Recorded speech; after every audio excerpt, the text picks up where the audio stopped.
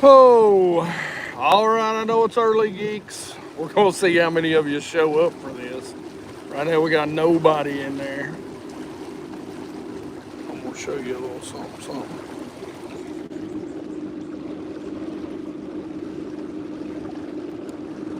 See some that's little balls of shad. We're getting ready to go buy a stick up this morning. You can see the thermocline right there, about 20 feet deep. See the stick up? All right, we got one in. Good morning, Brian, man. How are you doing? You down there at work this morning? Okay, you can see right here near the top, there's some shad fry sitting in the top of that. That's one of our keys to know that these shad have moved out. They're not spawning anymore on this lake. We got a little swing up here. You notice we might fish there a little bit. All right, got three of y'all in here. So you can see maybe some small bass, probably crappie right there. See if they think the audio. Hey, let us know what the audio sounds like. By the way, you can see the water temp 75. Got a little bit of grass over here. A couple of little fish sitting there. You can see this point. Say hi, Mike. Mike will be doing camera. Audio is good. Devon says, Keith, what's going on? Kids, we're going to try our best. We're hoping. Last time we were on this little lake. Now this lake, this is a small lake. It's about 5 to 7 miles long total. It's all pretty much the whole thing is no wake. I wanted to take you guys up here. This is one of my childhood lakes, and it can just be phenomenal topwater lake during the summer. It stays pretty deep. You can see we're, I don't even see we're 11 foot, but we're coming up on a big long shoal or point. We're gonna see if these fish are out here right now.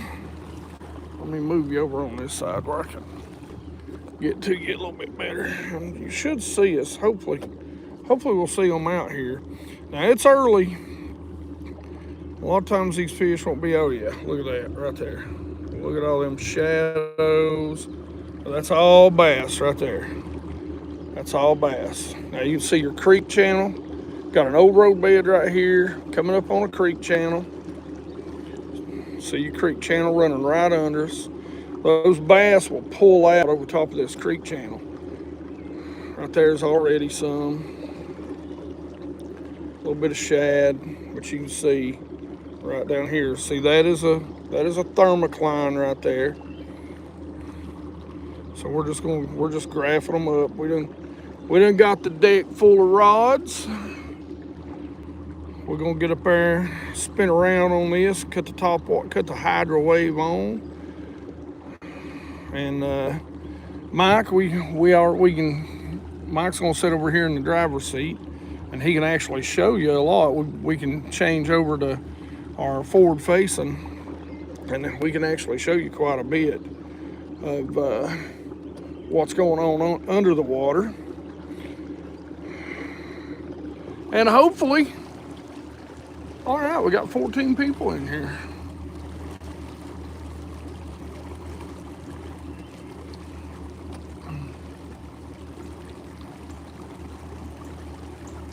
Ryan, Keith, Buck and Tail, what's going on? All right, I'm gonna get me a drink. We might tie on a zigzag if the topwater bites real good this morning. See if we can't double up on some stuff. Here, let me spin this around. Not sponsored by McDonald's, by the way.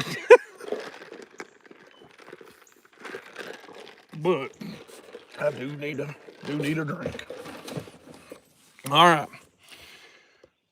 I'll tell you right now, most of the time this topwater bite don't get real good until probably about 8 or 9, wouldn't you say? This lake maybe be a little ahead of the lake we was on yesterday.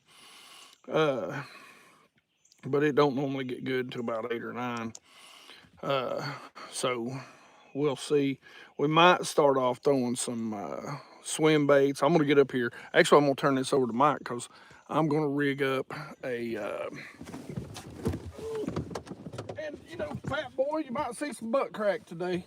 Mike's will try his best not to give you a butt crack show, but, you know, Chubby is as Chubby does. So...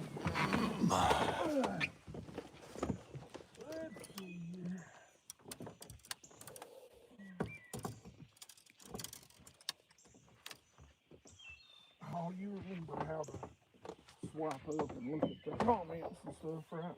I believe so.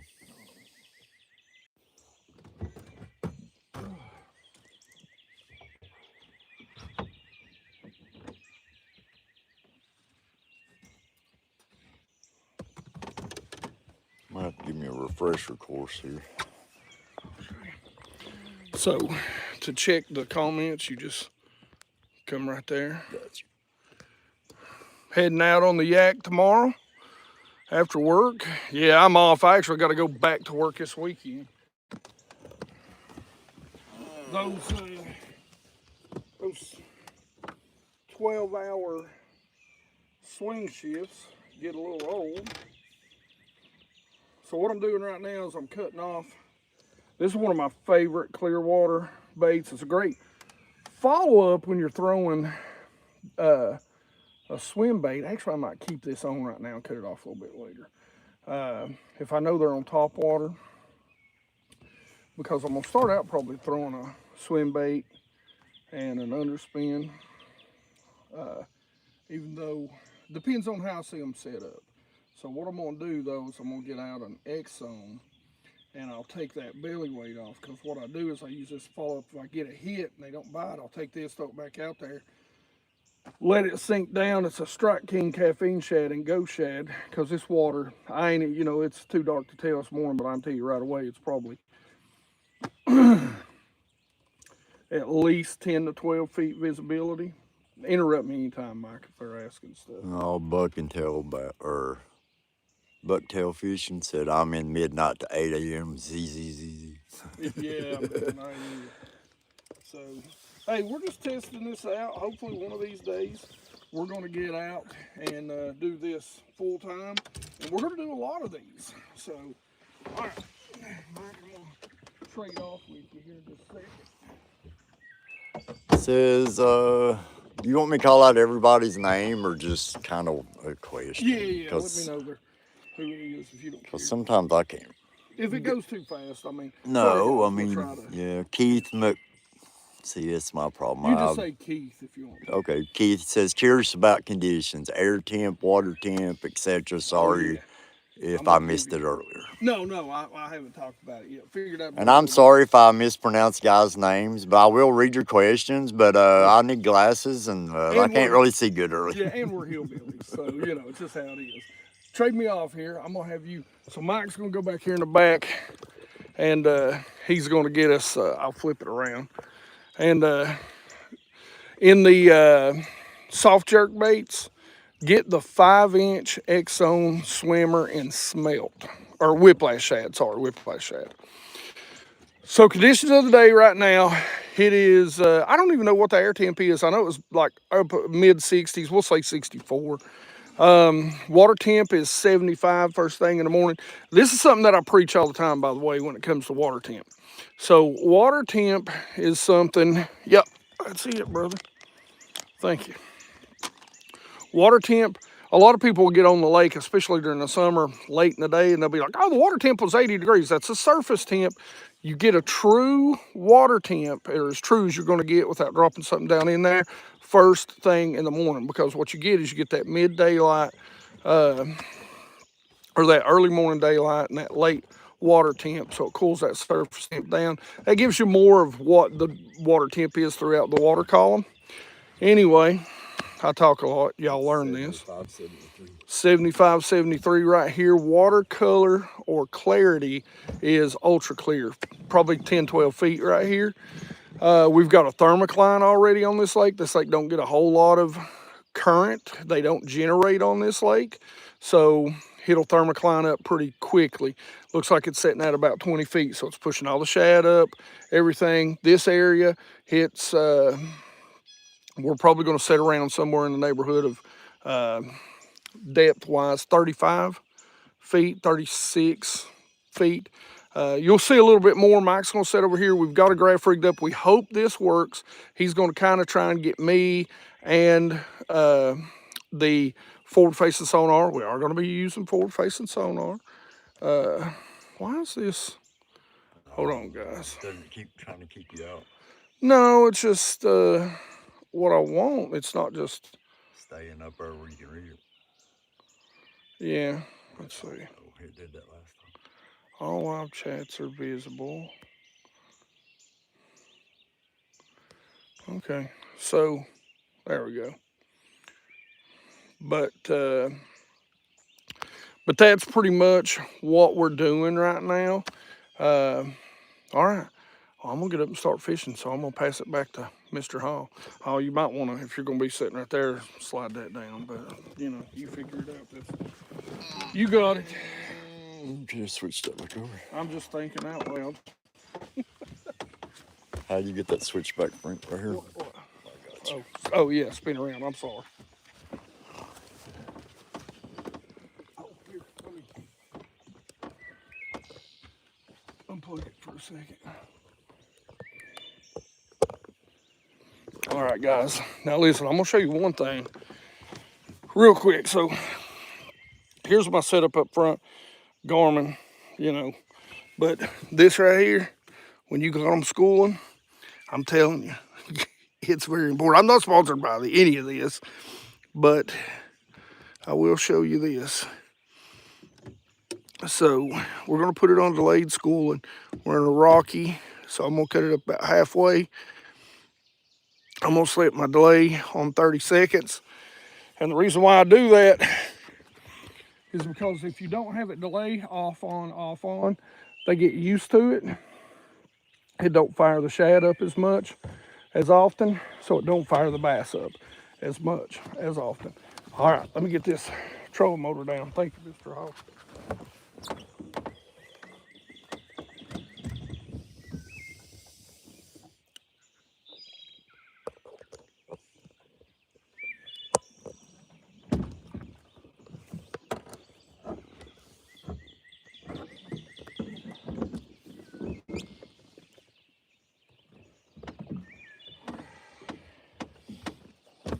Vaughn Littleton said, "Good morning. Go Morning. get them." What's going on, Vaughn? I'm gonna try my best. Hopefully it's gonna be busting today. I'll tell y'all what, last time we was on this lake, this is a tough lake. Not the zero on it is good enough to do 5 hits, or to catch 5 hits a really good day. And anything above that is pretty crazy. And I think in about 4 hours, last time, we caught like, I don't know, 13, 14, almost every single one of them on TopWater. Bassin 592 says, "Beautiful Appalachia. It's in my DNA. I bleed chestnut red. Get them, Hank and Mike." Hopefully we're gonna catch some today. Good morning, Bassin. Good morning, Vaughn. All right, we're gonna cut this down. We were on a deeper lake yesterday. Oh no.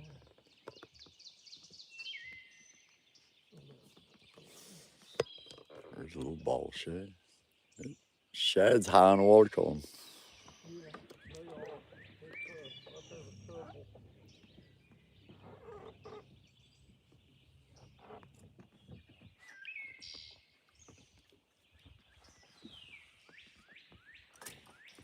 We're gonna pick up on the faithful right now.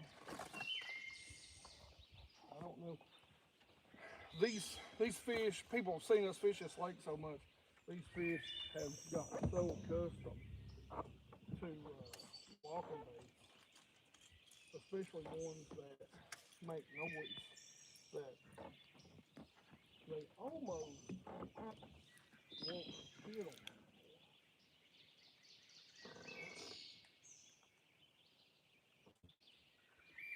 easing up on the main loop.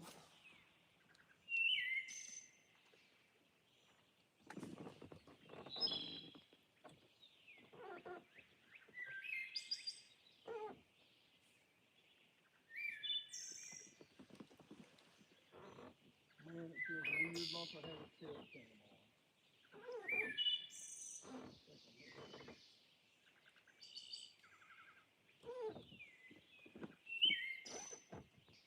They're still down a little deeper right now. That's why I'm probably going to pull out the big twin bait. The big twin bait is in like a 5-6 inch soft plastic.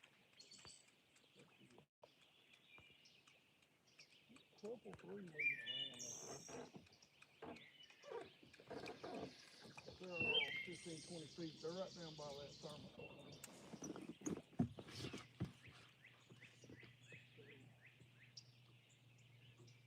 So what we've been throwing actually is Viva. If you guys haven't seen any of the videos with that, you really need to watch them. Gonna throw a little Ramsey clear bait. She beat up pretty good. I didn't know how bad this bait was beat up. Might have to get a new one out. 1/2 ounce head.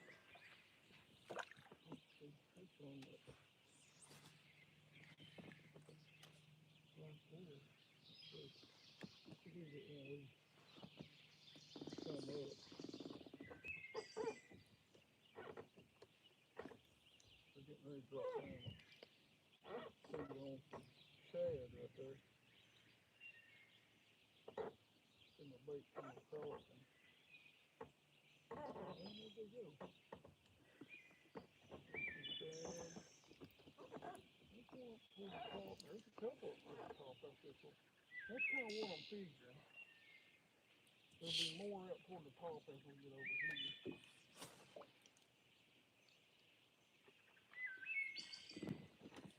We'll get that one in the table. Yep.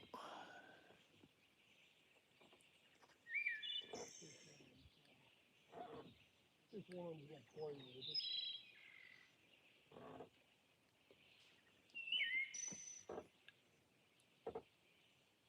This guy will throw that TopWater over there. You see his tail, that's a pretty good fish. He's backed off.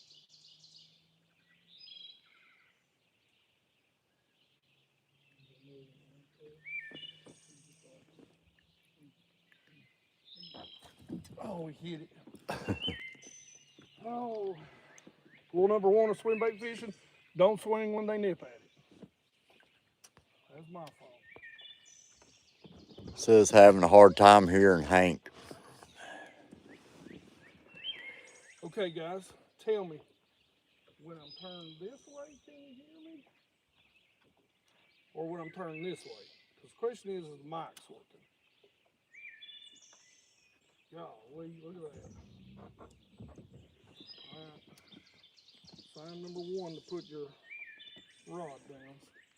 So tell me, when I'm turned away, are you having a problem hearing me?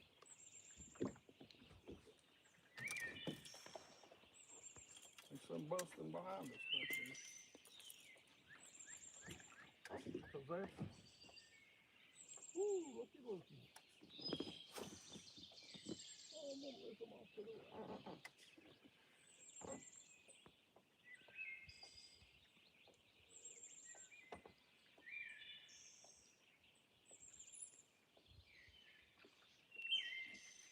Got him. Got him. All right. Those are good fish, too. Need the net.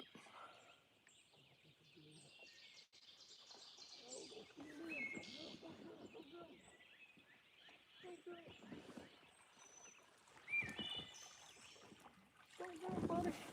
Oh, yeah. Numero uno. Woo, that fish is warm. Yeah. He ain't big, but he got it all in his head. Look at that. All right, guys. Now, this is one thing that we're going to do.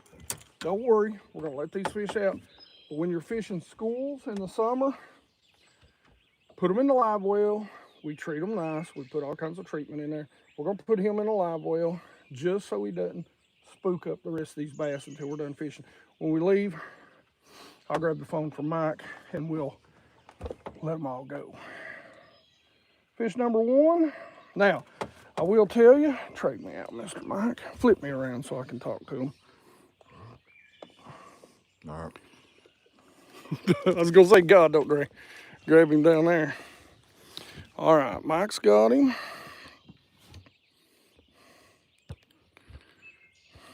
Well, where the crap did the...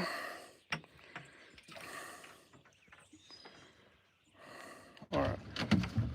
The chat on this phone is extremely irritating. There it is. All right. Bassin, do me a favor. Tell me. Let's see. It's on. Tell me if, and all you guys in the chat, if I can get the daggone chat to come back up.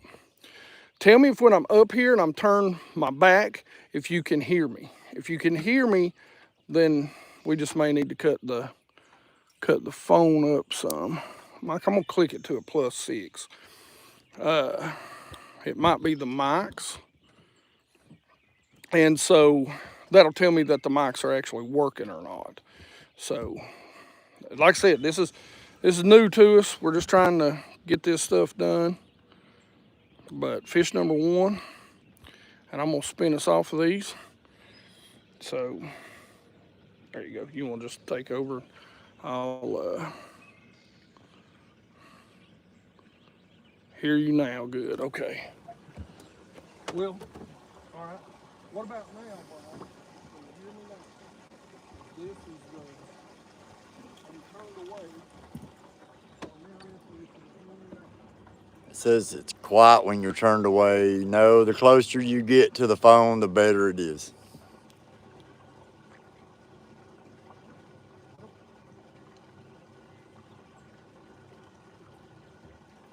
Pull that thing out, Mike. Just pull it completely out. And then It says now we can't hear Hank. Is it cause you changed that thing? Maybe it needs to go. no, pull it out. It was before that. Just give it a minute. All right, hold on, guys. We're trying. We don't know how the flies can work. That was your thing rattling. Yeah, go ahead and plug it back in. Maybe the thing does. So can you hear him now? Yeah, tell me, can you hear me now? Got my back turned. Tell me when I turn my back if you can hear me again. Can you hear me? Oh.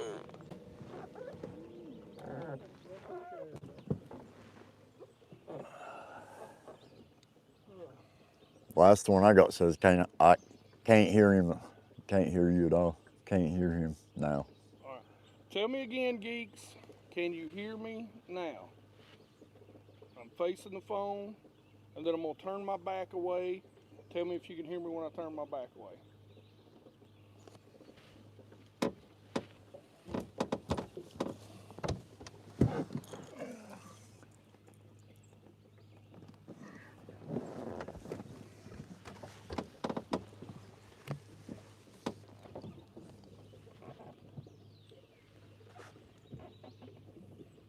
Nope. Says no. Let me tell you what the Very low. crappiest thing about this Change is. this thing back, because that's the only thing you did different. No, it was before that. It ain't got nothing to do with that.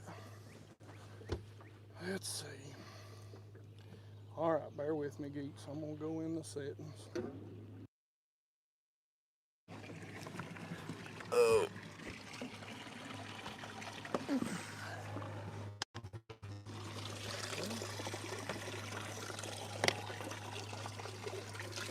I don't know what to do, Mom. I mean, it says the mics are working. That's just decibels. This is just powering it up.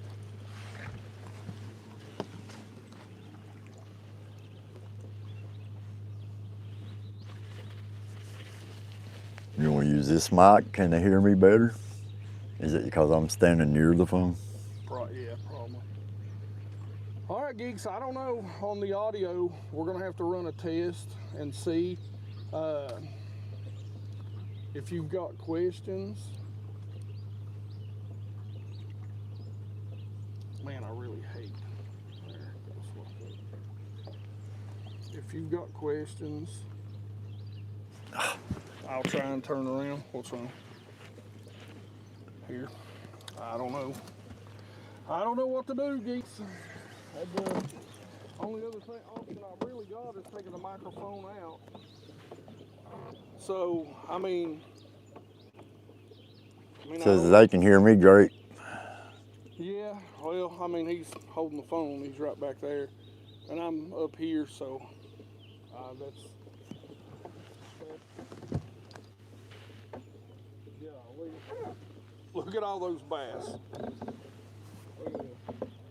I'm going to scan from right to left. Two big and right there. Couple bunch of big ones right there. Look at all that. Yeah. Look at all that. Look at that right there. That's all that.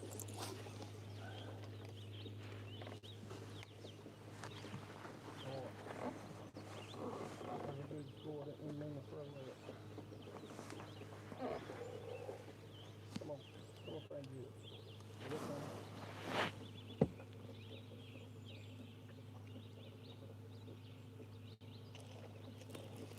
Got him. Fish number 2.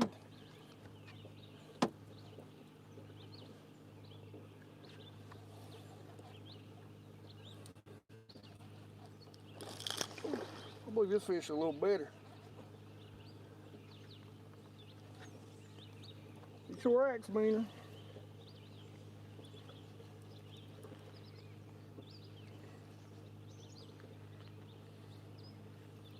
Oh, he got a face full. Don't do it, don't do it, don't do it.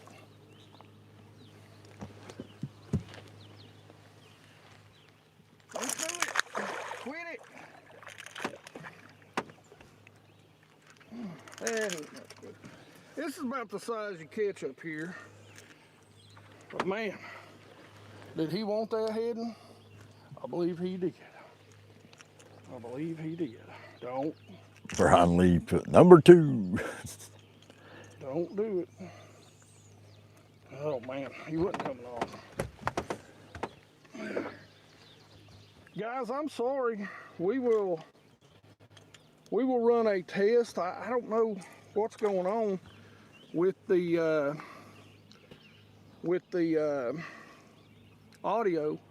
So I'm gonna swap mic out. We'll throw these back before we leave. Like I said, one thing when you're fishing summer schools, let me say this. There it is. One thing when you're fishing summer schools, you don't want to carry them around. You know, water temp 75, it ain't too bad. We're that threshold, definitely not going to carry them around. We're going to release them right back in this spot. But when you're fishing these summer schools, top water or on the ledges, you got to make sure that if you want to maximize your catch, you put them in a live well. Make sure it's treated. Make sure that, yeah, man, that's number 2. I'm hoping we're gonna get a limit right here in a minute. So I'm gonna shut my damn mouth and we're gonna get back to fishing. Anyway, put them in a live well so you can catch more of them. They'll spook them up.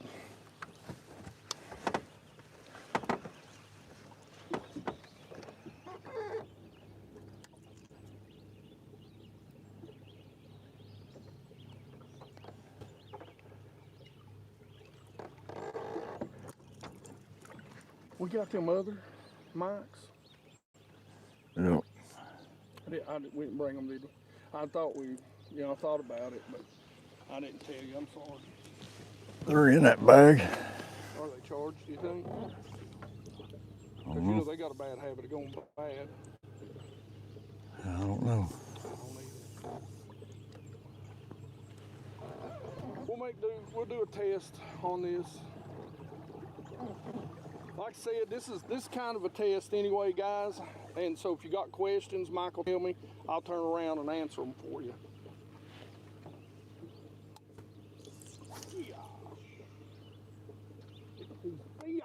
Look at these fish.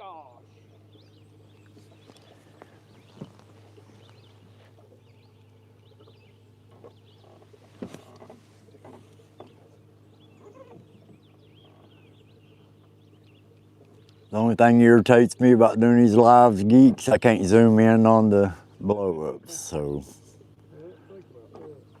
I did. So I try to show them a little bit of the forward face sonar, you know, but it ain't the same. I like to see live action. Look how they're diving down. Look at that, geek. You see those fish diving down on that ledge? Those fish diving down on that ledge, they're chasing gizzard shad down, and then they'll run them all the way to the surface.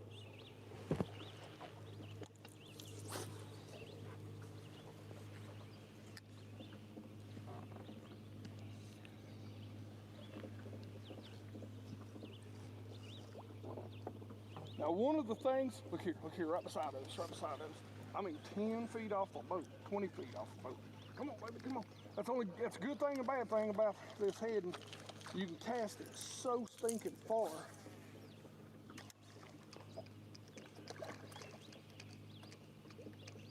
Come on. I missed them to the left. Missed them to the left, missed them to the left. That's the other thing about chasing these topwater bass. Ah, I missed them. I missed them. They were chasing, pushing those shad to the right. I cast to the left. That's, you know, when they're not busting, or even when they are busting, you've got to be able to see them and accurately guess which direction they're pushing those shad.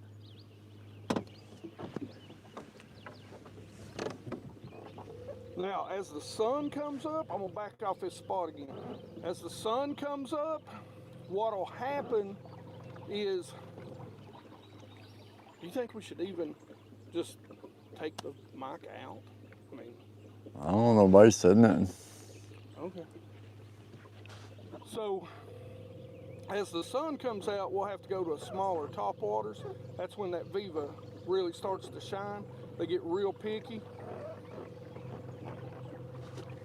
Hey, at least I got a compliment. Thank you, Bass. And he said, no compliments at all, Mr. Mike. You are a pro cameraman for sure. I don't know about pro, but. He does a great job. Listen, with the phone zoom in, wait till y'all see. We got a topwater video, the one I was telling you about, coming out here probably next week or so, 2 weeks, where we just slate them up here. I'm telling you, man, he does a great job. A freaking great job.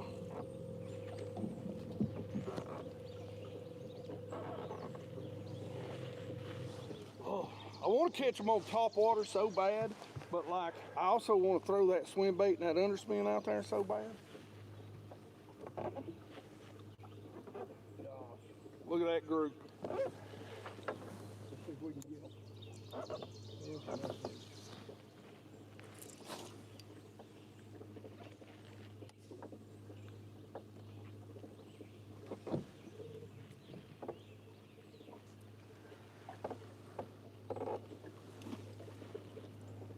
Well, it might be catching on to me.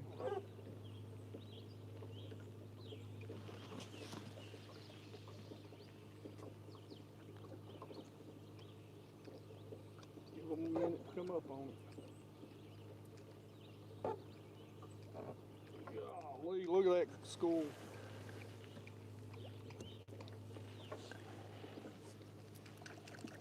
They get used to, now something that I'll tell you on these clear water lakes when they're down, because you know those fish are still 10 feet, 10, 20 feet down, or 10, 15 feet down.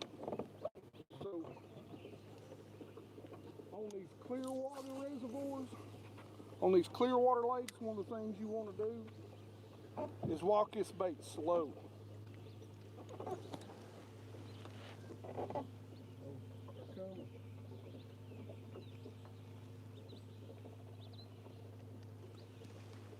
Come on, hit it. See how they're following it now? They're used to that bait. Now they're lagging. They're lagging. See how they're lagging?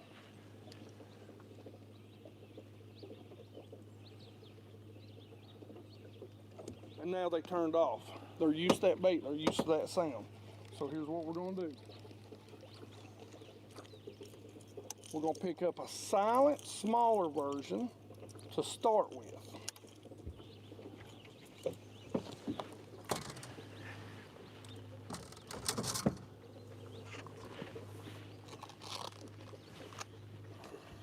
So this is an evergreen. I think it's a JT something. I can't read the writing on it right now. Little 3 hook. I'm gonna put out here.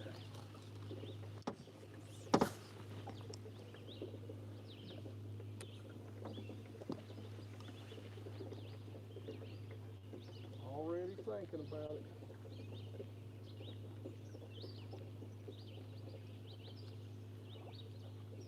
What is going on with this? Wait.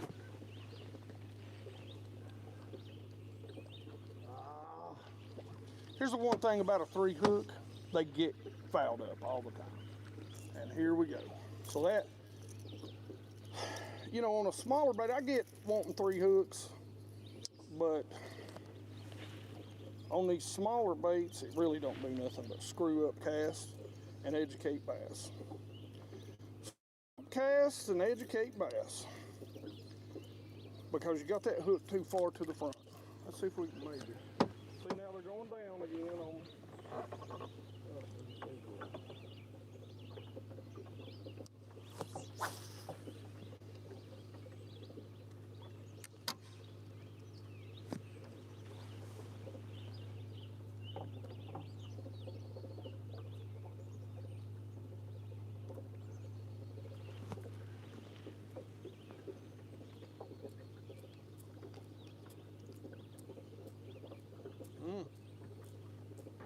Man, they get so educated to these walking baits so quick.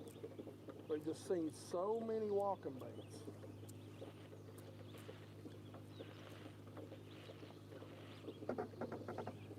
Yeah, look at that school. Get it.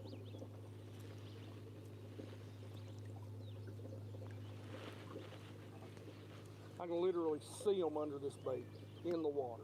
Visually, I can see them under this bait. All right, don't like this one. We might take that off. And when it gets like this, there ain't but one bait I reach for. All right, I'm gonna back off. I am gonna throw, actually I'm gonna rig up a couple things. I'm gonna rig something up.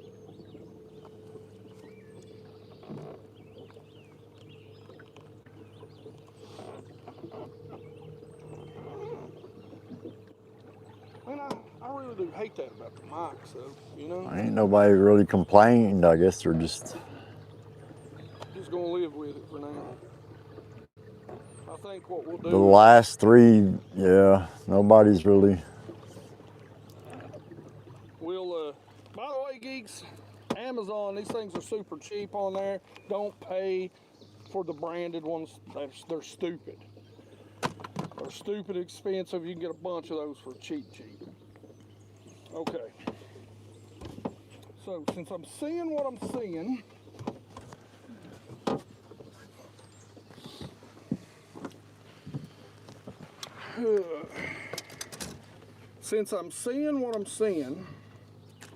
what I'm going to do is I'm going to cut this off.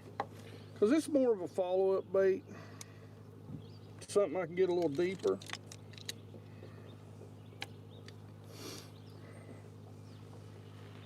Set my sunglasses right there. And what I'm going to do is I'm going to put one of these 5-inchers on. And that whiplash, I'm going to put a little heavier hook on there. Just a heavier gauge hook. We're going to throw it on a medium heavy spinning rod. But what that'll do for me is I can skip it across the top a little bit more. And just Says I haven't heard a word BassGeek. Says haven't heard a word BassGeek had said since I turned it on 40 minutes ago, Scott Vaughn. Man, that makes me mad. I'm sorry. Can you hear me now, geeks? I think we're gonna pull the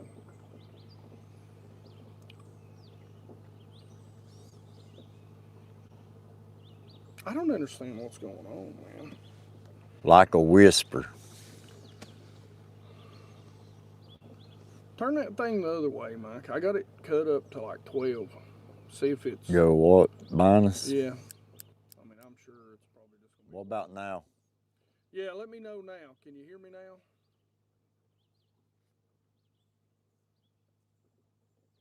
Says it's working when you're facing the camera. Oh, goodness. I hate mics. I hate audio. I got it on minus 12 for your on this now. Yeah, that'll be for both of them.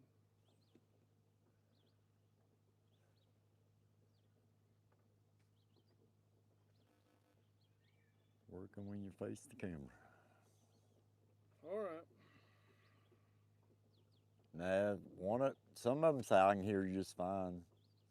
Now it's tough. All right, guys. I don't know, man. You wanna pull that out and put the boom mic on? You tell me what I need to do. I don't know what to do. I mean, that's the... It says when you turn your back, it gets a little quiet.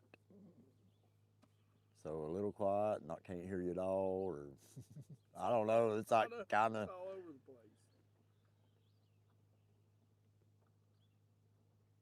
I don't know what to tell you, bro. I don't either. I don't know what to do. Let me get this. When you're sitting here, I can a little better. I've tried my phone and TV. I can hear the camera. Man, great. You want this mic? See if it's just the mic. Yeah, I don't think it is, dude. I mean, it's just where you're so close. All right, we're gonna switch mics, but I don't think it's it. You wanna get them others out just see if they're charged? I mean, I don't even think we can charge. Camera's on you. Mine's got the magnet. You just do the clip, don't you? Yeah. I'll just do the clip too. Sorry.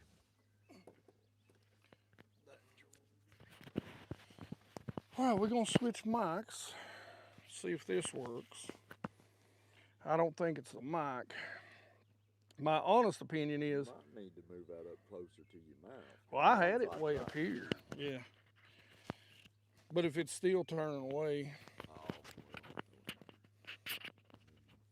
Let's see.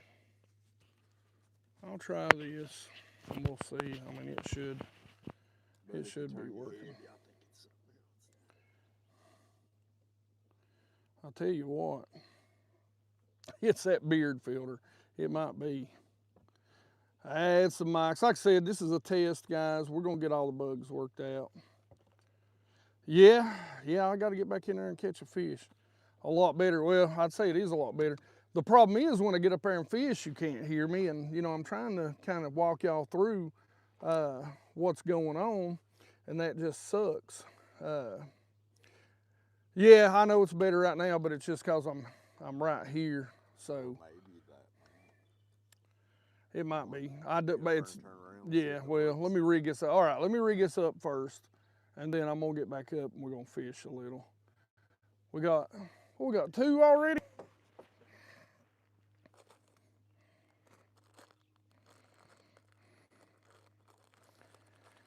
So what I'm going to do is I'm going to rig this on a heavier hook because I want it to stay down a little bit, but I also want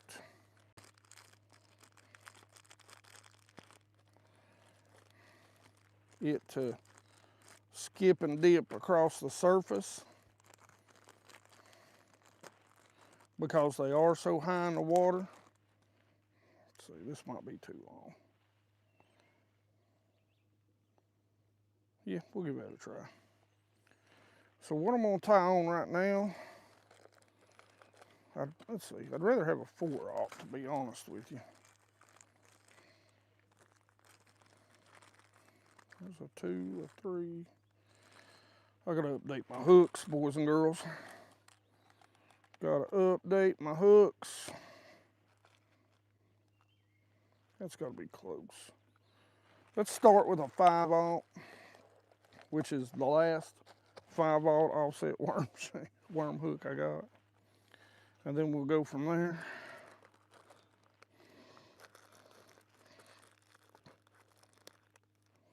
Seeing I got hooks spilling out everywhere. I gotta get that fixed and reorganized. All right. Here, you know what, geeks? Getting hot enough out here. Now, it's supposed to get up, speaking of which, conditions of the day. And forgive me if you see a little bit of man meat hanging out here. Because I got a belly, boys, in case y'all ain't noticed. Sometimes shirts can't hold it back. Who needs a 6-pack when you got a keg? Ho! Alright, that's pretty straight. Okay. I was going to say check his hairdo out now. Yeah, you like that crazy stuff? I bet it looks even better now. If from our generation remember Wayne X or Static X. Yeah, yeah. Okay. I ain't getting requests for a hat to be put back on yet. Whoa, easy. All right, we're going to tie a San Diego Jam pump up the, I better quit, I'll get copyright. Yep. I'll get copyright. You guys got any questions? Y'all just all quiet. I know it's early. They want you to get up and fish now if they can hear you. The problem is, as soon as I get up and fish, you probably won't hear me. So we might have to do the phone relay system. I'll have Mike relay what I'm saying. But we'll work on this, guys. We'll figure out what's going on, how to get the mics to work right. So I'm putting a 5/0 in now. It's going to come way back to the back of the tail, but that's fine. I'm going to leave it exposed just like that. Brian Lee said loud and clear right now. Yeah, I'm facing the thing. I'm sorry, guys. Like I said, this is new to us. But now what this will do is this will keep that bait chugging across the top. Just something else to get a few more bites, I believe. Scott Vaughn was asking, are they Bluetooth or something? No, they're wireless. It's the DJI mics. We've actually been using them. Oh yeah, this is gonna be dirty. So these mics are actually wireless mics. They plug into the phone. Probably what it is, it's something between the iPhone, which, you know, iPhones, being an IT guy, I got a lot of different thoughts on them. They're good and they're bad.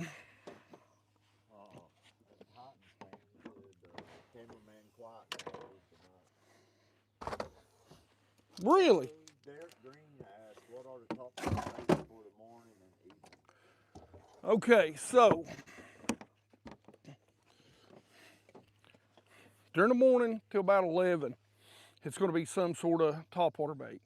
A popper, a walker, a scattering bait, which is probably what we're getting ready to throw. They're getting used to that walking bait. I'm probably going to rummage through a few of the walking baits too, change out. They didn't like those 2 walking baits that I was throwing.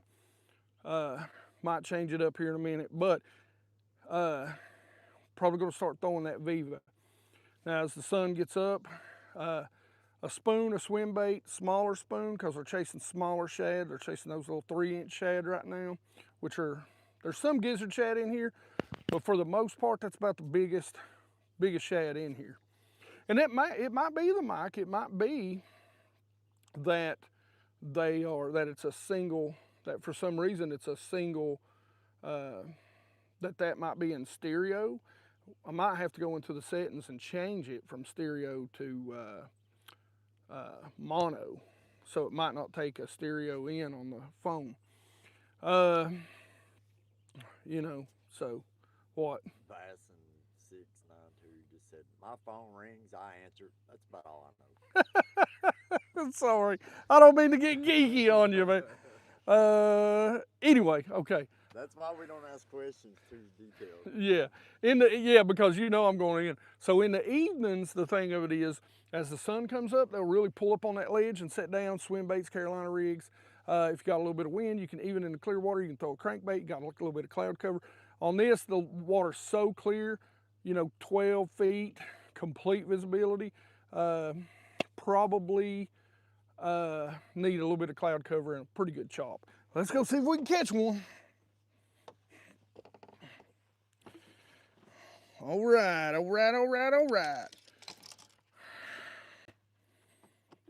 right, geeks.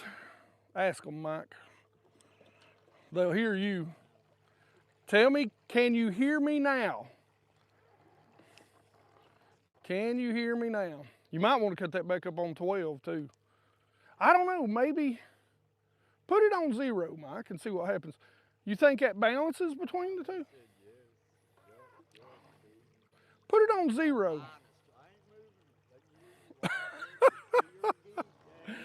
I want to test.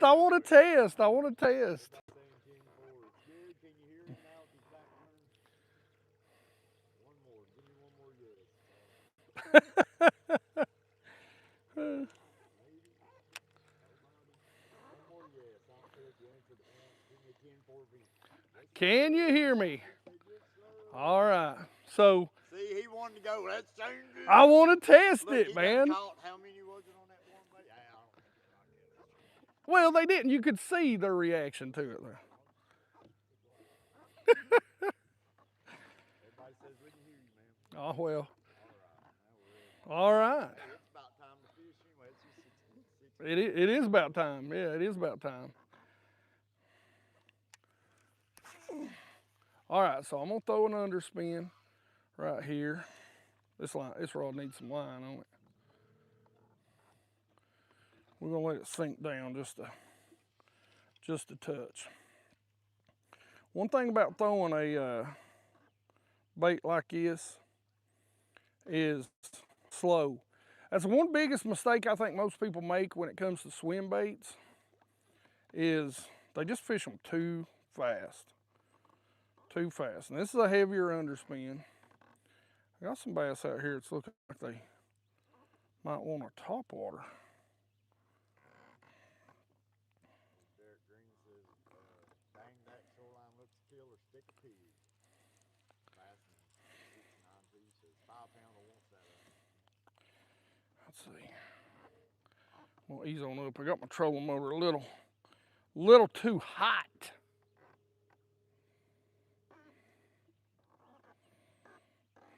Look at all that.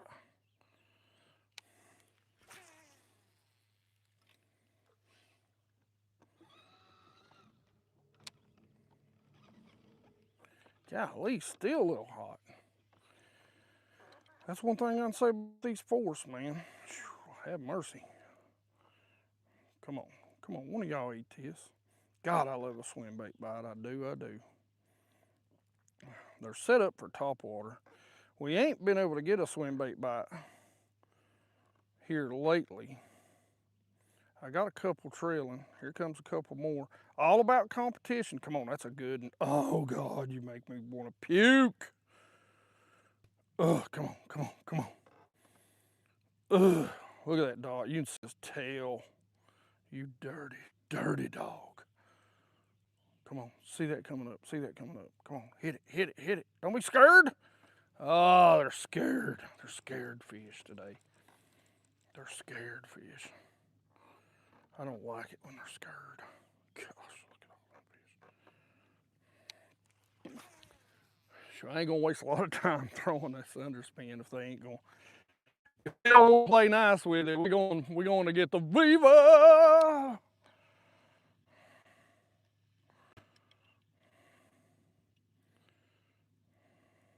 See, the thing about it is, man, is some of them just down there on the bottom, though, you know, down there lower, you know, 20-ish feet. Oh, come on, come on, come on. Gosh, hit it. Please hit it. Oh, I hate you. I despise you. I would jump in and noodle you if I could, you. Oh, you dirty, dirty, dirty fish.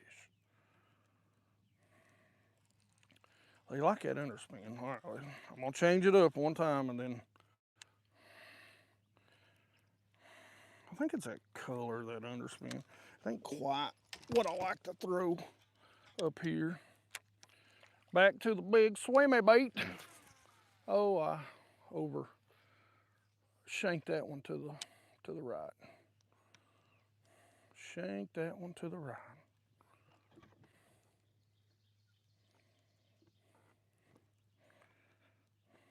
Man, there's a bunch in that tree over there.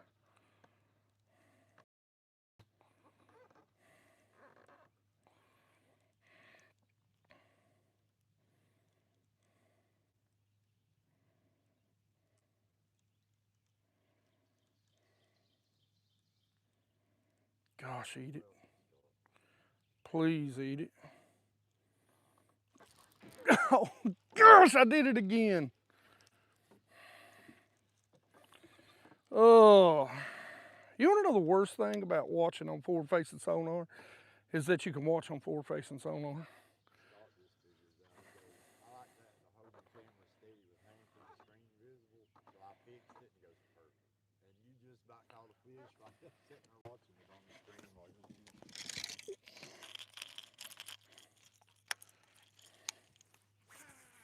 Oh, get back over here.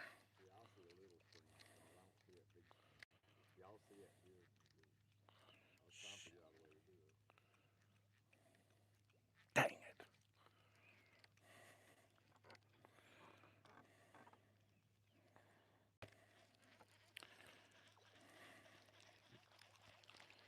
Let's see if we can get one more on this. They like that big swim bait. That's 2 hits on it. I've just screwed it up.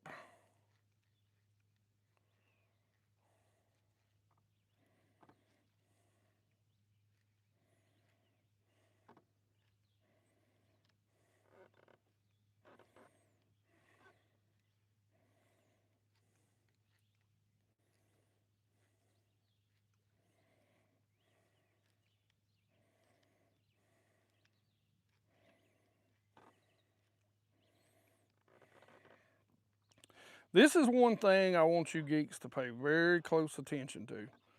Watch how we're not even getting a response on this bait. This is what amazes me that forward facing has taught us.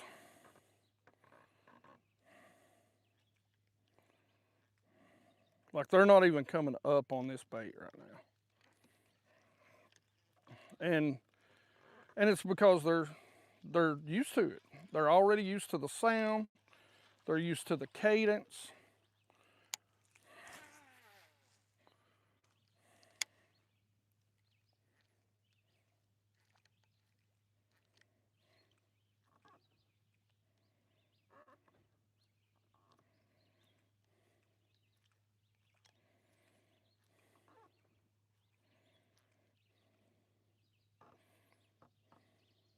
Come on.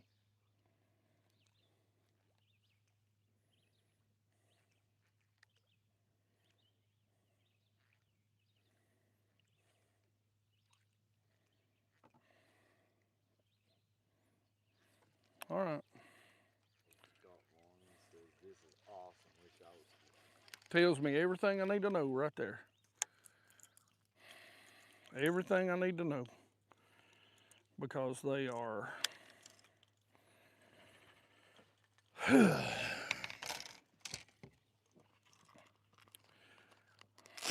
2 hits on that swim bait, and I'm right back to TopWater. Don't swing, just keep reeling. That's why I'm missing. That's why I missed them. Golly. That's the only bad thing about this. Gosh, now I got the hook in on it. Velcro.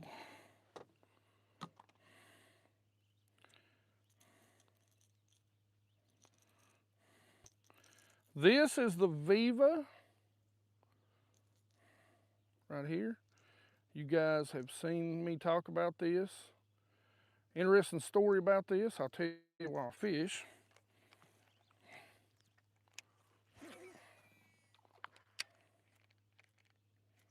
Dude, I hit them in the head.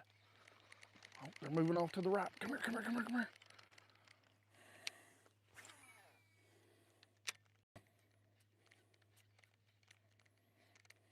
Oh, how did I miss that? Are they back to the left? Gosh, I mean, they were popping 20 feet off the boat back here.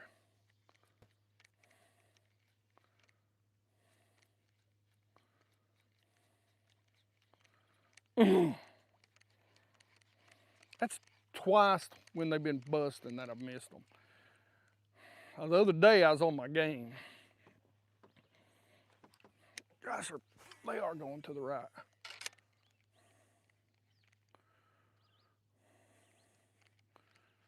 Is this bait sinking? What is it doing?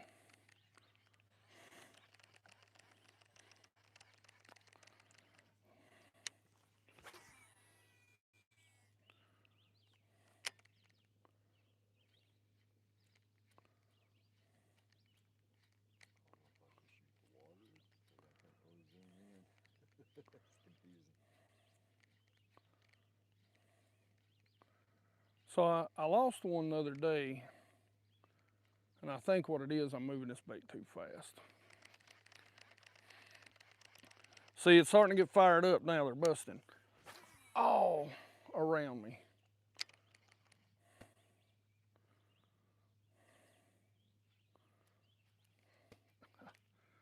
They're literally busting everywhere.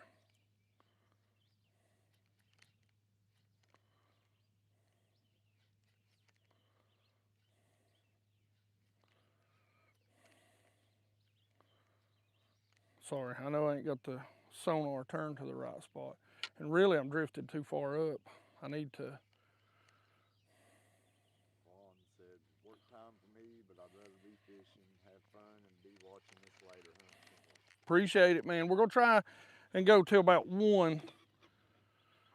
So, hopefully. Trevor! Hey, hey, buddy. Listen, I love you. But I thought it was no phone. Okay? Look, hope your kids ain't watching. I'm just saying. It seems like after COVID, there are a lot of baits that I throw, and the fish are like, nope, I saw 29 of those today, dang it. Just have to use some of the koikies I've been holding on to. I fished some koikies yesterday, and we had some big ones come up. Of course, that lake was tough. It's kind of behind what this lake is. When that lake gets fired up, it's really, really good. But it's been tough. It was tough on that lake yesterday.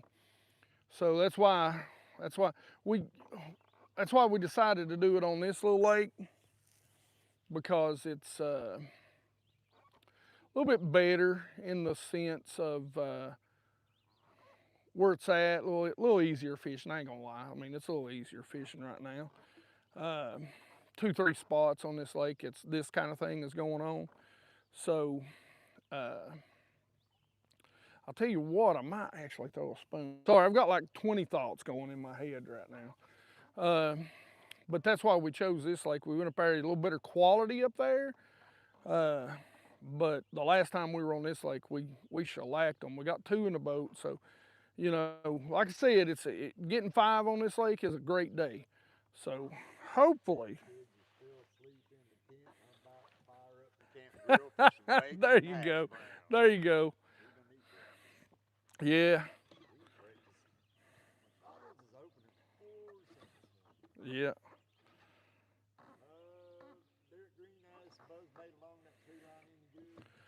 Well, so what happens on this lake, and I'm gonna talk while I'm fishing. I'm real bad about not doing 2 things. So the buzzbait will work great in low light levels, but what ends up happening in a lot of these lakes where they're so clear, they just, come on up there. Gosh, are you already used to my little, but what happens on these, as soon as that sun comes up, no shads pull off those banks, the bass go with them. Now, as the sun comes back up in the day, you can go, you know, flip or throw some stuff like that. But the big thing is really where it's so clear, you just got to make good long casts.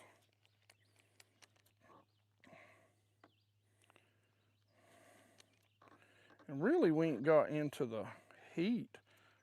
Gosh, look how low they are down there. Down there around 20 feet.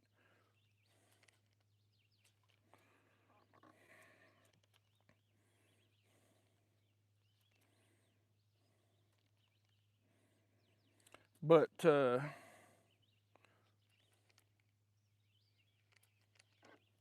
I had two just come up on it. Looks like big dots too. Come on. Ow. So what happens is they're on the bait at night, right about like 5, 6 o'clock. I mean, they'll go straight to the bank during the days. And you can start catching them on buzz baits and stuff. But as soon as the sun comes up in the morning, those shad pull off to start warming their bodies. The bass come right out here with them. So it's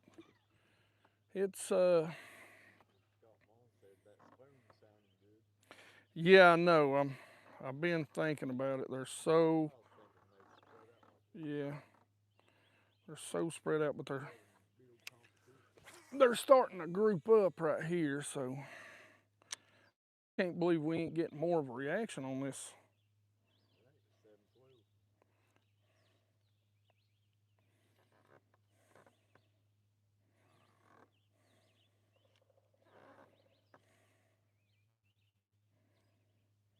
Come on up on it.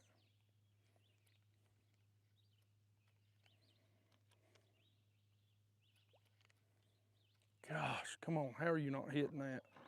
There's like, look at the group around it.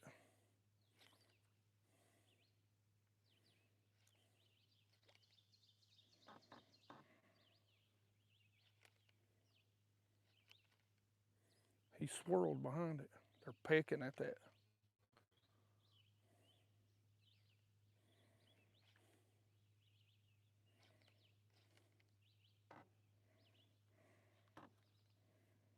Yeah, they turned off.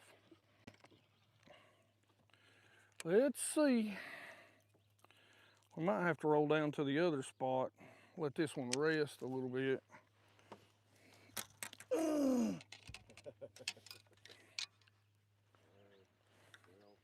one thing was funny. The other, it says it'll only take one to rest and fire off stuff on. Yeah, that's true. 692 said, my son just called. He's bringing me over a bacon, egg, and cheese biscuit. All right, I'm gonna back off just a little bit. I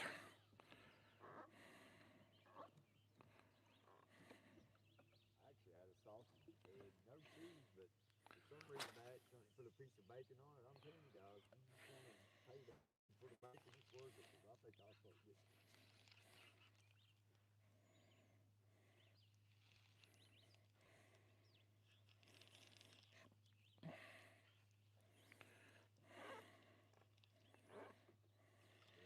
Said that stick up to your right, holding the six.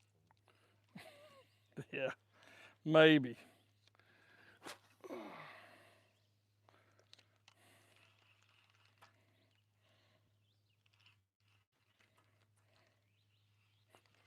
Oh, dang it!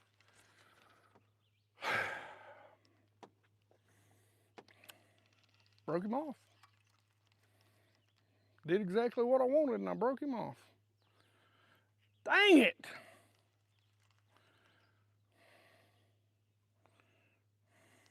Man, broke him off clean too. Gosh, dang it.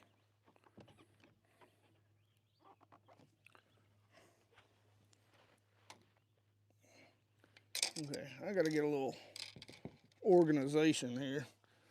Starting to get things crazied up. Oh, well, that makes me mad. Worked exactly through that fluke out there. Yeah, working it real fast across the top. They went berserk over it and broke him off. I don't even know. He could be. I've caught a big one out of this lake.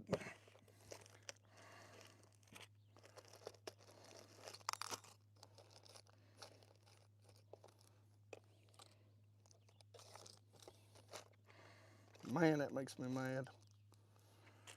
That makes me mad, boys and girls. That makes me mad.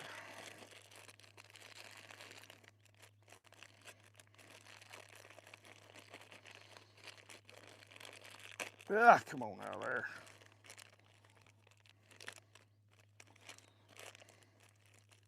You kidding? Mom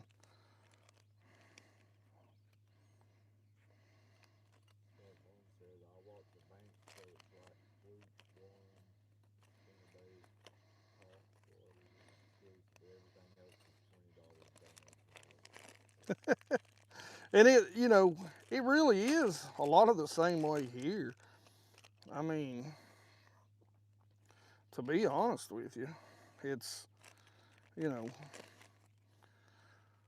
spook, you know, there's so much wood and brush up on the shorelines. Do what? Yeah, you get snagged on everything. You're not throwing a topwater like a crankbait on the shoreline, you know, that sort of stuff. So,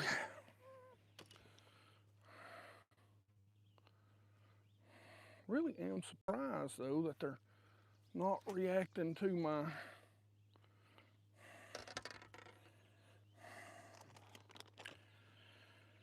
He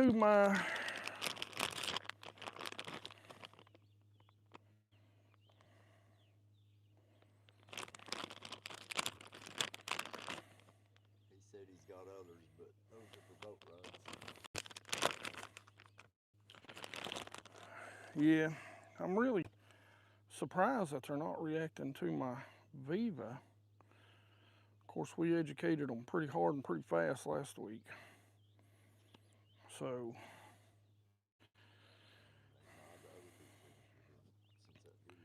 yeah, might change some colors.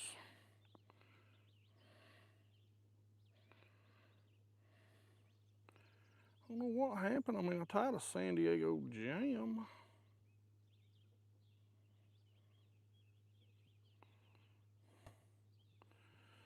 I will tell you, I stay so busy between work and this that he's probably some of this line been on these rods for 3 years.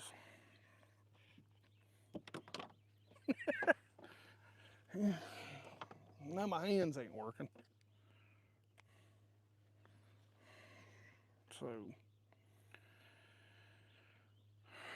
So it's just sometimes you get out there and you snap them off like a big idiot. Because Bond said, yeah, I like a fluke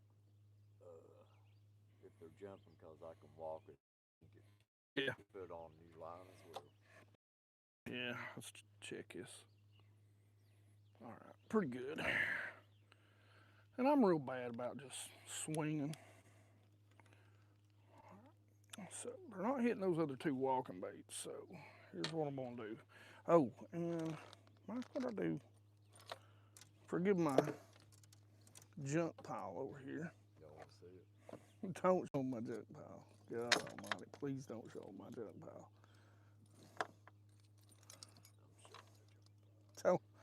Don't show my junk pile.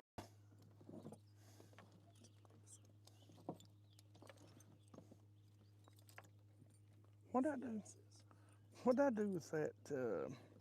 Wow. What did I do with that? I thought I said it right here. That one spoon that had the. Was laying up on that top part, remember? Yeah. Probably under my seat. Wind's blowing it. That's what I'm worried about. Oh, here it is.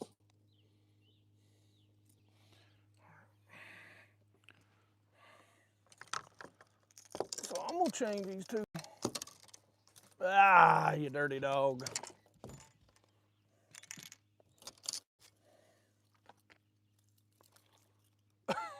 Right in front of the boat. Popping all the way around. Yeah, I know.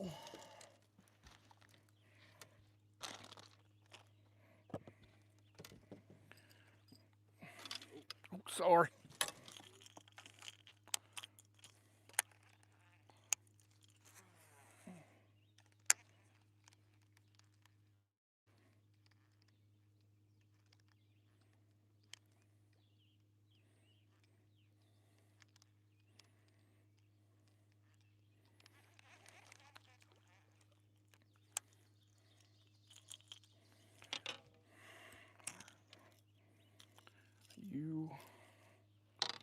We're cutting some baits off, boys and girls. Cutting some baits off.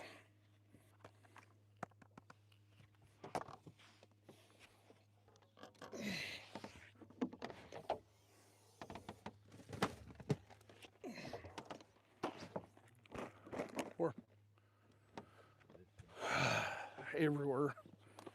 This is how it goes too. As soon as you sit down, they start busting everywhere.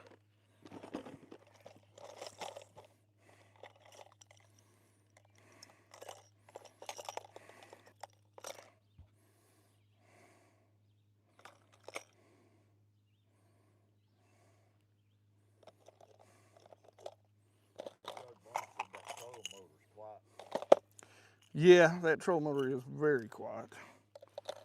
Thank heavens. Yeah. Stand up those Captain Morgan legs. All that without a seat or a butt rest, your buddy. Some Clydesdale's legs. Legs, guys. Clydesdale. That's what we called him last one. He'll run you over. Dang it. I thought I brought.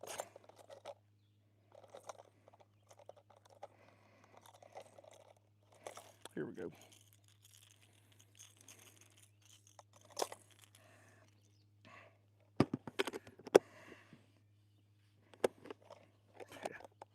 Thing breaking all to pieces. I thought I brought some of those clear ones. What did I do with those? Like the evergreens, I had two that was completely clear. I bet they're in that bag in the truck, ain't they? I bet that's what I did with them. Let's see, let's go with this one first.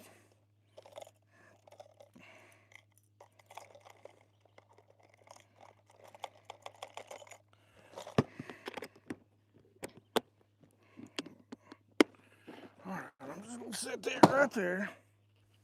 And here's what we're gonna do, boys and girls.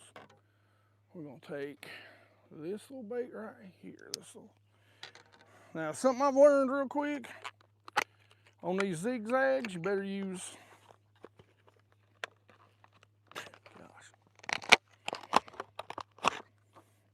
You better use braid. It's 20 pound. It's pink. It don't really matter. They don't care. But when you tie this zigzag on a rod, if you get a double up, one hits this and one hits, I got some bad spots in my line right there, and one hits the walking bait, what ends up happening is they'll fight each other and you will get a bunch of torque and they will break off your actual walking bait. Had one do us like that last year. And believe it or not, what's great about the zigzag is that they'll eat the zigzag because it floats. So this ain't like, for all you old heads like me, this ain't like a front runner that sinks. This thing floats. And with that feather, a lot of times they'll hit that front one. And then what ends up happening is you get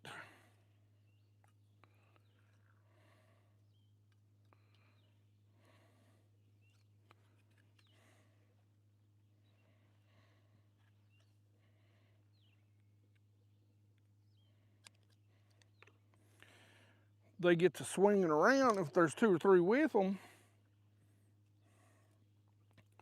they'll freaking, oh,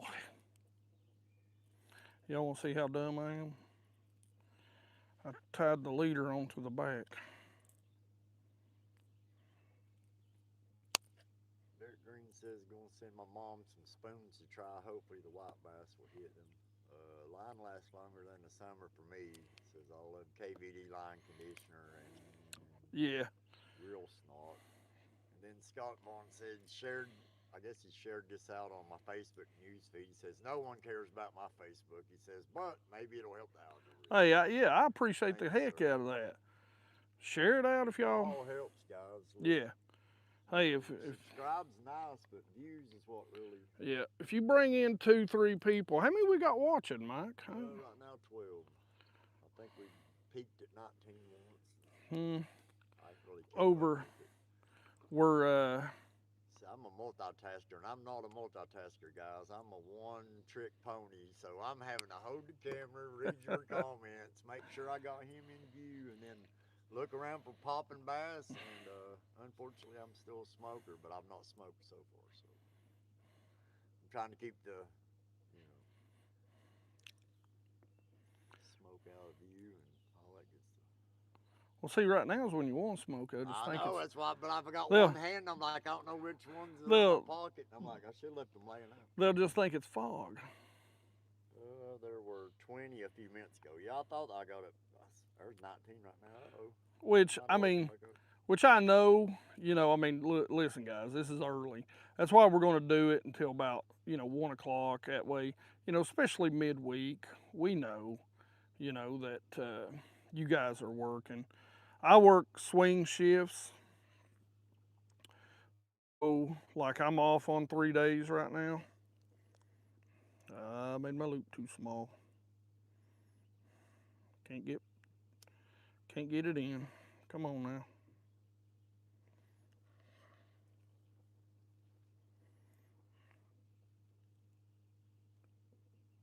Get in there. There we go. Oh, you just peeked past 21 frames. There's the sun coming up. Yeah, I kind of figured that was about to happen. I'm gonna have to get my rear end up. Right now I'm just playing around. We've got 2 in a boat. I had one break us off out there just a second ago. And so, like I said, this is a tough lake. They get a lot of pressure, especially when everybody starts to see old BassGeek put the videos out on this lake, all the locals. And listen, I love you, come out, fish what you want. I mean this in no disrespect. But trust me, they see the videos and then they come out here and they're like, oh yeah, baby, it's time to catch them. And that's why you got to do what I'm doing right here, because you've got to, you got to rummage through the baits, man. Figure them out. Throw the stuff that other people ain't so that you can keep those catches up. Oh, don't do that. Bassin692 says he's retired. He says, if I watch nothing else, I'll be watching this. Well, like I said, what we hope is going to happen is that we was hoping it was going to happen this year, but there's some things going on. You know, at work, the company that I work for got bought out. So we're just kind of waiting to see what their plan is. All right, show me this in the water, Mike. So here's your zigzag.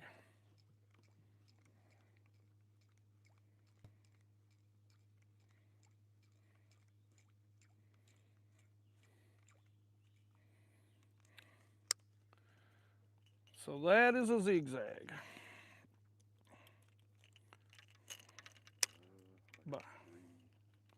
By Bill Lewis. Mom says, I love how you break them down. I'm like a two-trick pony. And then John,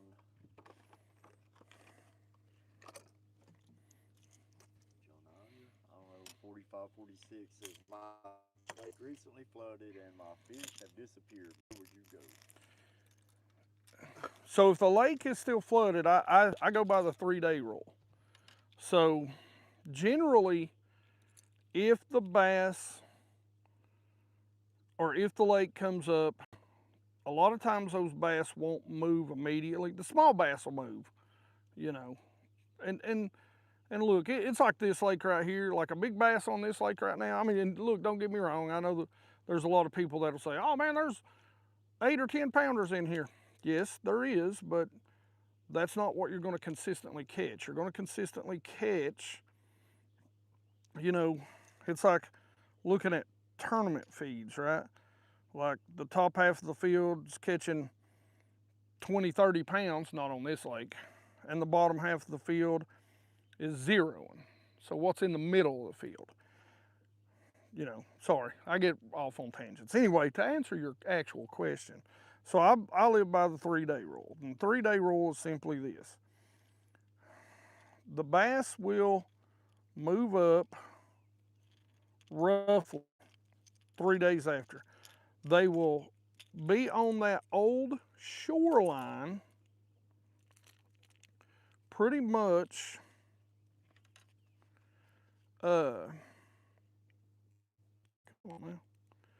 pretty much, you know, immediately. So they'll move up to the old shoreline. And what I mean by the old shoreline is like where the water level used to be,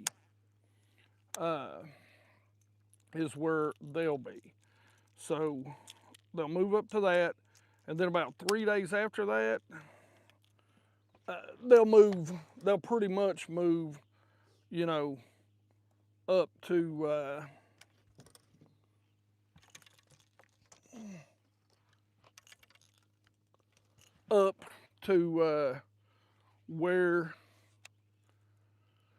wherever the shoreline is, especially if there's fresh cover, because that's where the bait fish are going to move. The bait fish are going to move up there.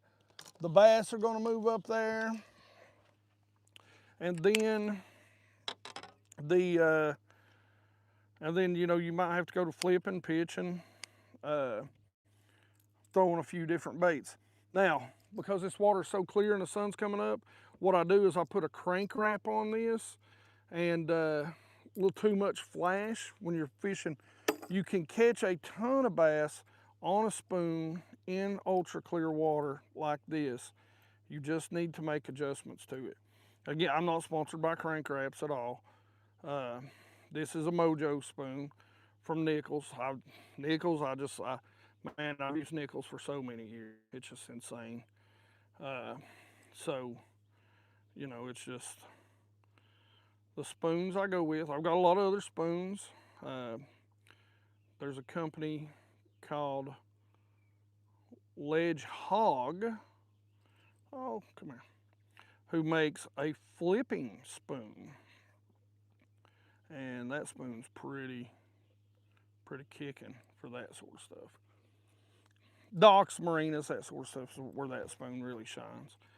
But we've let these fish rest for just a minute, so they may be bunched back up. Now I tell you, I get a topwater bite going, man. I get honed in on it. I just can't take it. I gotta throw topwater. But this is why, like when you see that big pile, man, we fish so many different baits. I run through so many different baits that I try new things so that I can stay ahead of the game. And when it matters and when the situation's right, that way we can get out here and catch a bunch. About 2. I want 3 more. Let's see if we can get them. Oh, I gotta back us off. Caught a big, that stick up over here to the right, I caught a big catfish on a mini Boss glide bait on it the other day. There was a big, well, it's been not just the other day, there was a big old, I mean just big old, largemouth over there spawning on a stump. Look there, busting. Most time them are little. We caught one of them the other day and he's like, 12 inches.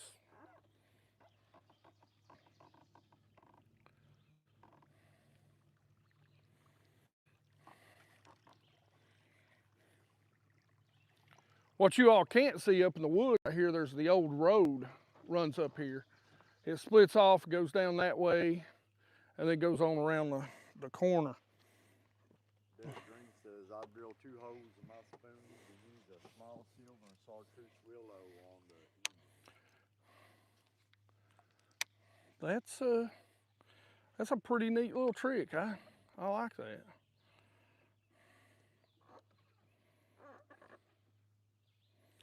All right, so I'll see a few out here. First thing I'm gonna do is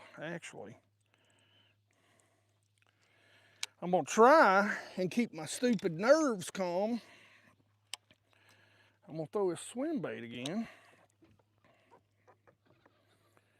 because there's some out here a little bit deeper that look a little bigger.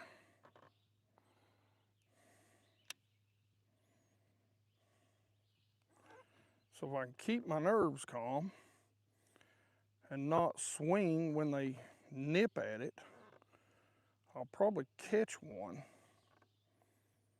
I got one trailing it right now.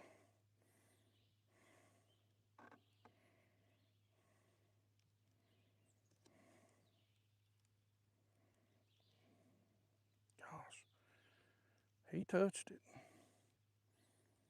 Come on. Oh, that's a big one coming. Come on. See it.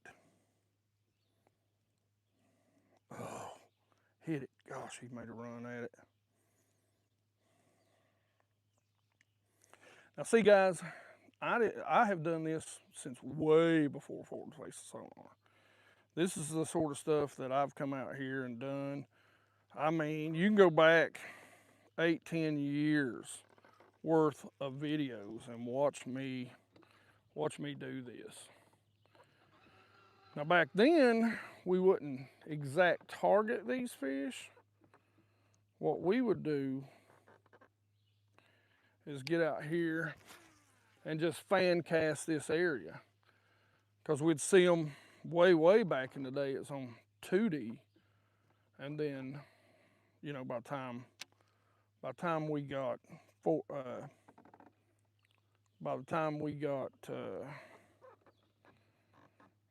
down and side imaging,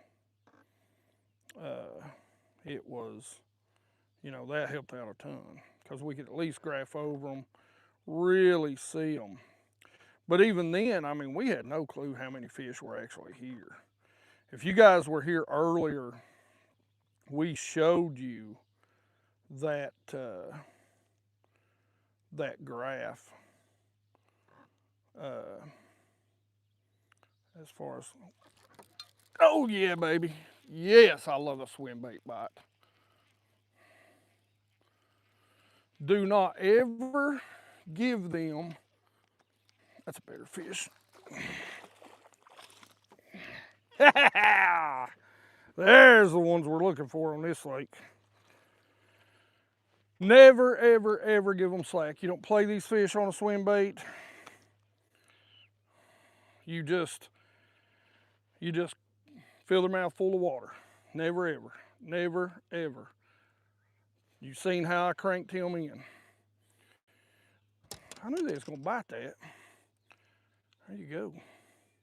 All right, remember what I said, we're gonna throw this in the live well, that's 3.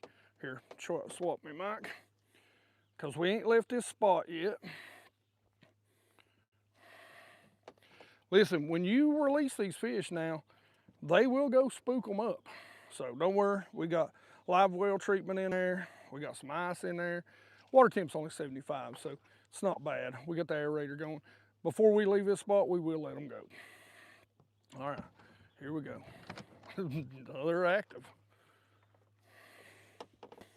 Oh, Mike. Oh, good. About threw 3 or 4 baits over the overboard, or 2 or 3 rods.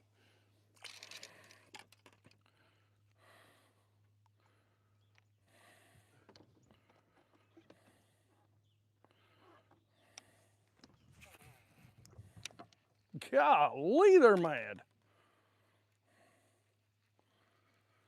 Man, it'd be nice to get 5 on this spot.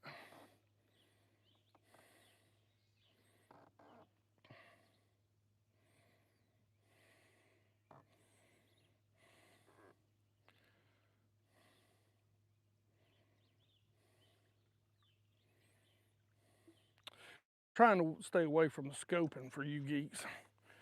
But I know a minnow would probably catch a few.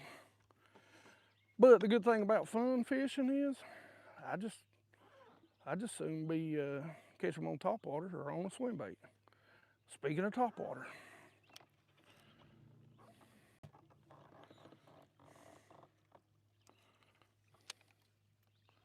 That one catch right there probably got those bass fired up.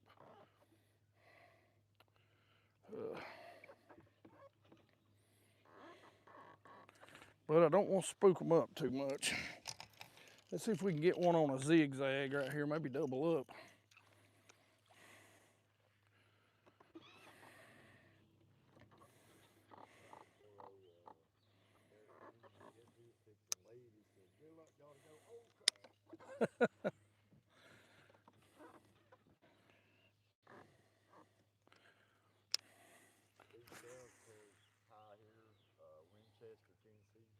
Hey man, hello Winchester, what's going on? We are throwing a zigzag. We're fishing over top of about a 30, 35, 36 foot ledge right here.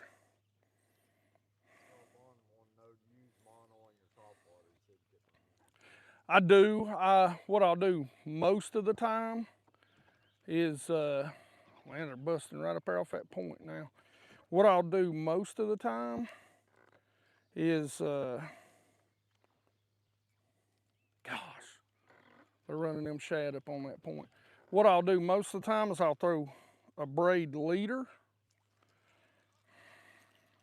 They followed it. I'll throw a braid main line so I can get long cast, and then monofilament because the water's so clear. Quite a long one, to be honest. Like,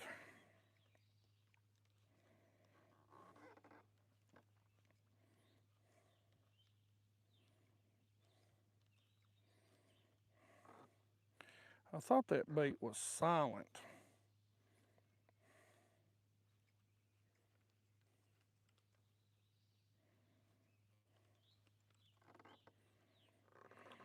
See, they're down a little bit lower right now. There's some big dots right there.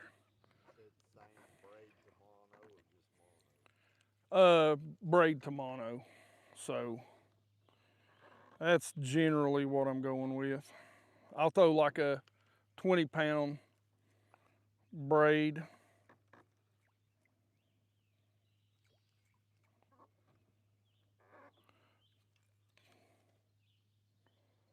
To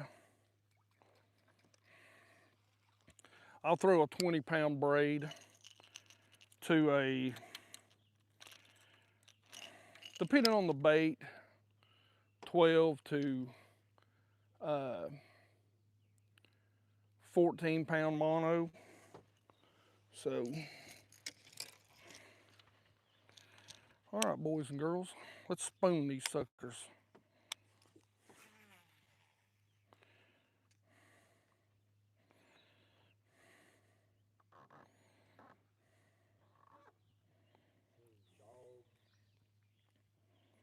dog NY5RJ says, yes, sir.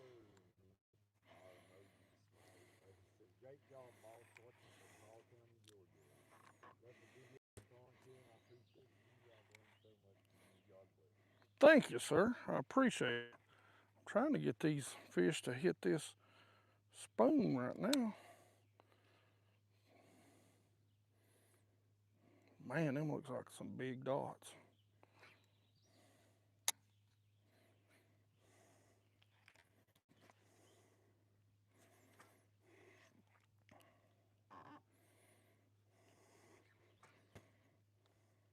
Come on. Come on.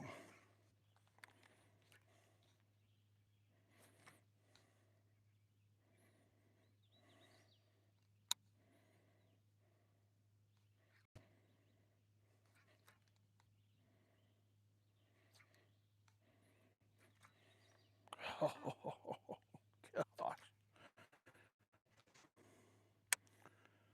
Right here at the boat. Come on, come on. That's the thing about a spoon, a lot of times they'll go crazy for it. They'll follow it down. A lot of times when I'm fishing a spoon, what I want to do is fish that spoon just down below them and rip it up through them. How's it going, man? Doing pretty good. You catching any?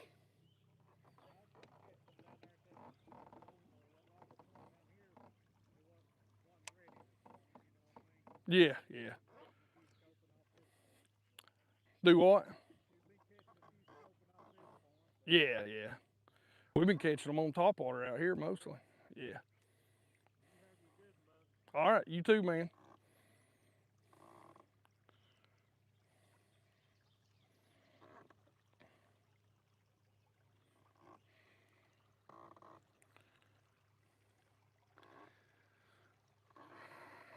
We'll back off these fish a little bit, spin around, give them a little bit of room. Hard not to pick that swim bait back up. They were hitting that pretty hard. Get over a little closer to the bank. They like to contour that bank, even though they'll get out over that ledge a little bit. They react to that spoon. Kind of wonder if maybe I should throw a little bit bigger, that 3.25 inch.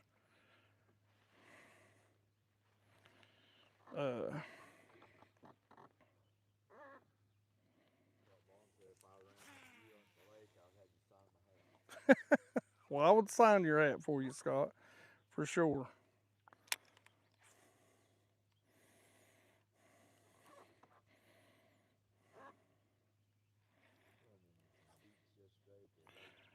Yeah, we did. Top Secret Lake F, they were. Yeah, absolutely.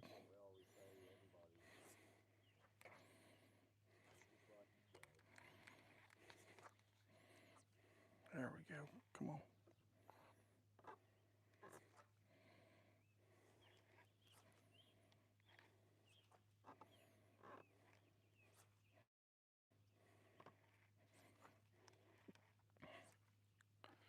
Really? Nope. Thought I had one right there for a second.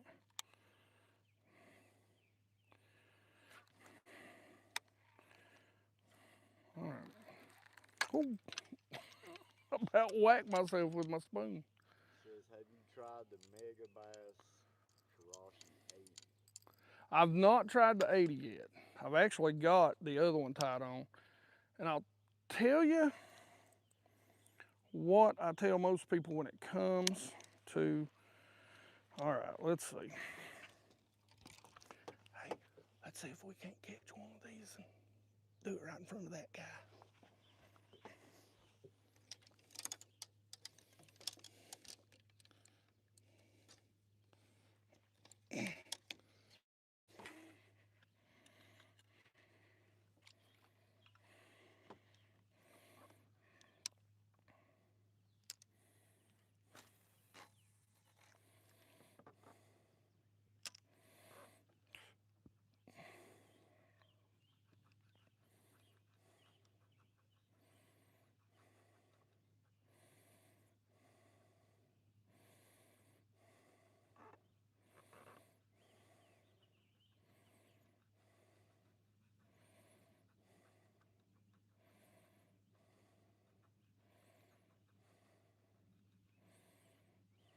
Come on. See it, see it. Oh, oh, oh, oh, oh, oh, oh, oh, oh, oh, two of them. Come on. Come on. Don't be scared of it. Don't be scared.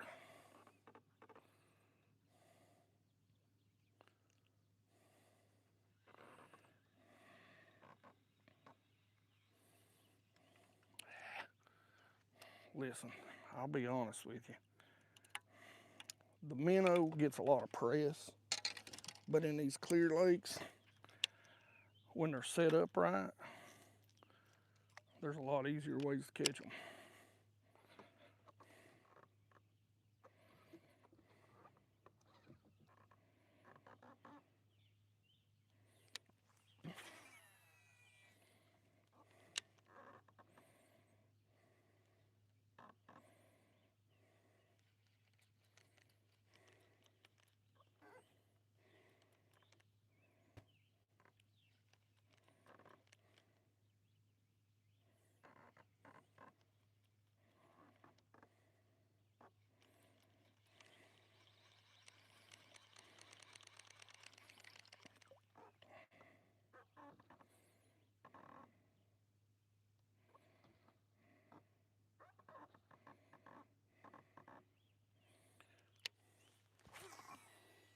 I got mess off to the right. A little bit of wind caught me.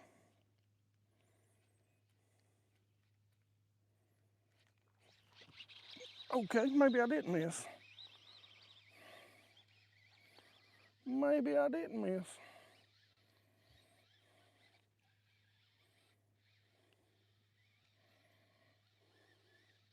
Maybe I did not. I don't know how good he is. This rod and reel is real light. This is,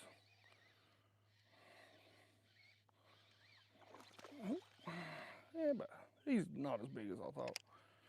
Yeah, he's gonna dig on me.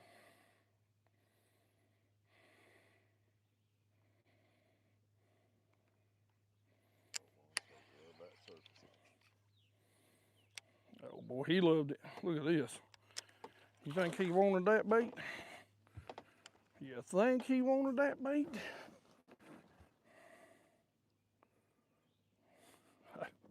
I'm gonna just try. There we go. He's got that dangerous. Sign my hat too, man. I'll sign you that. Yeah. Listen, it ain't never gonna be worth nothing, but I'll sure sign it.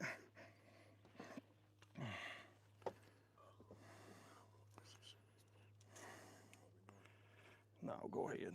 You're fine. You everything else but the torture chamber. Like I said, about the same old size that we've been catching. He's a little skinnier. That's 4 though.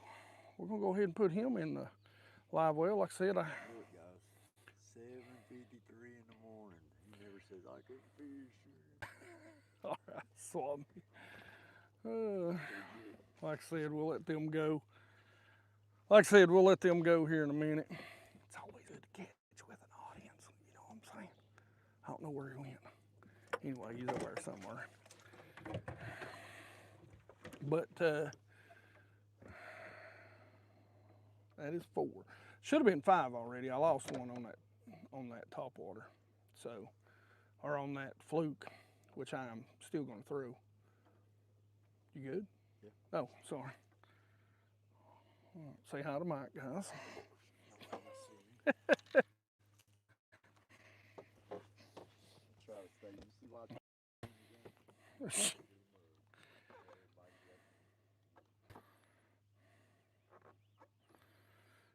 We're sitting on top of a bunch of them.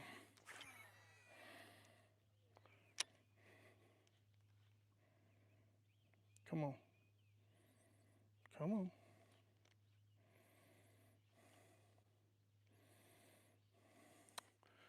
So when that sun comes up, they start wanting it real easy. Here they come. Oh gosh, that was stupid. That was stupid. I know better than that.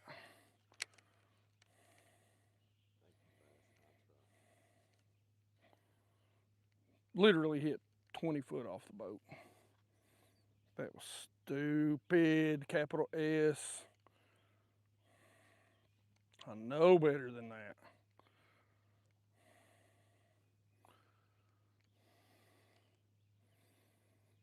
All right, let's back off.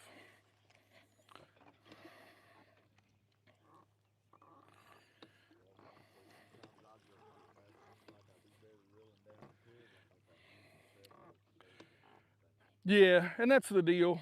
Like, we were up here about 2 weeks ago, and they were really, really finicky. And the thing of it is they,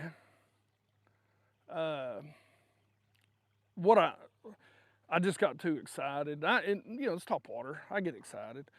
The thing of it is what happened was they were just coming up and just barely swirling at it, and so they'd miss it, they'd miss it, they'd miss it, they'd miss it, they'd miss it, and then one of them would finally suck it under. So it wasn't big hits, anything like that. That just got me fired up because he was so close to the boat. Yeah, already jacked up. Yeah, already jacked up. So, just too much energy right there. Too much energy. I'm so happy we got the mics fixed. So what we'll do is we'll contour. Might pick up. I seen a bunch down low again, and it's hard not to pick that swim bait up.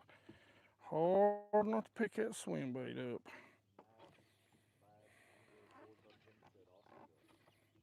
Uh-oh. Got a big bunch busting right up here. If I can get to them. Big bunch. Look at that. Look at that. They're definitely chasing some shad up here.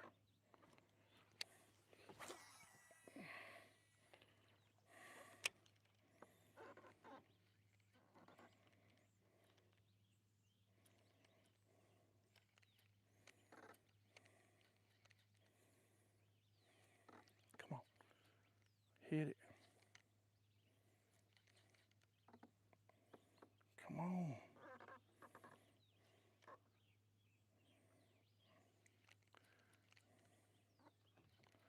You gotta wonder when there's that many of them. They're already getting pressured. They know the boat's here. Watch them. See them go down? They're chasing some shad down low. What'll happen is, if one of them shad run, they run right back up to the boat or to the surface and start busting.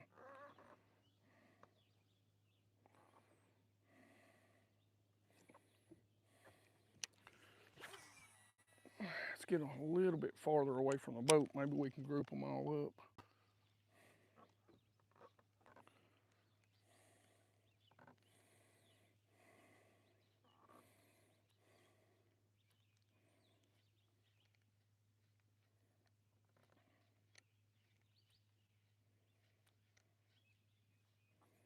Dog NY5RJ says, y'all ever up my way, give me a holler, love to pick your brain and hit the water up on Lake Lanier. Keep on ripping them lips. I gotta hit the hay. Have a blessing. Hey man, get some rest. And Lanier is one of my bucket list lakes. I'd love to get down there and catch some of them big spots. I'll tell you what, they ain't hitting that. There's a ton of them. You can see them on the graph right there. So what we're gonna do is, hopefully we tied a better knot this time. Hopefully we tied a better knot.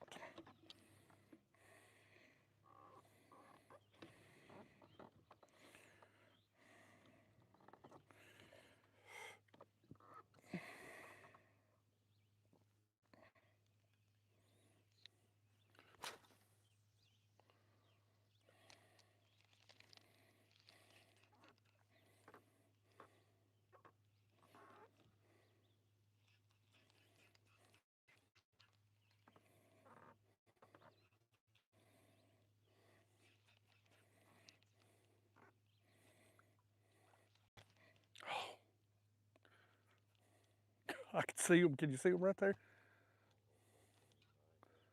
Oh, gosh. Gosh, they're so stubborn right now. I had one take it.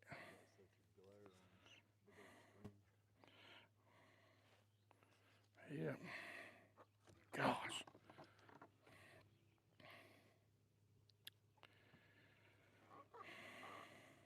So we're in the dilemma because I know this guy has been scoping over here. He told us this.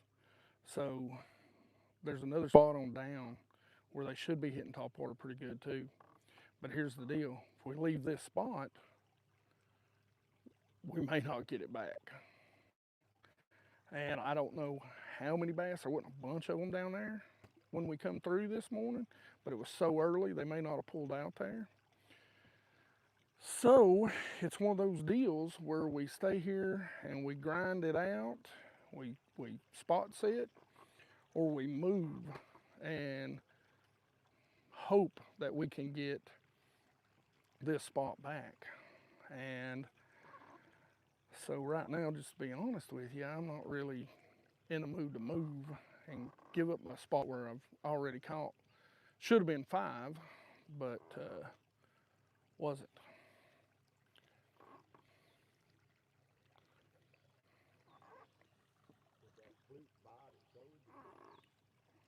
Yeah, yeah, they were definitely swinging at it hard. I gotta straighten him back up, huh?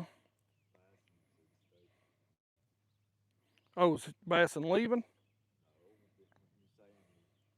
Oh, stay safe. Yes, yes, stay safe.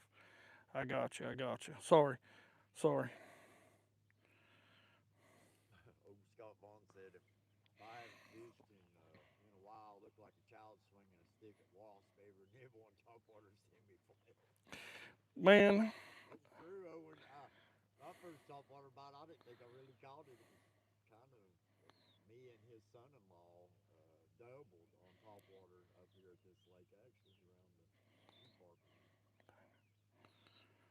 heck, to be honest with you, No, he said he's here for the whole show, but to be honest with you, I can, for me, I'm gonna ease on up there. But what I'm gonna do first is I'm gonna get that big swim bait back up. I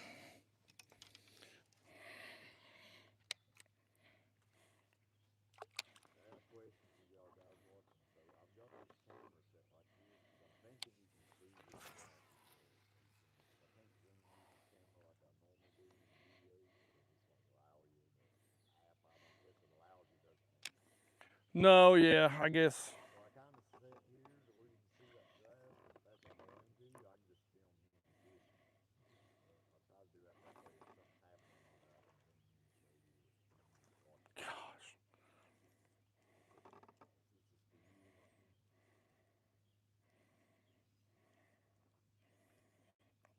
here. I've got 50 of them following my swim bait, and I got them busting like crazy up here in front of me. So it's like, what I do? Pick my poison right here.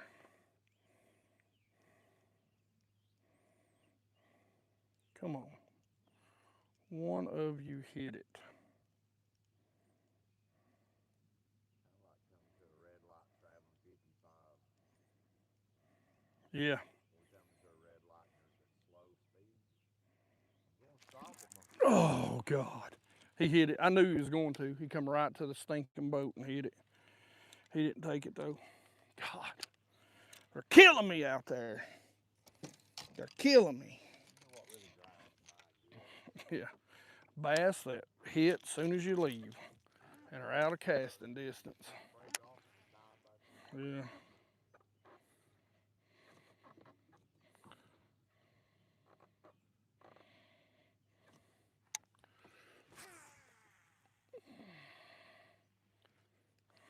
That's pretty close.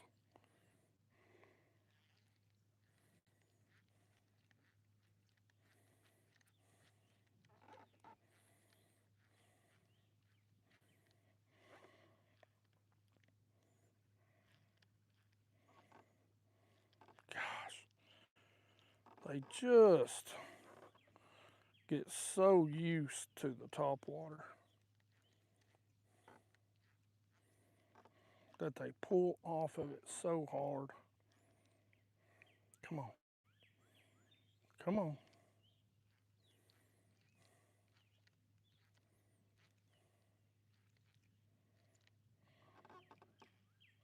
Watch them. Watch them follow it.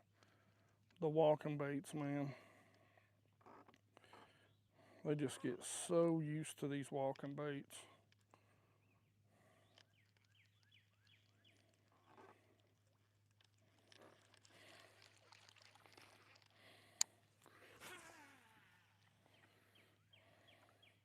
And you'll notice when I'm casting, I'm making a huge cast because it's just,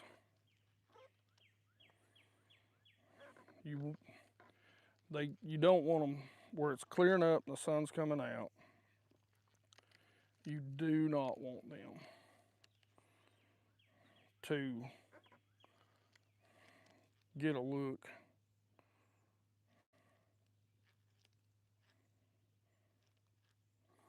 at your boat.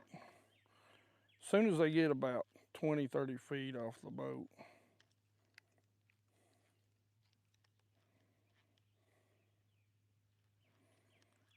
man, they're just, they're getting tough now.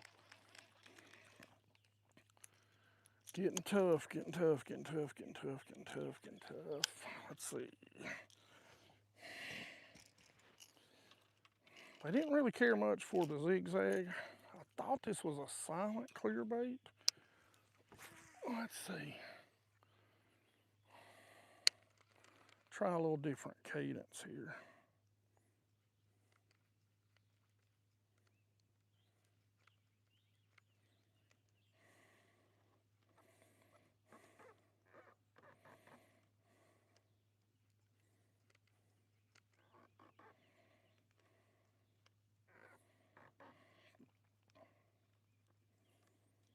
I think I missed them. Look how they've gotten lower on me right here.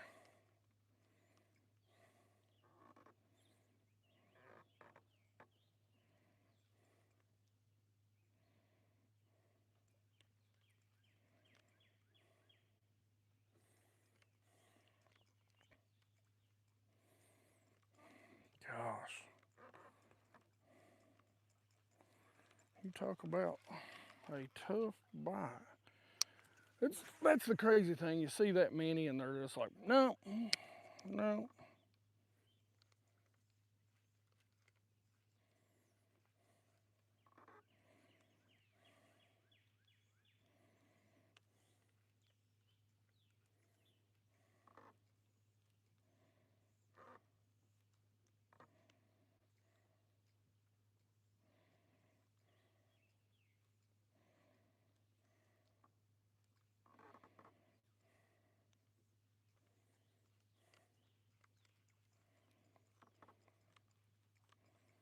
There's some piling up right here about 20, 30 feet off of me.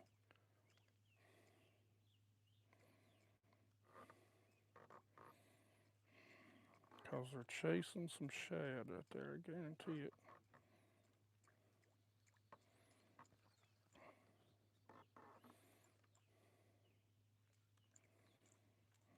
Man, they ain't responding to that at all. At all. Maybe change the bait on the back of it.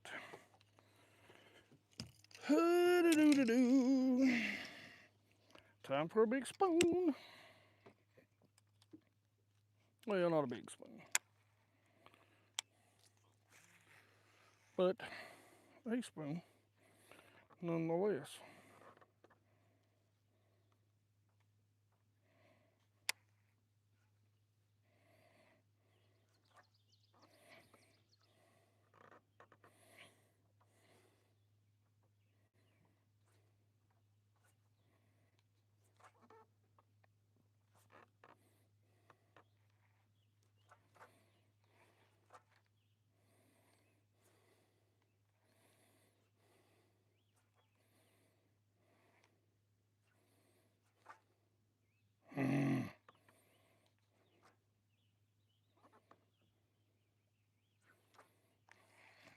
Okay. A lot of times that big spoon will serve a little purpose of getting these bass fired up. Sometimes it just gets them active to where they want to chase, and then you can take something and whack them. Gosh, I wish I wasn't this close.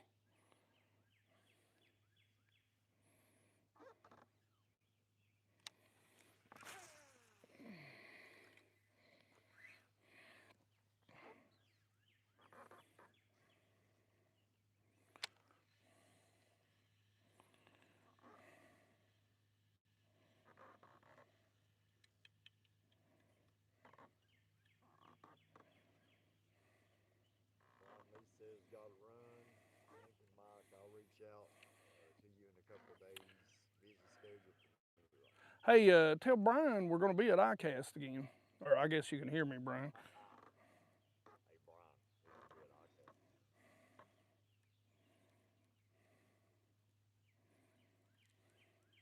Thanks for watching. Have a good day, man. Come on. He said sweet dinner again. It'd be fun. You ain't got to pay though, brother. We appreciate that. Said he'll pick up the tab. Dude.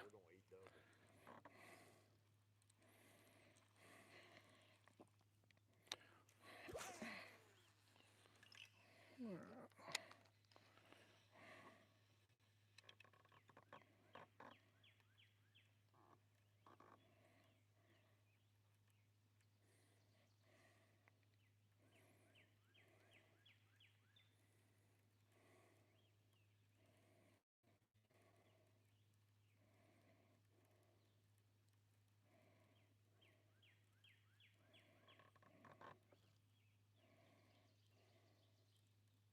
to eat double.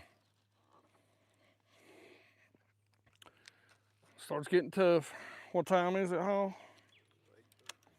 Well, I normally don't start getting tough about that time.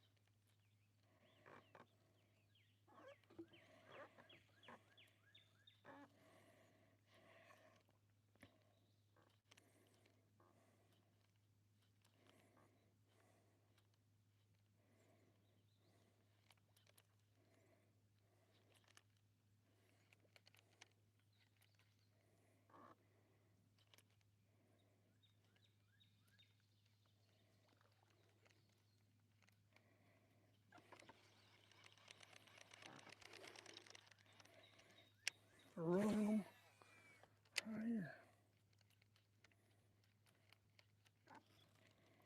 I think I missed them. I did. Come on, come on, come on. I was a little to the left.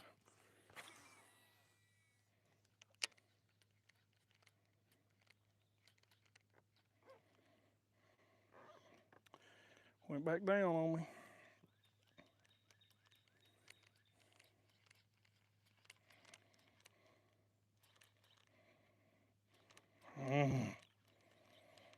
Man, they're being stingy on top now. That's crazy.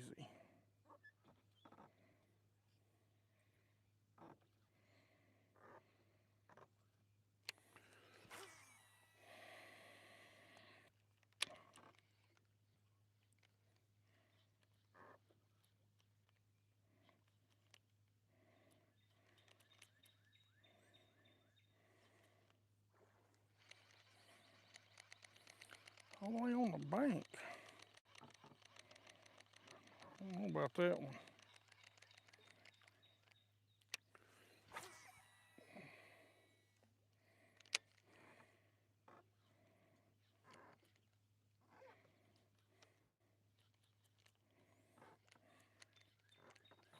Getting tough, gentlemen, getting tough. They're a little spread out. And they're getting a little deeper.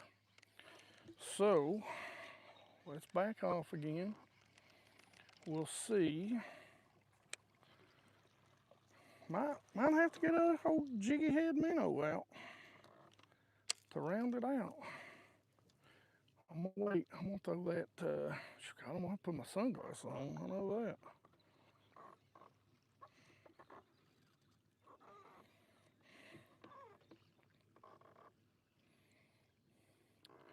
But I might have to get the old jig head minnow and throw it around a little bit. I got two different ones on. I think I got a Damiki on, and I got a Strike King on. And I think I'm beginning to wonder if I shouldn't get a popper out too, Mike. I can't believe they're not hitting this Viva.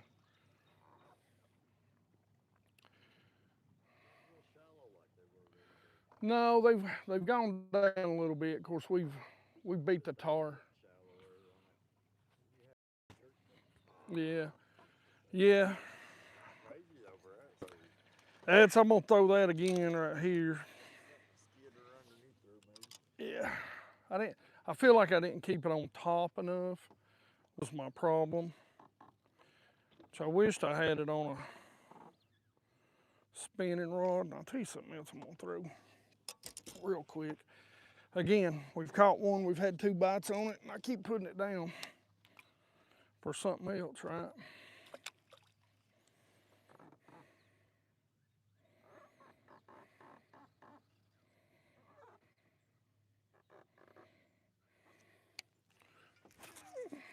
So, let's see.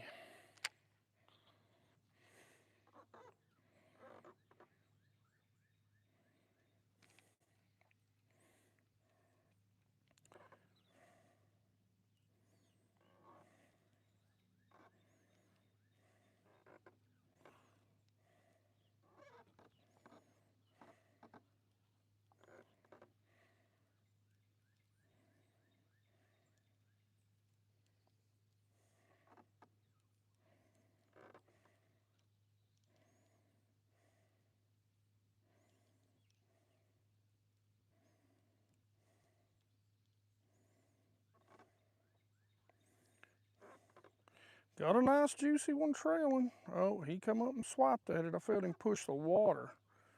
A lot of times on those, they'll come up and swipe. You can literally feel their tail push that water. And that's what I felt right there.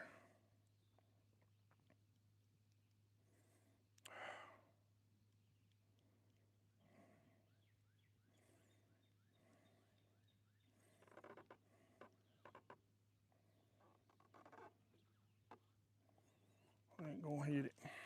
Man, they were definitely thinking about it though.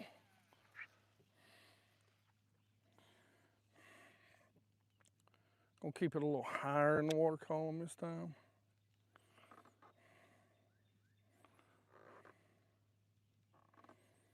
Nice and slow though. Already got a few following. They're swiping at it, nipping at it.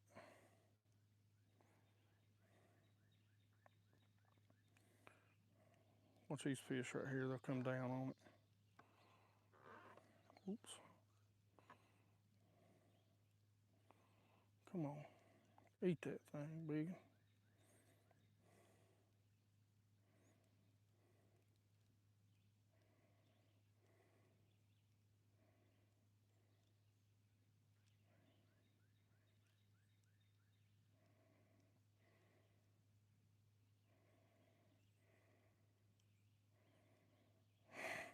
Gosh, they want it bad.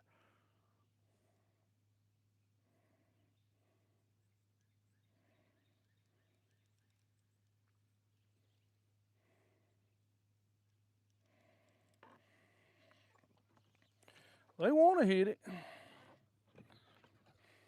They're thinking about it hard. Man, they're getting grouped up out there again.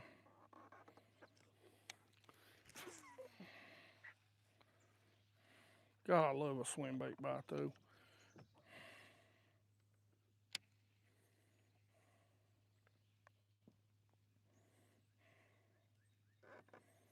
I love it.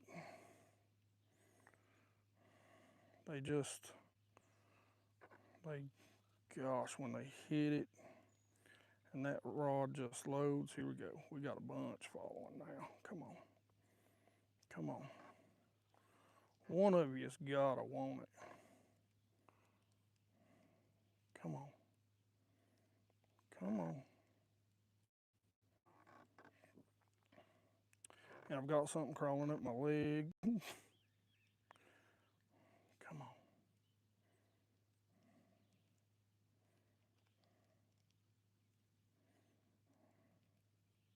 There we go. Come on. Oh, how? How do we not get a bite right there?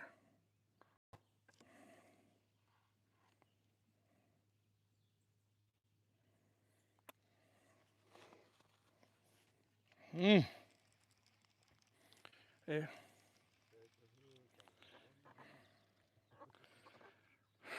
Try my best to get one to eat it. They followed it. I mean, I had a bunch of them, man. They were chasing hard.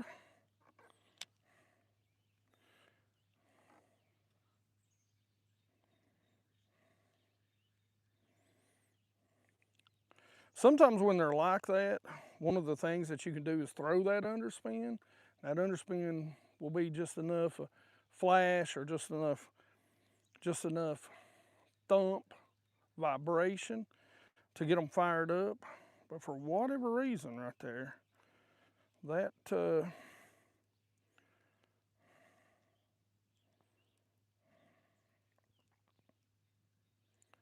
underspin, they don't seem to want to bite it.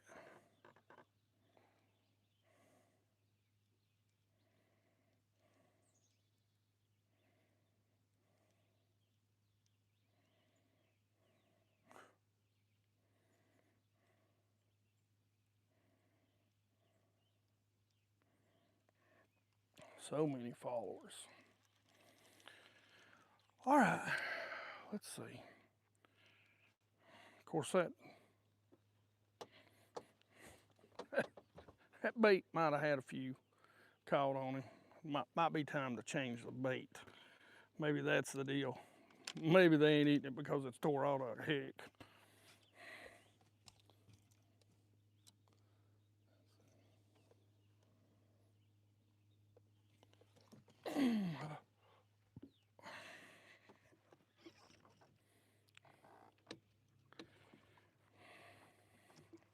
What about some bass so they don't have as long to think about it like a metal blade bait? Well, who was that? She knows I'm on a live.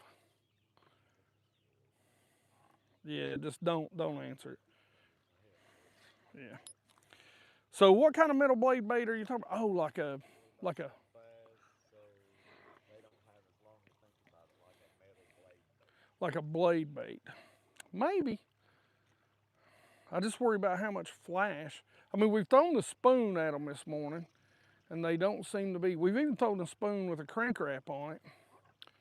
So, I don't know. Maybe. I'm gonna back off here and throw this underspin again.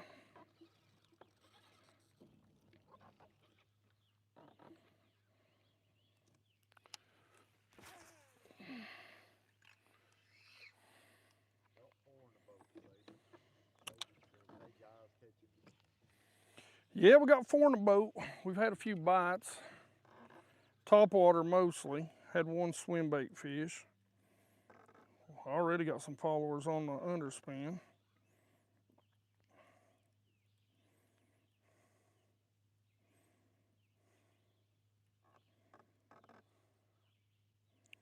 Now if we could just get one to cooperate.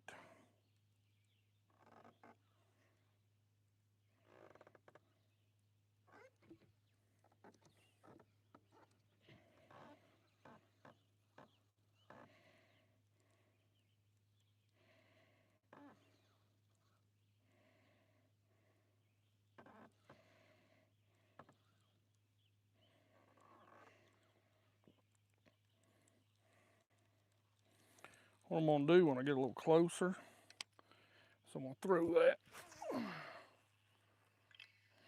I'm gonna throw that.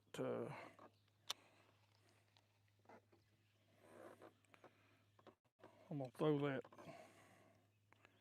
whiplash shad back out there. They were going crazy over it.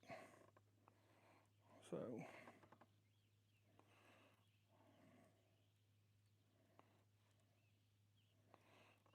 weird though, that underspin. I'm gonna change that bait out on that underspin. They just ain't. Baby said he caught one this morning on a double buzz on a 6 dose, so I'm down to 10. Oh man, I'm sorry. I'm gonna change this out. Mike, will you do me a favor? Will you get me the swim baits out? I've thrown this and thrown this and thrown this, and I cannot get a stupid bite on it. And there's a very, oh yeah, very particular kind of, there's a very particular kind of, sorry, I'm trying to wedge this so I can take this off. Very particular kind of buzz bait, and like I said, or swim bait that they like. Like I said, I've really stayed here too long. But that guy is still rolling around out here. And so I don't want to go and screw up this spot if that spot down there ain't, you know, doing worth a diddly fart.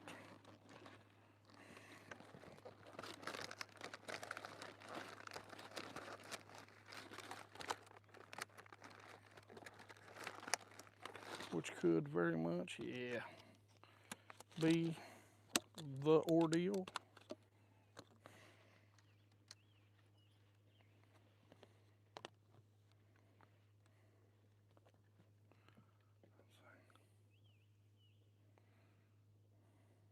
Yeah, I like that a little bit better.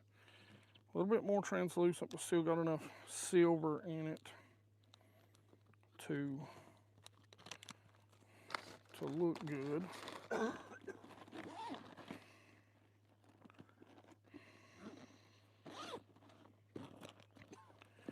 But I really, really would like to go down to that other spot. Thank you, Mr. Hall. Very much appreciate you. And check that other one out.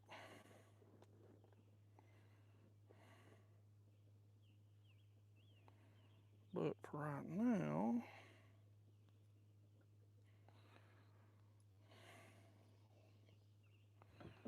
I hate to be an a-hole, but we're going to spot guard. I mean, we just got too many not to do it. Oh.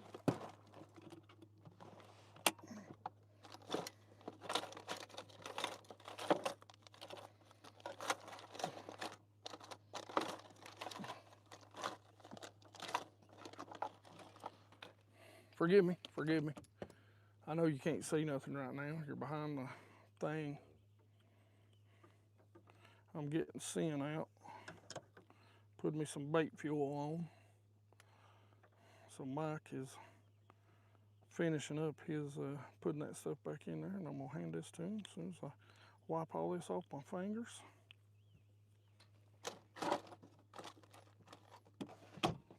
All right. Oh, there we go. Now let's see. God, I'm fogging up. Oh, I'm fogging up.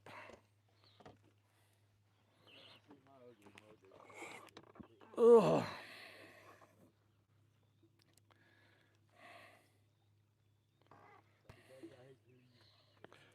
Yeah, man, I hate to hear you're feeling bad too, Mr. Saber. Yeah, that is that.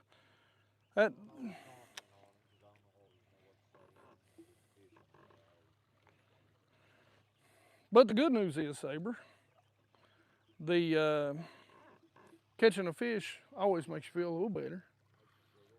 Yeah.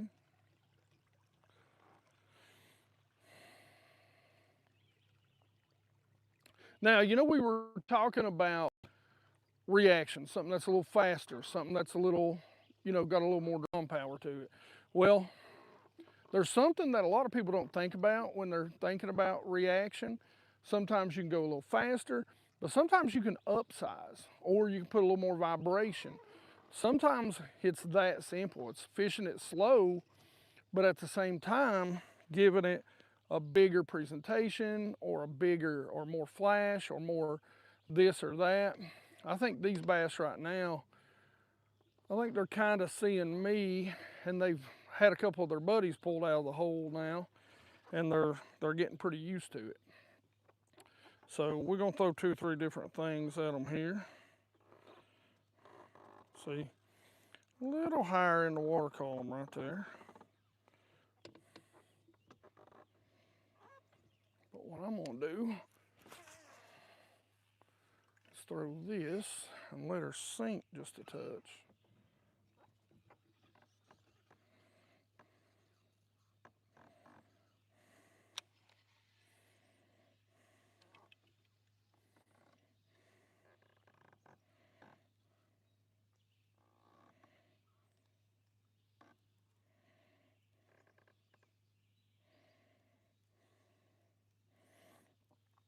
Got one following. Now the key is if you get 2 or 3 following, there's some coming down on some shad right there. They're chasing them really hard. See, the thing of it is, it's hard to get these bass. One just swiped at me, pushed the water off the bait. It's hard to get these bass to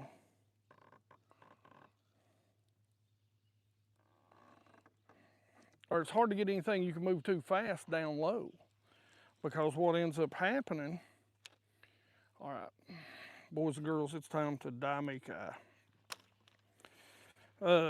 It's hard to get them to, or anything down that deep to move really fast. Now, if they weren't,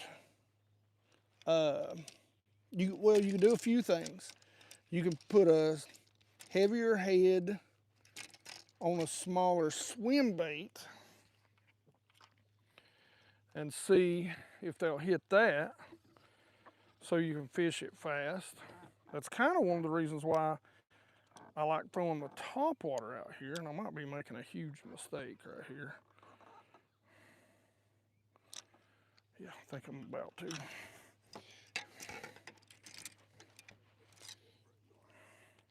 Yeah, I know right now it's pretty crazy.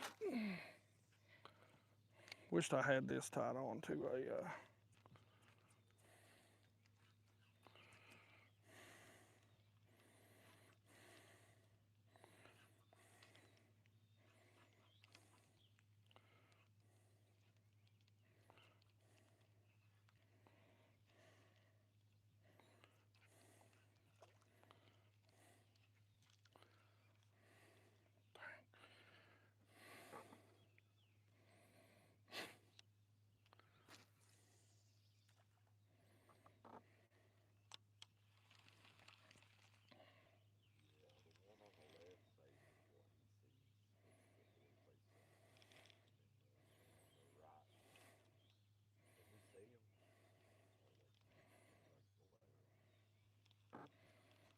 You need some screen cleaner? He was asking, are the screens in front of Mike showing the same thing as the screens on the front of the boat? I told him the one on the left is the one you see forward face sonar. I just didn't know if they could see those for you.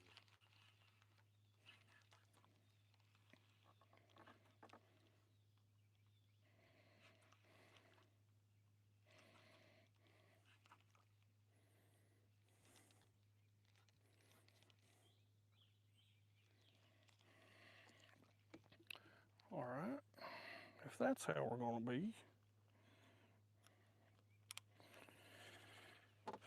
Yeah, they're getting stingy right now, and that's fine. We're gonna give it a few minutes.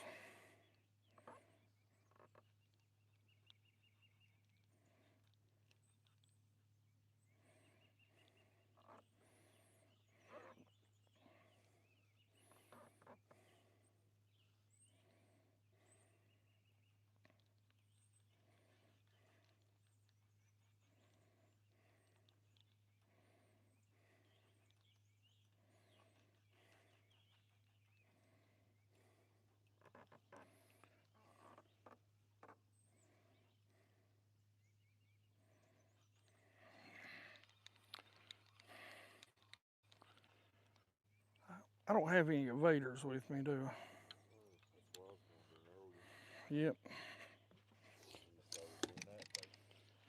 Yep.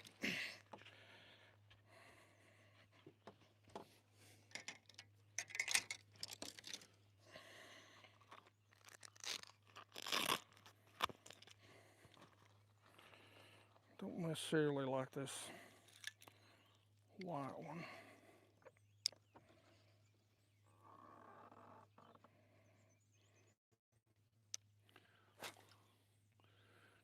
Has an awful cast.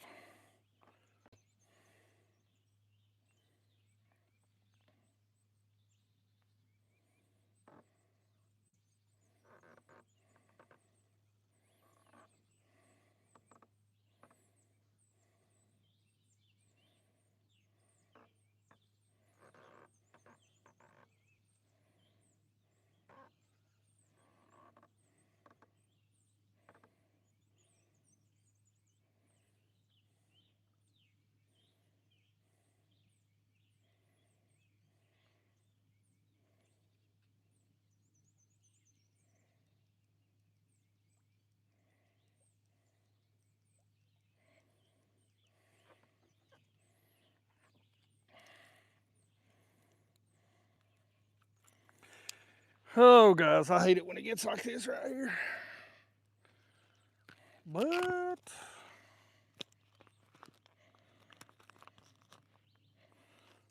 I might have a bait. Let's see if I do.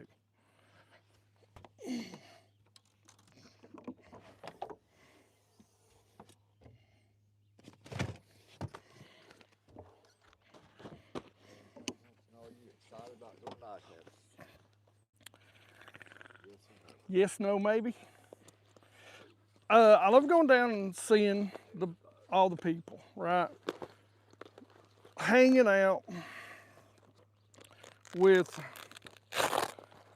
some of the guys. This might be too big, but we're gonna try it. A little multi-joint that we can reel very quickly. So that part, yes, and I've got a small one that I think would work really, really well.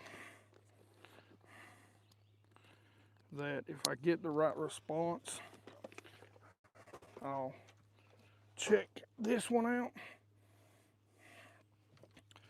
I want this bait to stay on top. But Saber, yeah, I cast, so, you know, I cast for me is a lot of work. Like I go down, cover that entire floor in 2 days, and if you've never been ICAST, man, it is a whoo. See, guys, I'm working right now. Y'all just luxury laying, and I've been holding this, trying to do this, doing that. Y'all just. What's that? That dude's turned back around. He's come back down here, hoping we're gone. I'm still reading comments, making sure other people. Yep. Multitasker that I am not. Mike is a worker, though, and that's what we like.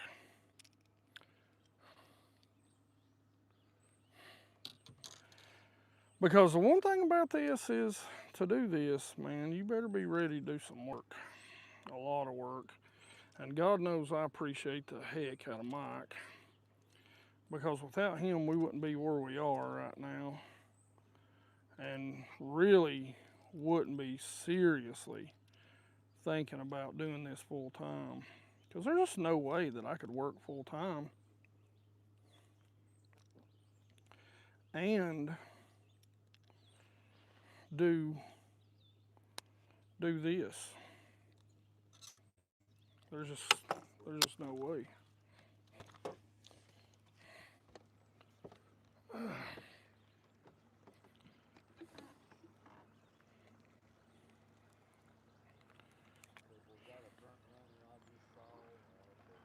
It's not a front runner. It is a zigzag from Bill Lewis, and the zigzag, the good thing about it is that it floats where the old front runner did not. So you can actually stop it and do what? No, I'm just spinning around. All right.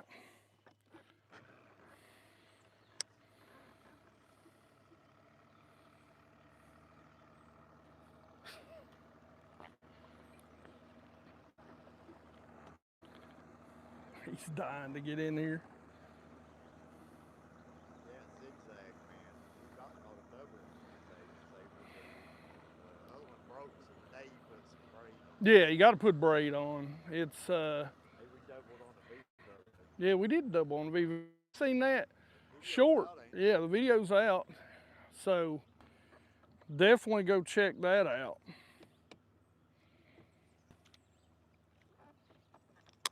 So if he holler and get the net, guys, believe me, I'm gonna throw you down and get the net. All right. Yeah, cause if I holler get the Saw net, camera we got running. yeah, if I holler get the net, I either got a toad or I got a double. Something crazy is going on.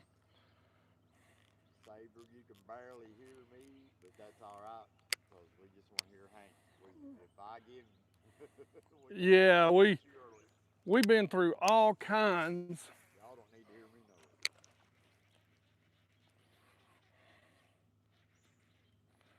All kinds of man, I thought for sure I was gonna get one right there.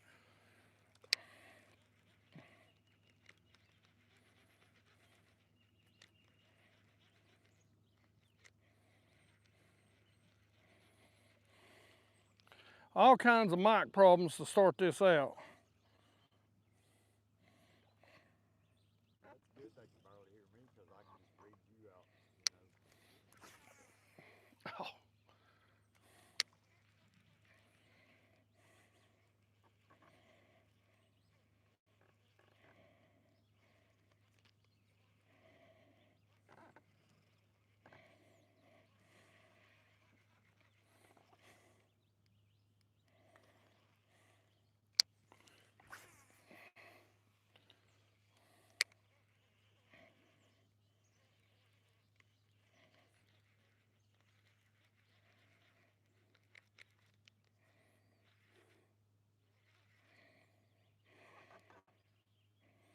God, they're so stingy.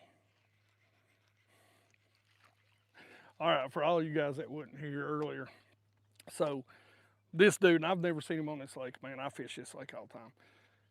He comes up through here, he's scoping, he's scoping, he's scoping, he's scoping. And you know, we've been here since what 6:15 this morning. And so he's dying to get in on this spot. We've been catching. He goes all the way around, man. He waits and waits and waits. And I know that's what he's doing. He's waiting for us to finally get tired of it and leave, because he's gonna come over here and throw a jig head minnow. And the thing of it is I just ain't in the mood to throw a jig head minnow. And the other thing is they're really up shallow. So you're either gonna have to throw a really, really shallow jig head minnow, something like an eighth or something like that, and keep it up, or you're gonna have to throw something that's to target those fish that are a little bit lower. And most time with a jig head minnow, that's what you're gonna do. You're gonna target those bass that are a little deeper. But the thing of it is we was sitting there tying. He literally come over and asked. Okay, I know. I'm just, he literally come over and asked, and hey, man, I mean, cool. Come over and ask, because this is a small lake. That kind of got them going, man, but they didn't. They just ain't wanting to break topwater. But he come over and asked, and he's like, you done in this hole? I'm like, do I look like I'm done in this hole, buddy? The answer is no. I'm not done in this hole. Because if that spot down there was better, he would have been down there catching them. This lake is like a little creek. So what happens on this lake is you get these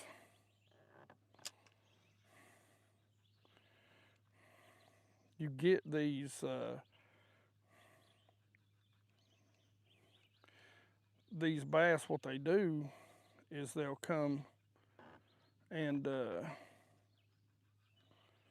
see them bass right there, man. Let's drop down to that one.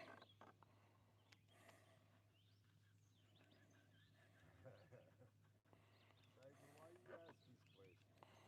He says, which secret lake you on? I ain't telling you. I ain't telling you, bud. Trust me, listen. Yeah, listen, the locals know this lake enough and it's small enough that when I put a video out, it's That's probably why. I'm surprised we even got this far. yeah. The only reason we did is because we got here before daylight. We got here, hey, I got up at 4 o'clock this morning, guys. Yeah. Yeah, I woke up at Well, I actually got up before 4, but I had my alarm set.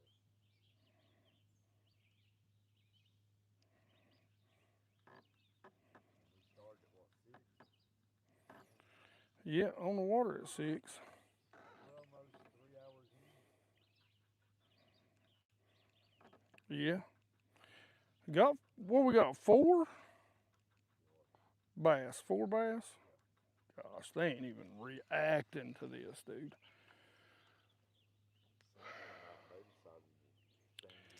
Yeah. So the truth is, we could probably let him have this hole. We'd probably beat him up so bad on this hole already. I want you to look. Oh man, where's my stupid Viva? I know, that's what I need to do. But that's what happens right about now.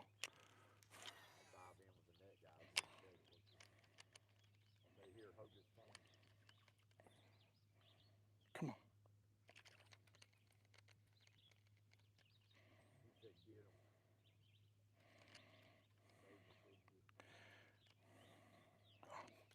Problem is they're too close to the boat. Woo, boys, I'm starting to sweat. Fat man problems.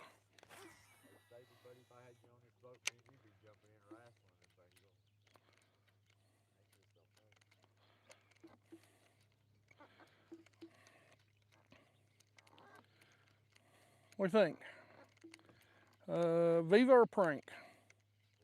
I'm gonna run, or I mean prank or Rico. What you guys think down in the bottom? Prank or Rico?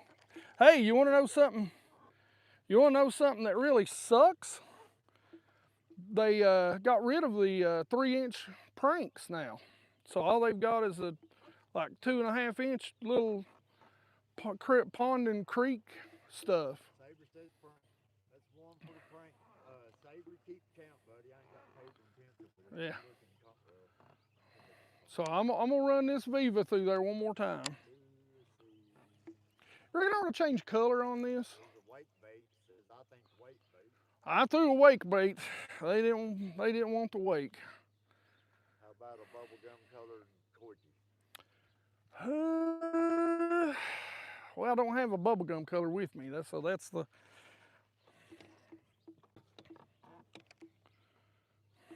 Let's just try something. We do have corkies, but so far. We tossed one around yesterday, isn't it? Yeah. So what I'm gonna do is I'm gonna change colors, boys.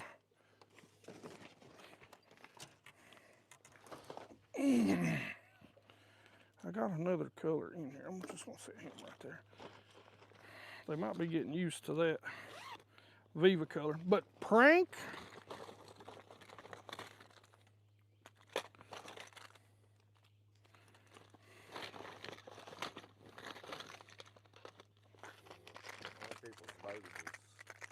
Go crazy. White or I think that one. Prank. Ball is what Saber said. Do what? Saber says, ooh, a cush ball. A cush ball. Hey man, those suckers work, buddy. Those corkies, I'll have to say. But you know what a corky, I'll tell you, I'll tell you where a Koike works, and most of you probably already knows this, and know this. If you pay attention to the pros, you'll find out very quickly that a Koike is a cover bait. It really is not. I'm gonna get my shorts. It really is not an open water bait. A dice is much better as far as open water goes. Much better as far as open water goes. So what I'm gonna do is I'm gonna throw this Viva for a second or two more.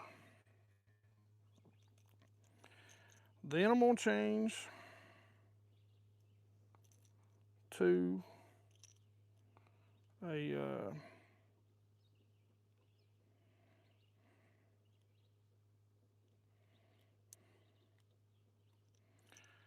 I'm gonna change to either a prank. If we don't get any more bites, I'm gonna change to a prank.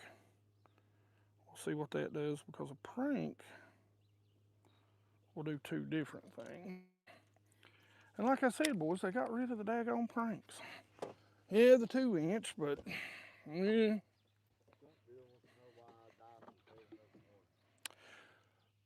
It's smaller. It's yeah, it's smaller. It's a little more subtle, a little more finesse. The Koikes, now, you know, you'll catch them. There's always, you know, what's the word I'm looking for? There's always Larry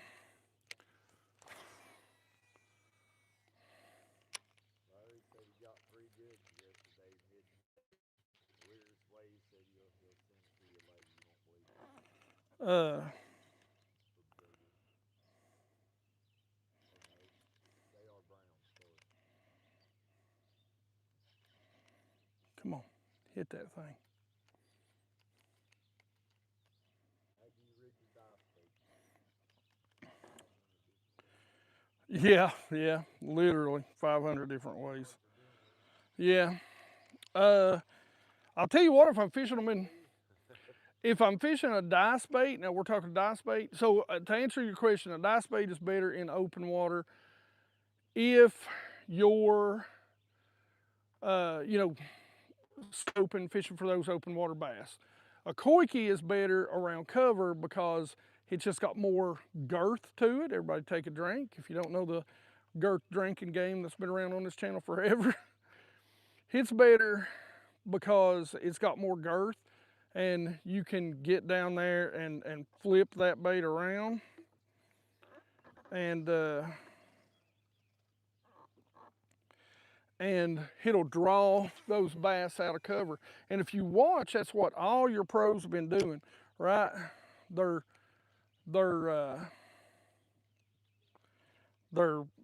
throwing it around. They're throwing it around docks. They're throwing it around marinas. They're throwing it around,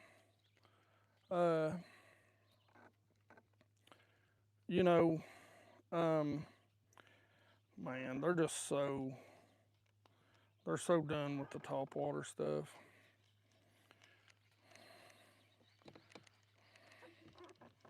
I mean, we're at the point now to where they're either going to bust and you've got to hit them right on the head, or because a lot of them, like this school, has dissipated a lot. There's nowhere near as many out here now, which tells me they're going to the banks or they're going down on that. They're going down on that ledge.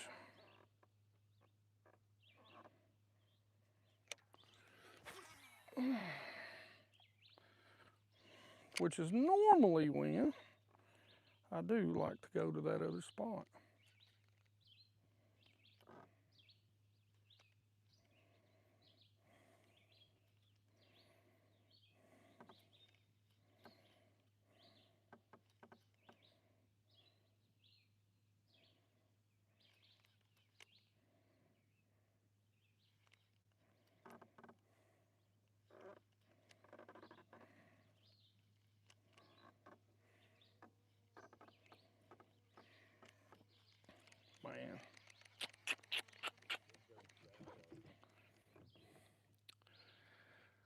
So here's the problem with that.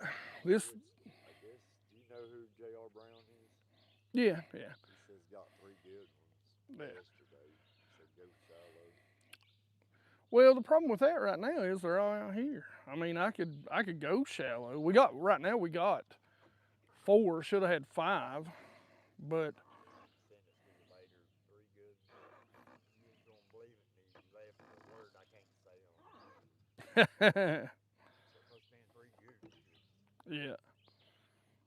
I don't know. I don't know if they like that chartreuse belly up here. Bright in it. Yeah, I don't think it's that bright one. yeah.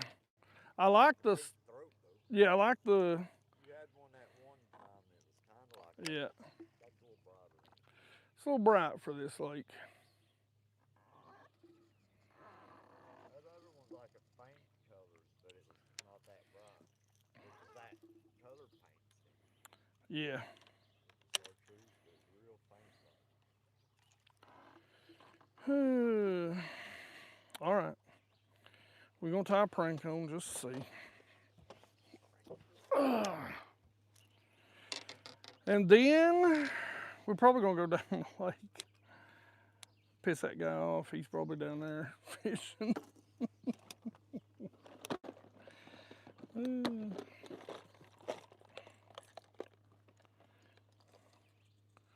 I don't know, man. It's hard to pass my Viva up, you know.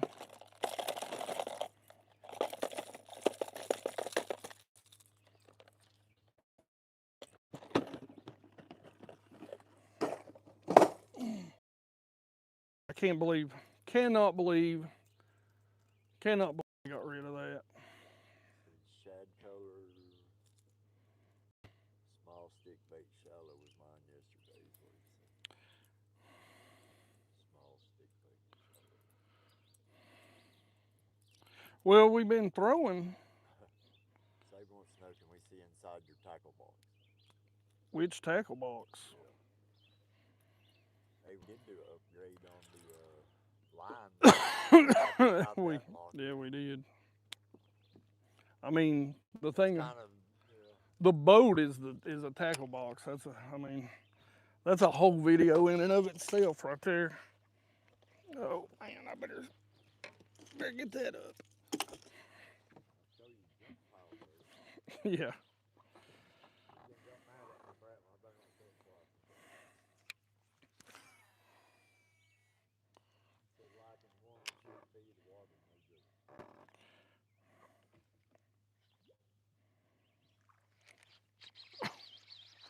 Got a dink.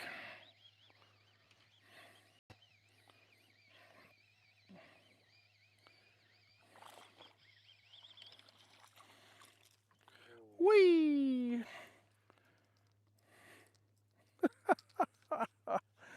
Spotted bass. Yep. All you guys that get to fish spotted bass lakes. That counts as 5, Saber. He says small, what do you say? He goes, small better than no fish. Well, that'll make 5, won't it? But not Yeah. 5. But Yeah. 5. Pretty little spotted bass. Be a big guy. Yep. All you guys that get to fish spotted bass lakes. It is neat. You don't see a lot of them up here, do you? We've caught 2 the last, or 1 each the last few times we've been up here. That's been one of the. There used to be quite a few spots in this lake, and I think, yeah, the smallmouth population. What do you mean? Yeah, they used to stay up here and spawn around this, but they ain't doing that as much as they. Nope, we've got 1 right here, I believe, in this spot. The past.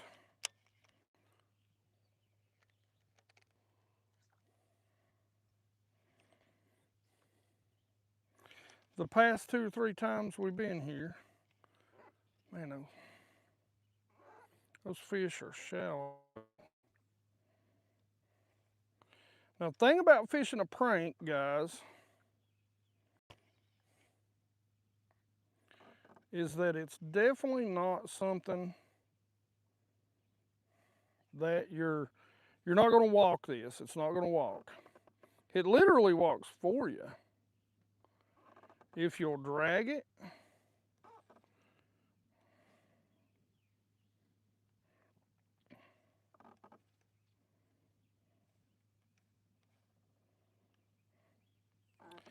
But they're, well, here, let's see if we can show them beside the boat, Mike. This prank right here.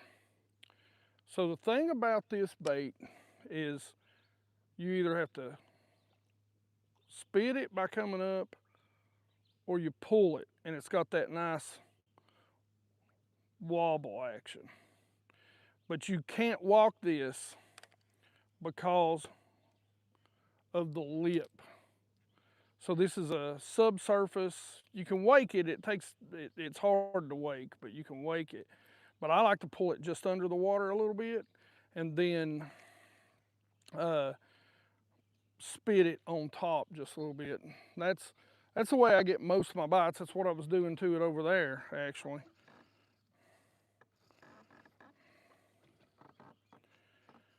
Man, these fish are spreading out.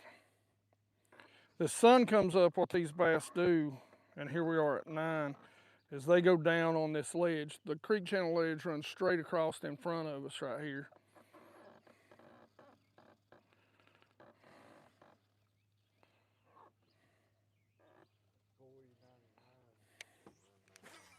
Really enjoying the live stream. I'm in Eastern Kentucky, but I have a place on Douglas. I always look to see if your boat is gone or in my carport. I was planning to hit the lake today, but I'm in Boston. I understand that. All right, so we're gonna make a little bit of a change to what we're doing right now. So right now, they're not busting as much. So what we're gonna do, and then, what we're gonna do is, so the creek channel it runs up against the bank here. This point comes way out here, and this comes up. So one of the things that I like to do when the sun comes up, and especially it's dead set calm day, we ain't got no air, gonna be a high pressure. So one of the things I like to do is go right over here, get in line with this, and back the boat in, drop the poles with the boat backed in, and then we can fish down the ledge and present a little better. Because what they'll do is they'll wait for these fish to come up, or these shad to come across that point, and they'll sit down below them and ambush them.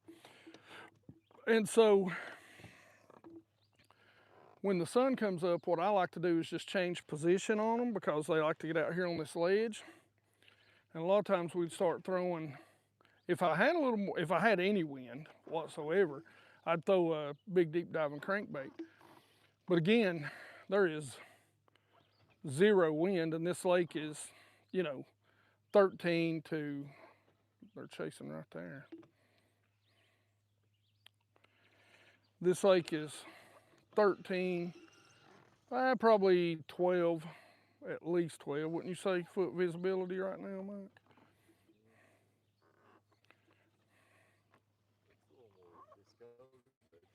Yeah. Well, we had some rains the other day, so it's a little more discolored, but it's still pretty stinking clear. I ain't been close enough to see anything yet. We've been out low. Show them what we're doing back here, Mike.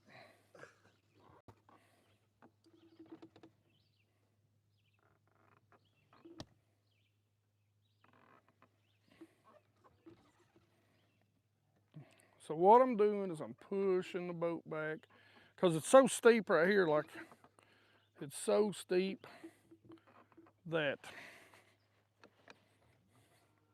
it's legitimately, see, I don't even think those poles touched, did they? Not well anyway, right?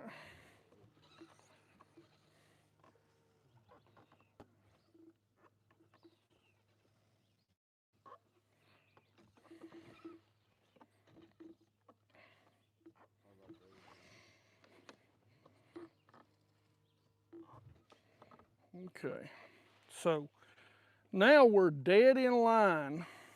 We're dead in line with this creek channel. So it'll come off this point, it'll drop down. Here, so let me see if I can show you. So there's the point, and that's probably 10 feet up there. It gets up to where literally you can see it. It drops down in front of us. There's the ledge, and there you can see it drops off. Right there is legitimately the creek channel right here off to this side. So what we're gonna do is we're gonna pick up the big swimmy bait. We're gonna throw it. Let's see if this thing's swimming right. Yeah, good enough. And we're gonna throw out here. And what we'll do is we'll just cover this area. Right there looks like a good. Making long casts. Letting it get down to about 15 to 20 feet. And then we're just gonna slow roll.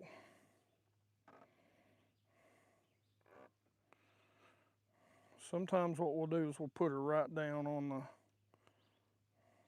here they come.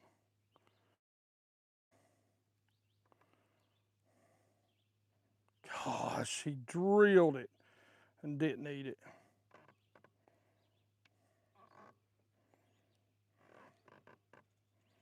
I need to put some smelly jelly on this. There's another one hit it. That's the thing. Do you feel like you're bank fishing when you're posing? No. Because most of the time if I'm bank fishing, going out into the lake.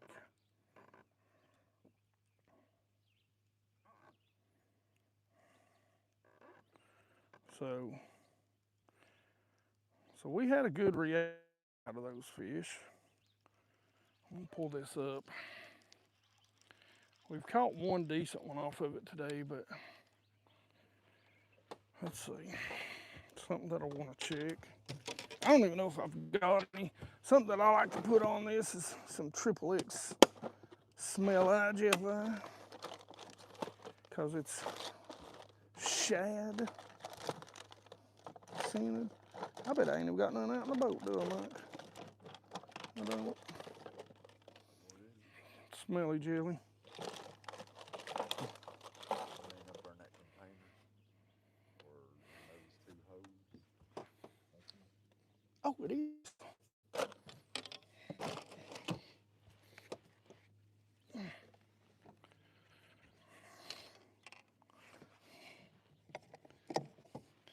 This stuff is nasty. That's kind of bad, ain't it? What? Where is it?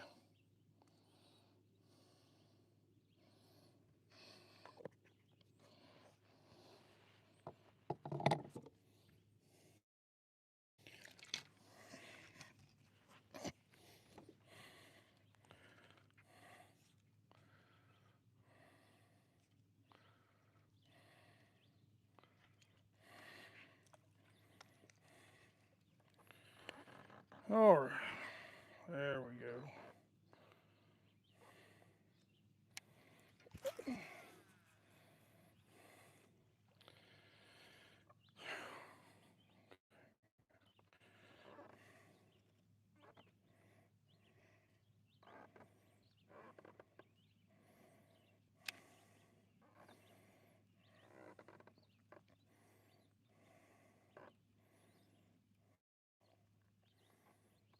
All right. So we're just gonna let this slow roll.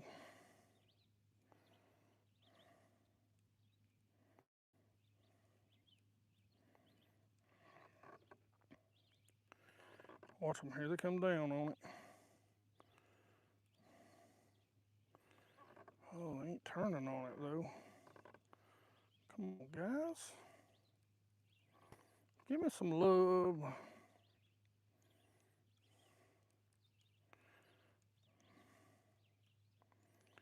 Man, those bass are set up so perfect for top water.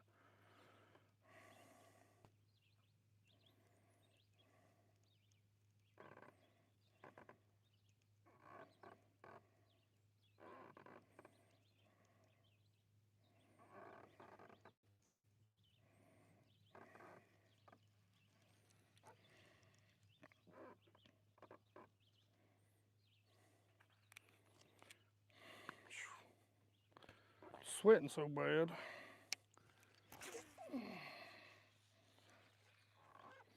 All right.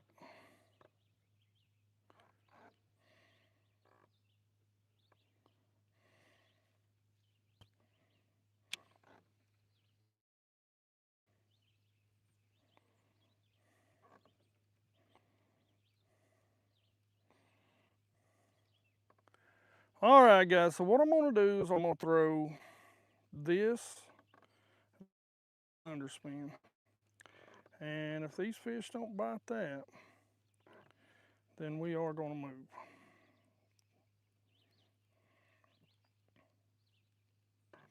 They're following. They're interested.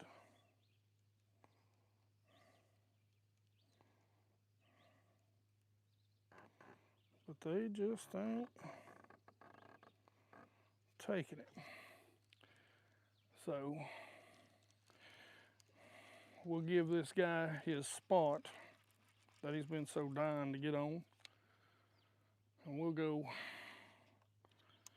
hope. Said you have an A-rig with you. I do, but listen, an A-rig, yeah. So here's the deal. Like, again, this water clarity is 10 to 12, probably up here. And so 10 to 12 foot of water clarity. An A-rig with no wind on it, it's all about conditions, picking conditions. And, you know, right now, that's kind of what we're doing right here, is we're picking the baits that are right for the conditions. And the thing about it is, there's still some things that I wished I was throwing. Might pick up a smaller swim bait. With a heavier head. Or might pick up a smaller swim bait. Come on, boys. Boy, they're going crazy over this. With, man, you just gotta hate it when it happens. Might pick up a smaller swim bait with, got some smaller bass coming up off the bottom right there.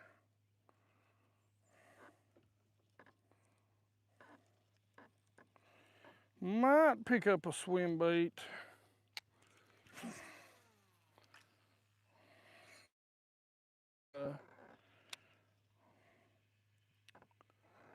A spin and put a spin head on it.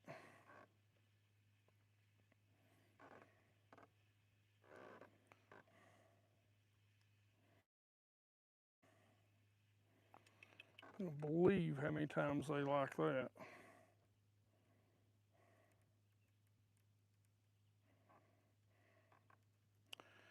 Got a follower, but he's a distant follower. He's definitely not a commander. Here's some bigger fish. Let's see what these do.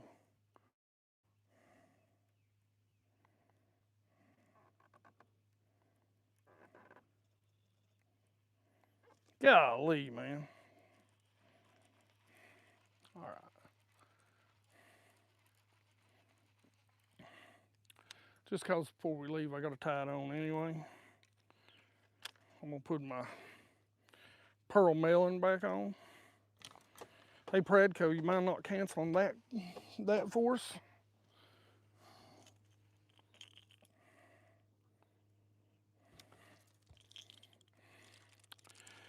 You guys got any? Do everything that I don't do. But yeah, you know, that may be something I'll try. I got one sitting over there, so I'm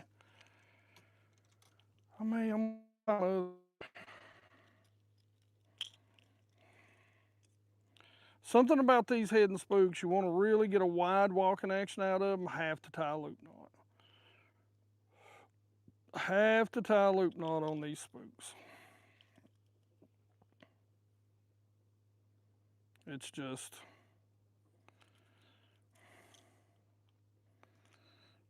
a must. Well, gosh almighty.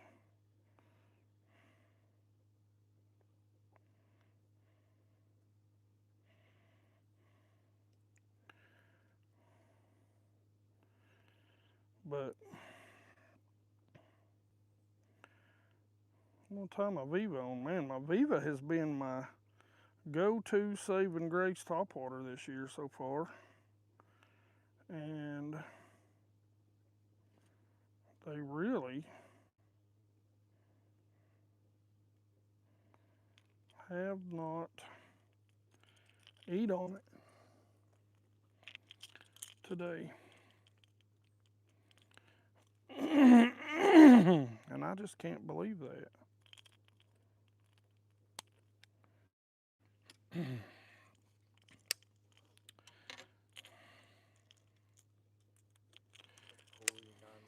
Says sometimes a scrounger head with a 2.8 electric blue chartreuse swim bait will fire them up from a dormant attitude.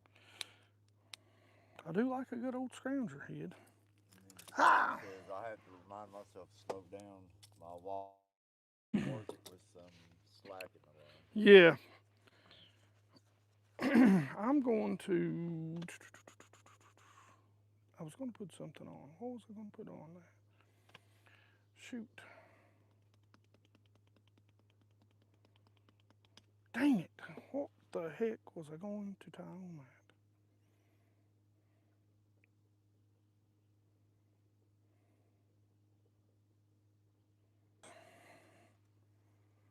that? Anyway. Man, what was I going to tie on that? I may not even meant to cut the prank off there. Oddly enough.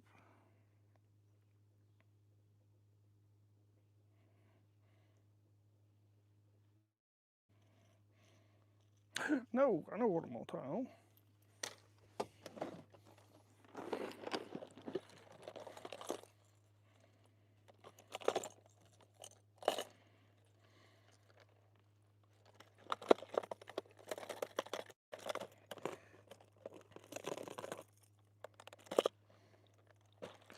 I don't think I got the small one, do I, Mike? Or I mean the clear one. This is the one we've been catching them on, though, ain't it? Yep. So, now the good news about this, you don't have to tie a loop knot. Of course, I done put a loop in it, so now I'm going to have to cut more line off. Wasteful. We're going to tie a bone riser on. Sometimes these daggone bass just want it at 100 miles an hour, and you got to make 30 casts to them. But eventually, they'll eat it. So if you try to deep jerk bait this one. Not a hard one. Again, bright sky, clear water, hard baits, no cover, open water. That's a negative. Now, earlier this morning, yeah, that would have been a great selection. But right now, more so, they're just getting so picky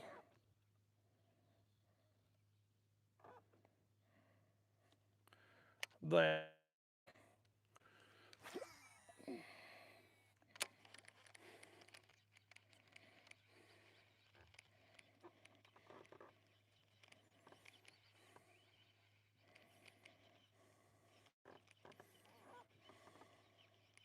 they're just being really, really tough. The thing about this bait, you got to stop it before it hits the water.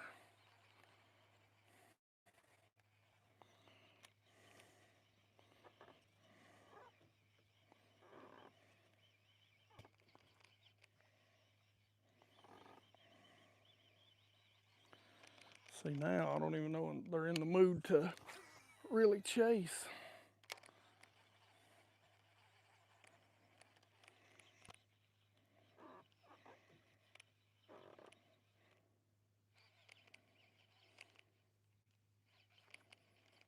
There they go. they're coming, but what happens is you got to throw this bait quick enough back out there so that it comes right back across them again.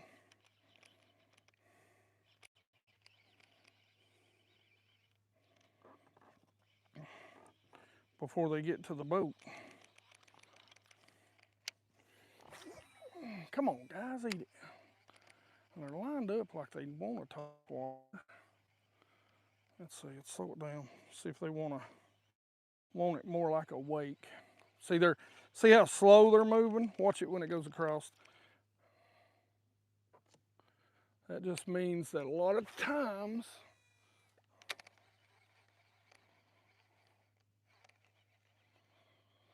smallmouth love these baits.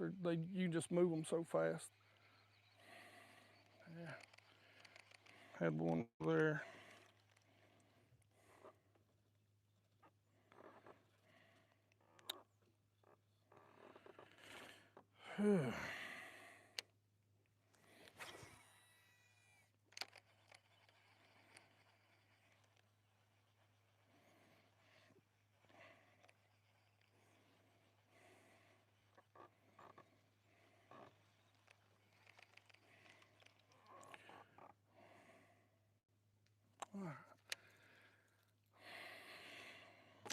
Man, they ain't gonna do it. I think we've just look, guys. We've laid on this school too much, is what it is. And you know, it's one of those things. I know there's another guy on here, and he wants his spot, and I probably should give it to him because I probably should have went on down the lake. I've sat on this spot too long, so those fish just look too good not to throw the old Viva at them one more time. So I'm going to do that, and then we're going to leave, go see what else we can find. Saber says, seems like that bait would work well if it were throwing it back to back. Yeah, and that's Have you, I guess, as you're yeah, to the boat, the other one could be catching it. yeah. And since the sun's come up on this spot will die down a little bit quicker than some of them other spots. Yeah, it's definitely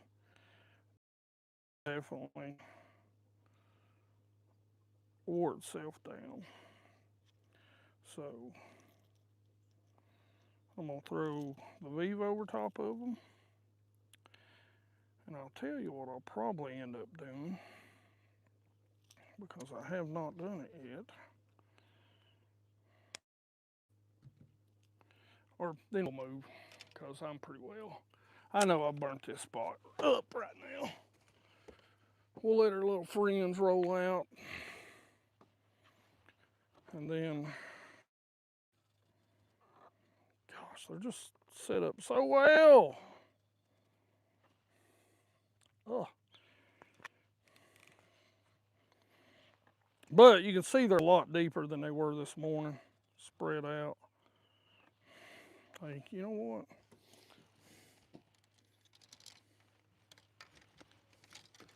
I like how they're set up right now for a spoon.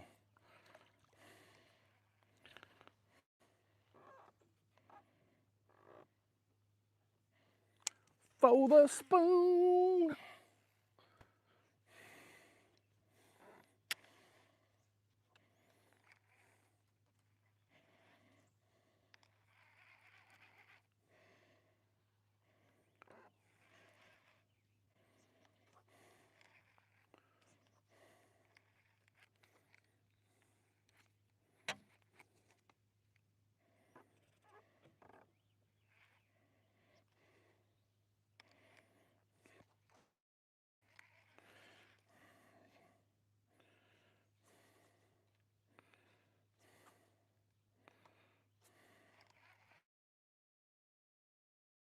You do something with them now.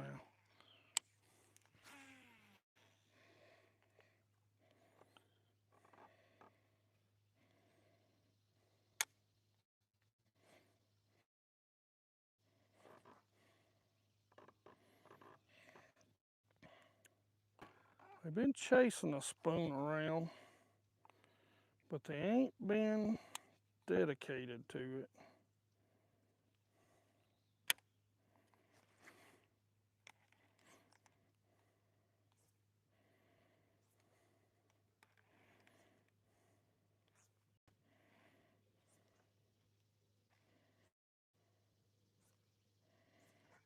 Golly, one of them's got to eat it. Look at that. Did you see that garbage? Look at them all.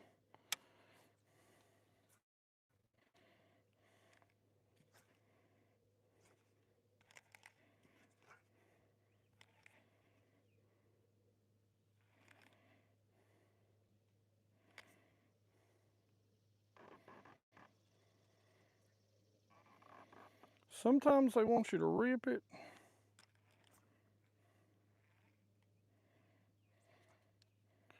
Sometimes they want you.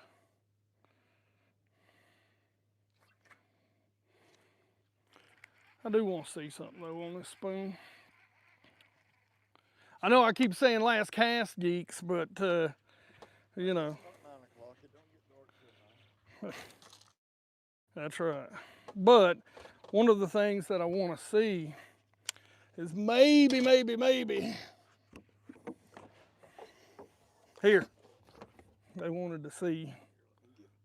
Talk to him for a minute while I just kind of stretch. Okay, yeah. All right. First off, so here's the inside. There's my battery and my charger for Ionic. That's my forward facing. I've got one in perspective mode, which I broke the mount off, so I have to get a new mount. It's just laying on the front deck up there. That's the forward. So we got to get things changed out. I'm working with Evolution now, and they make them really, really good. So you'll see that change out. We'll change some of this stuff out. But right now, I'm looking for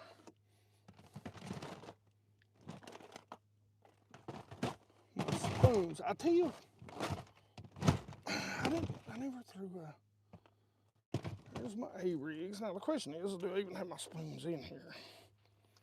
That'd be a good question. Oh, wait, chicken spoons. Oh, dang it.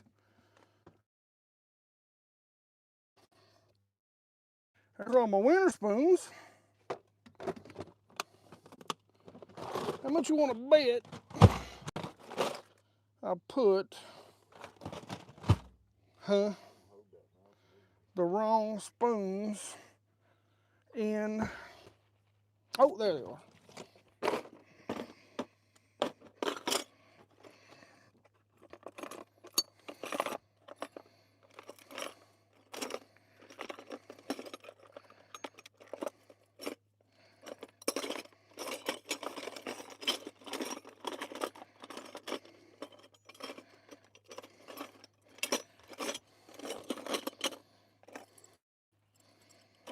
Anyhow,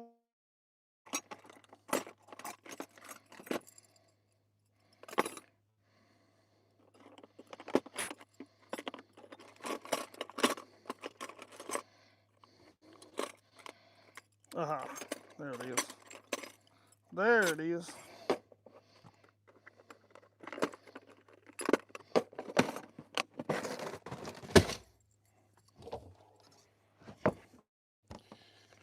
All right. We'll put this little smaller, or well, about the same size spoon on from his fork spoon from Nichols. And we'll see if maybe it will get a bite. And then I swear we will spot.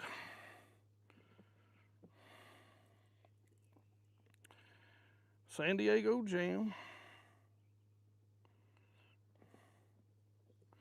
I will tell you, I like my pit seam knot, that little simple knot that I've showed you geeks. But I only use it for lighter baits. Okay. We'll throw this one more time, then we're leaving. Whoo!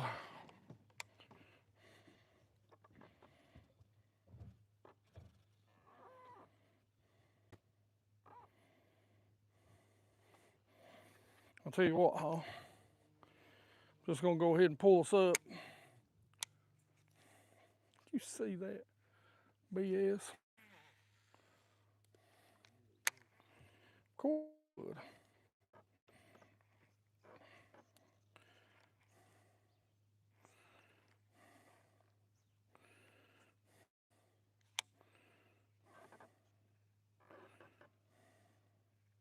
They're loading out through there now, though. So they're coming to the bank at this point.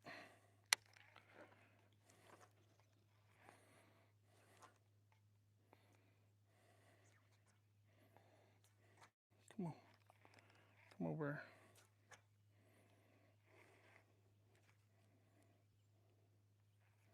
here. You see them? I run them. They didn't want nothing to do with that. Be some crap eye. There we go.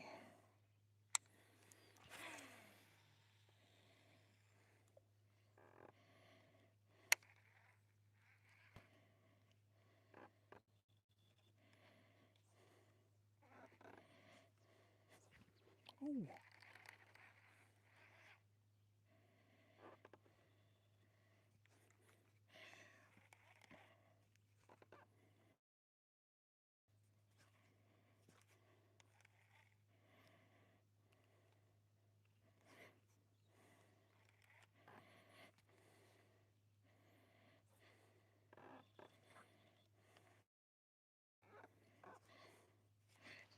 Oh.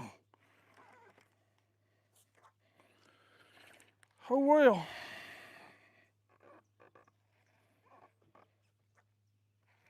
All right.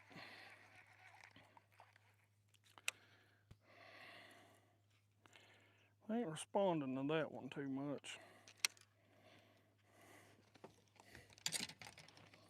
Last chance for romance, boys. Then we are going to change spots.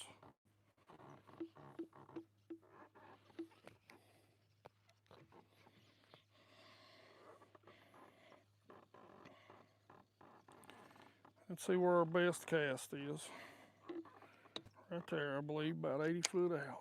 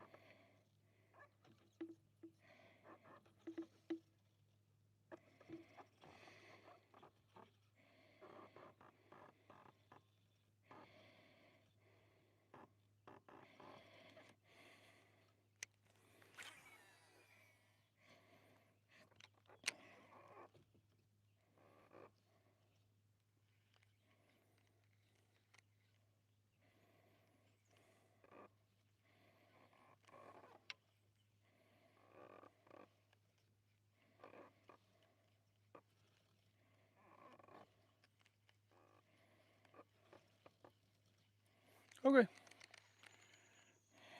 They're too stubborn.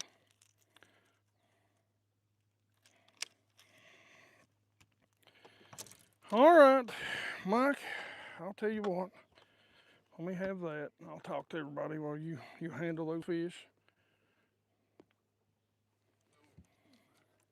You can unplug that, it make it easier. Yeah, here, I got you. There we go. I'll plug that thing up right now. Gotcha. Check that battery. I don't know what it is. This one done spit his thing. All right, geeks. So, pretty productive morning first thing this morning. We had quite a bit of fun. Mike's throwing them back. Yeah, go ahead. And we're going to, you can see him. Whee! All right, anyway. So, let's see. Right now would be the time for any, oh, no, I'm about to close you out here.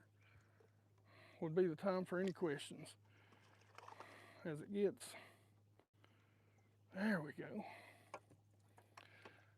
Yeah, I'm hoping we're going to get to do this a lot more. Like we're going to get to do a lot more on the water stuff.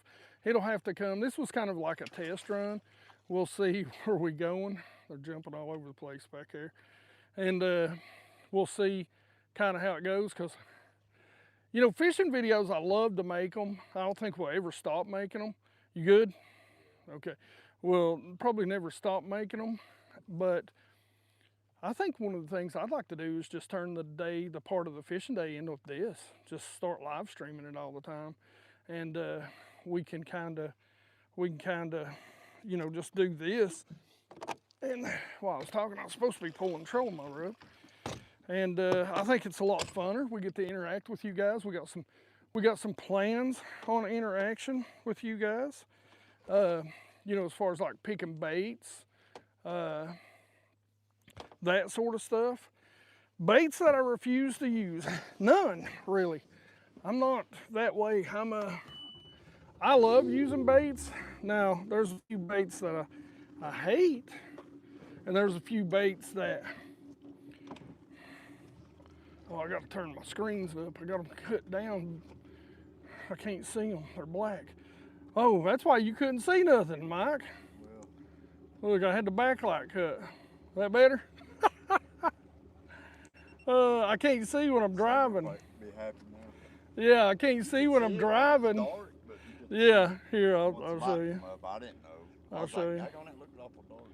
There you go. See, you'll see much better now. It'll still be a little bit of a glare, but see, what's happening is you hit your power, and I know you can't see. Here's the backlight, but there you go. So then we'll go to one, and here, I'll show you a little something. Yeah, I'll clean it here in a second. So you see some bass right there. I'll show you a little something here. So what we were fishing for, you can see some smaller bass right there. I think the screen itself is, there we go. I'll show you. I'll graph over these if I can. Yeah, much better, much better. Streams. Yeah. I was asking them earlier if they wanted it that way. So there's some smaller bass chasing a little ball of shad. So what we're gonna do, what you got is you got an S-turn right here. So the creek channel comes around backside of that point, comes all the way down, swings in behind this point, comes back out, runs right over against that bank where we were sitting at. And so what I'm gonna do is I'm gonna show you some stuff. There's some bass. Okay, there's some bass. Here we're coming up on this point right here. So it gets shallow. You see the shallow point coming up. There's some stumps right there. A lot of rock right there. Some bass hanging off of it. Shad. A few little bass. So I don't know if you can see it right there, but we're going to come up really shallow over here on this point because again, this point comes way down through there. And what we'll do is I will show you the bass we've been fishing for all morning. We caught 5. Not happy with that last little dink, but you know, hey man, we're so what I do is I come in real close. The creek channel's running from right around there.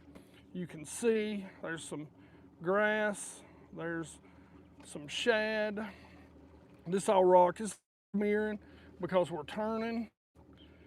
And then you start seeing, again, grass on the back side of the point, the creek channel. There's some bass right there. There's some bass up in the grass. There's a dot. Here's some dots up here. Let me cut this down a little bit. There's your creek channel. You'll see it running through the other side. Or that's your road bed, I'm sorry. Road bed, see the hard edge?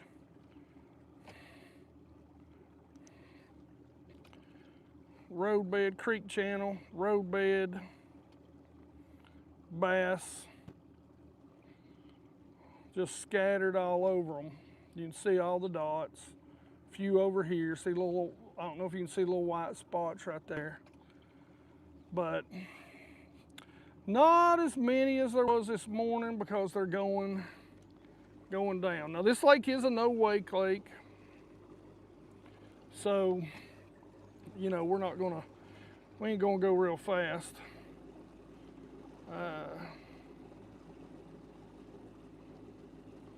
But still got 18, hey, 25. Like I said, I know this is middle of the week.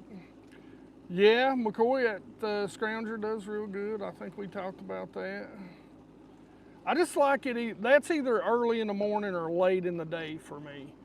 Those heavy vibration baits are, I think, can be a little too much for this lake unless you're fishing it over cover, you know, some of these lay downs, that sort of stuff. Like I said, we're high pressure, man. They ain't a thing in the sky. Now, when we were out here the other day, here's something. You know, I heard a guy from Berkeley on, let's see, Debo and, oh gosh, what's his name? I love him to death. We hung out at ICAST last year. What's his name, Darren? Is his name Darren? Oh, what's his channel? Kayak something? Anyway, I can't remember. He's a great guy. Like him a lot. Wendell fishing, that's right. I don't know where I got Darren from. Either, but I was like, wait a minute. Is that his first name? Wendell. Is his last name Wendell? I think so. Maybe, I don't remember. Anyway, That's sad. If you watch this, Wendell, I'm sorry. I'm so sorry. Yeah, it's Wendell fishing. But I'm awful with names. I mean, I constantly get my own daughter's name wrong a lot of the time. Great channel. Yeah, great guy, great channel for you kayakers. Yeah, Saber Outdoors too. Shout out, go subscribe to him. He does a lot of fun stuff. A lot of fun. But anyway, so where was I even going with that? I've done forgot what the hell I was saying. Yeah, me neither. I don't know. What was I saying? What was I saying, guys? So, anyway, well, we're going down here and check this other spot. This guy ain't down here, so maybe he went down here and blew this spot up. We'll see what's going on. There's a huge stump on the side of a creek channel, and they'll stack on it. Almost everybody thinks they're crappy, so a lot of times they won't fish for them. But, man, I've caught some big old bags out of this spot right here. So, pretty fun. Pretty good stuff. A lot of times what I'll do is I'll bounce back and forth. There's another spot on down the lake.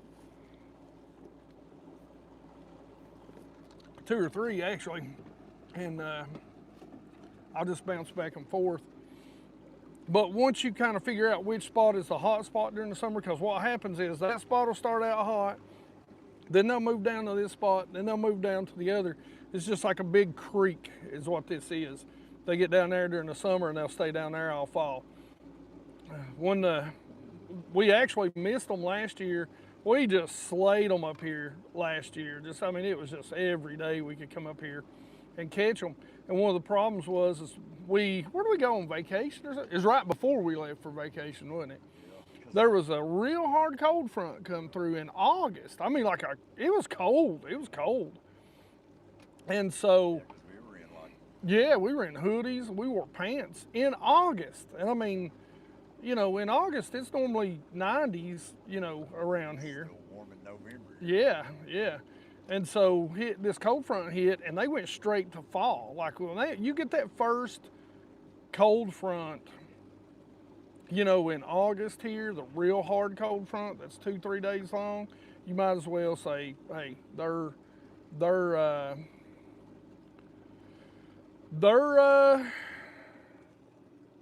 gonna move. They're gonna start moving to their fall spots now. Here, let me turn this around. Let's see if we see anything here. So, I'm gonna try and get over. So you got a few right here. Creek channels right over here beside of us. There's a roadbed and a big long point. There we go. So we got some right there. I don't know if I'm gonna hit my, you can see the creek channel over there. Actually, that's a ditch. It runs out of that little holler. And so I'll back up here. This was actually the first spot. You can see my little stump down there. Now that probably actually is crappie or small bass right there. There we go. There's some right there. I think I'm gonna miss my stump. Nope, there's my stump. See all that? I'll show you a little something. All that is the stump. All that. That's just a stick up. That is all stump. It is literally probably the size of my casting deck up here. It's probably that big. So you can see some. I'll show you. We'll pull around here and I'll kind of show you what this tree looks like. Is that dude? Oh, he's gonna be mad at me. Hey, he's over there. I'm spinning around. I don't know what you're doing. Looks like he's putting stuff up anyway. So there's a big old tree right there. You can see right here. Tree. So there's some bass over there. That's good. They're sitting over on my long point, which is always good for that underspin bite. All right, I'm gonna give it back to Mike. I'm gonna get up and we're gonna make a few casts at some things. Oh.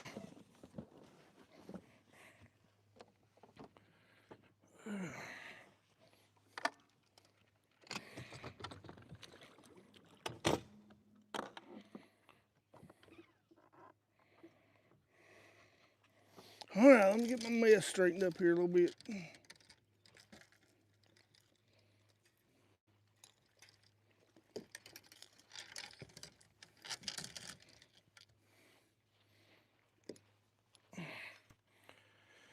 Uh-oh.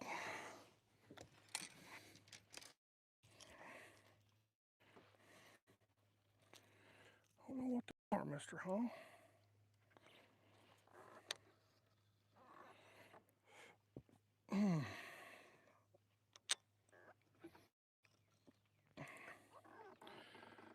So one of the things that any of you guys should look for, no matter what lake you're on, is stuff like here. One of the things everybody tells you to go look on main lake, but if you've got a deeper lake or deeper creek, when those channels, when that current comes down, it'll wash hard spots out right there. And those bass love hard spots. Now listen, they love wood too.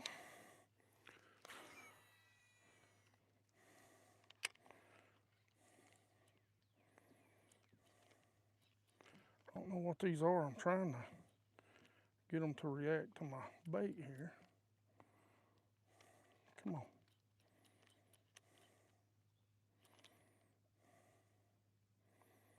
That's got to be bass.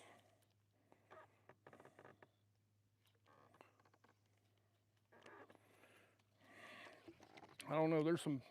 Do what? Oh, I'm throwing my Viva. Yeah. So this has been the deadly bait the past few times. But I think we've only got one on it today, so it's by catch. You can just do so many things. You can work it like a karashi. You can walk it, you can pop it, you can work it subsurface. So it's, you know, just a lot of stuff you can do with it. Those bass did not react to it though. So what I'm gonna do is I'm gonna work right here, but what happens is a lot of times when you have these hard channel swings, what will happen, the current will come down and it'll wash, keep a hard spot wall. On top of that hard spot over there is that big stump. And so now you got a channel ledge with a hard spot. You've got deep wood right here. We're in 21 foot, you know, this close to the bank. Actually, we're in 20 foot right now, this close to the bank. You know, show them that, Mike, how close we are over there. And so we're in 20 foot right here. And what ends up happening is you get this hard spot. They'll stack up out here as this channel swing comes down, it hits. You got this bank, it's steep. This is basically what I call, or what you'd consider a bluff. So in the evenings they'll pull up, they're close to deep water, and they can just pull right out here where this shad is, and they'll start feeding. That point comes out, there's a road bed comes off of it, which they'll stack up off the steep ledge of that too. So, but right now we're gonna see if maybe we can see if they're set up maybe to catch a little topwater.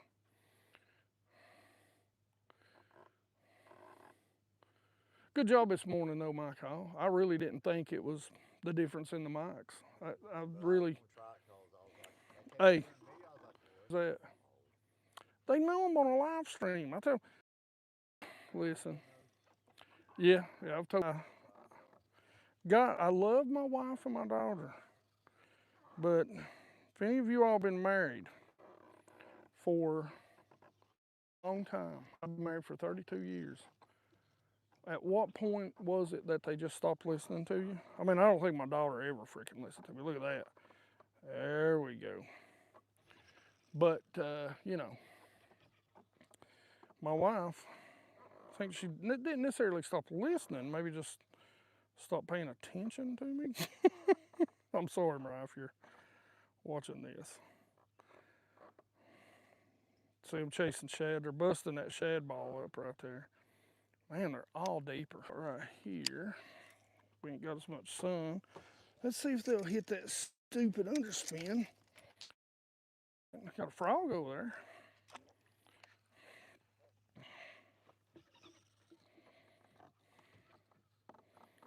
Had several bites on the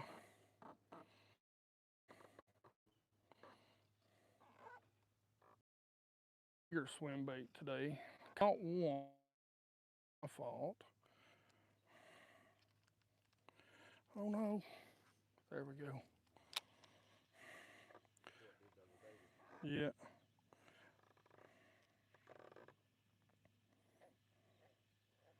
If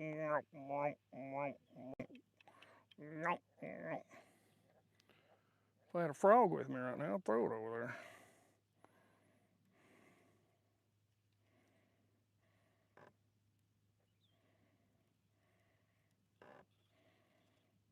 Gosh, there's a bunch over here.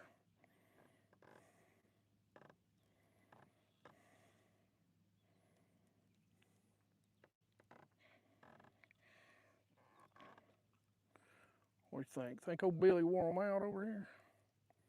They popping on out there. I might have been a little too deep right there. I ain't gonna pull it up yet because I've seen them come and hit me right at the boat right here. All right, I know I got my pearl melon tied on. Neighbor says, what sort of frog do you like? He says, I like the spro clap. You know, man, clear lakes, 90% of the time, I'm gonna throw a walking or a popping frog. Now, I will tell you this. That is one of those things that I don't get to do as much as I'd like to anymore. Or I don't do as much as I should, is especially like in the mornings coming up and just skipping a frog in and over brush piles. Not a popping frog, just a frog. It's so, it can be so good. There's a couple of big ones out here. I just wish they'd pay me some attention. Love me, bass, love me. They're deep eating that shad. That itty bitty shad, look at that. Which, that tells me 100% that those shad fry are out here. Don't really bottom, but they're not. They're not up high right here.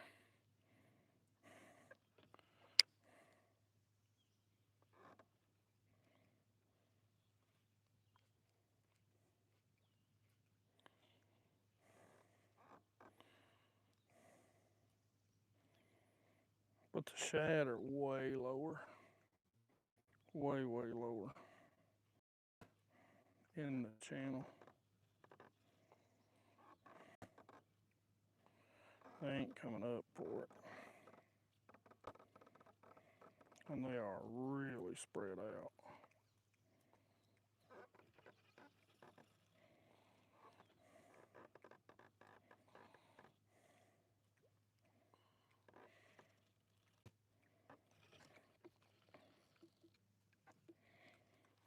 Really spread out.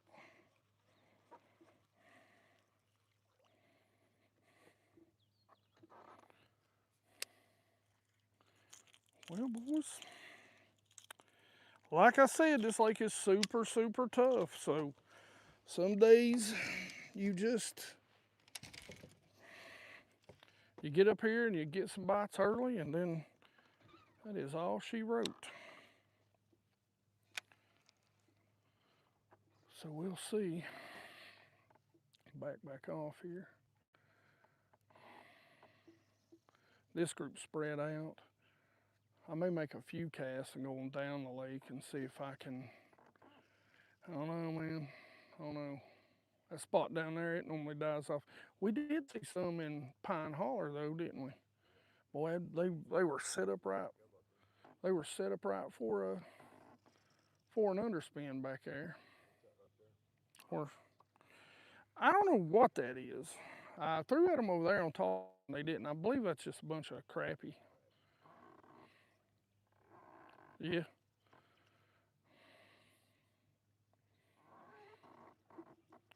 But they didn't even respond and they were up shallow. So a lot of times those crappie, could be big bluegill too. Could be big gizzard shad. There's some big old gizzard shad in here. They just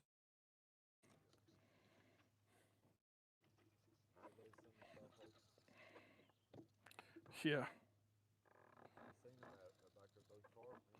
Yep. Dark too, wouldn't they? That's what made that fall when they were just coming up, popping everywhere. That's what that is. They're just, and that's kind of what I thought it was too. They're not huge. I mean, there's some big ones in here, but for sure they're not huge. But I mean, they're, I don't know, probably what, 6 inches? Some of them.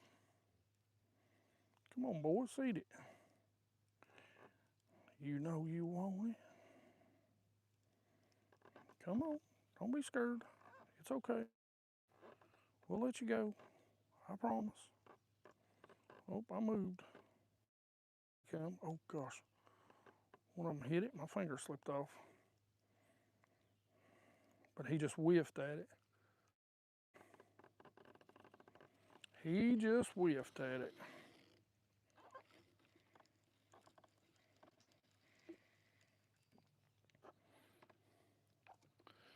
So one of the things, what will happen, and when you fish a swim bait,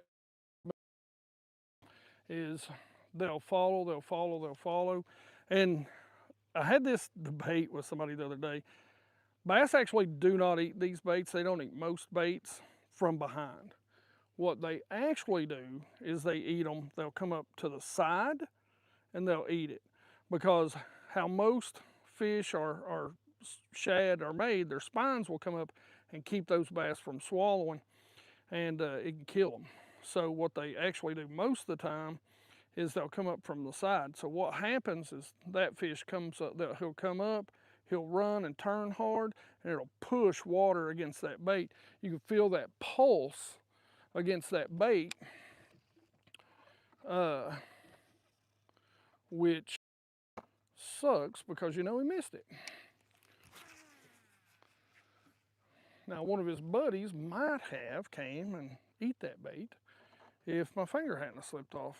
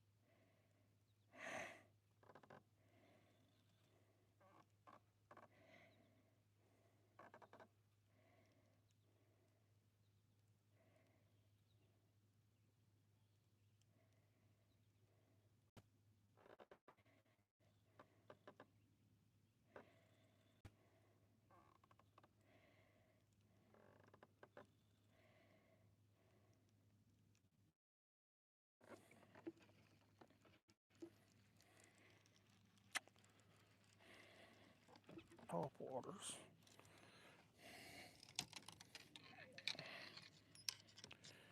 Like I said, this lake can be brutal. They get keyed in on that shad, man. Keyed in on it.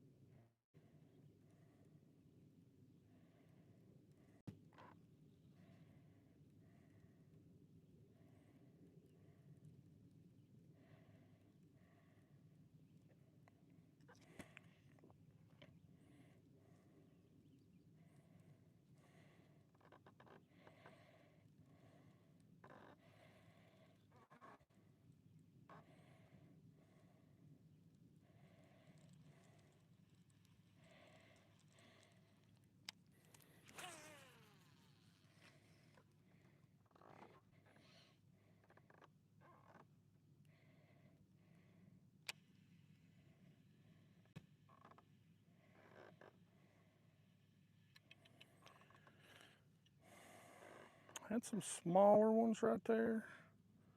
No followers.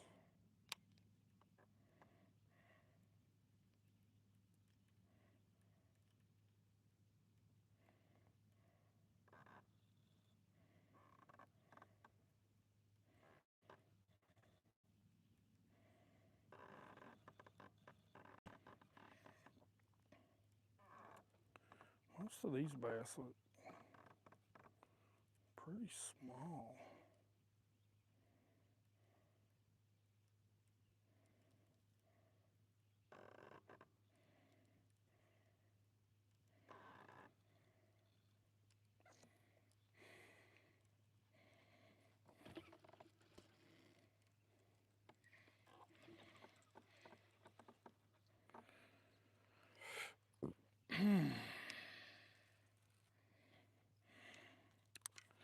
Gets tough. It's about that time, though. About that time for a Coke and some questions. Let's try the old catch. We're gonna spin around. I'm gonna throw it that point over there a little bit. I noticed they were busting. They'll push all up. They'll spread all out on this. So sometimes it's just easier to move to them. See that shad right there? They're eating on that shad. They got that shad in their face. They're harder to call up. They're not just hanging there waiting for a bait to come.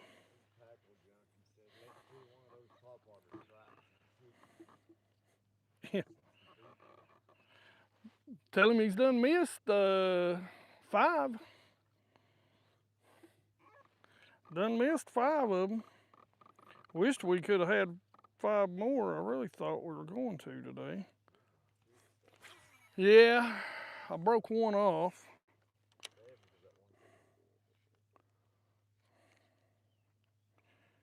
Yeah. Come on, guys. Come on up here and eat that.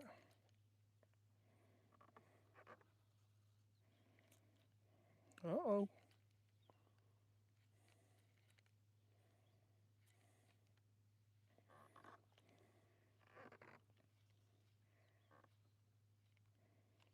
Come on, come on.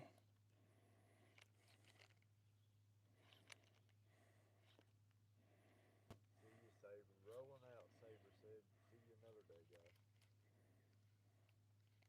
See you, brother. Good to talk to you.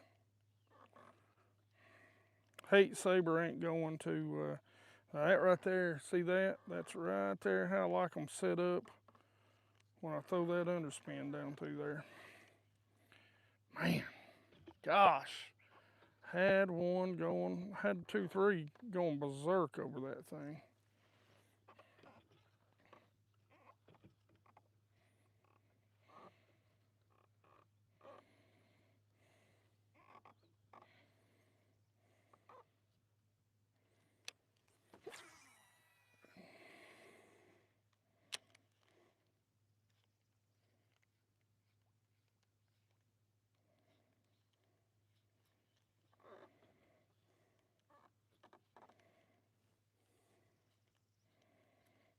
Look at all of them right there.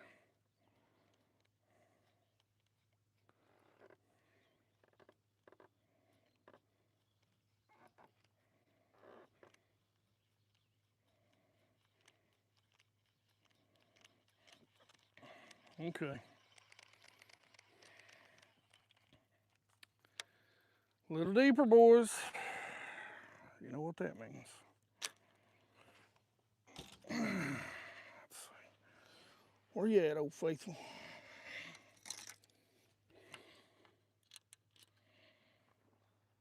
Golly, what a carp jumping over there.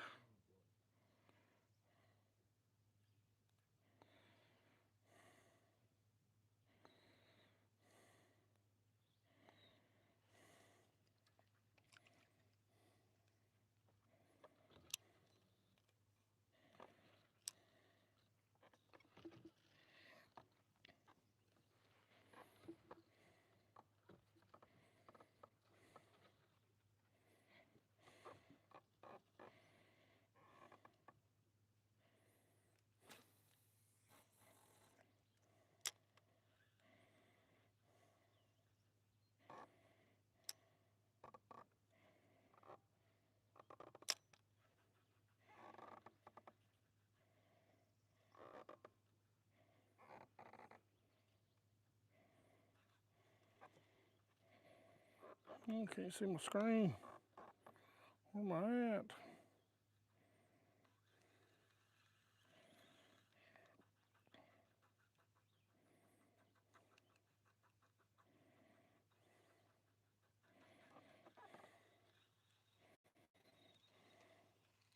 Got some feeding on them shad over there. Let's see if I can get to them. Oh, gonna be. There we go.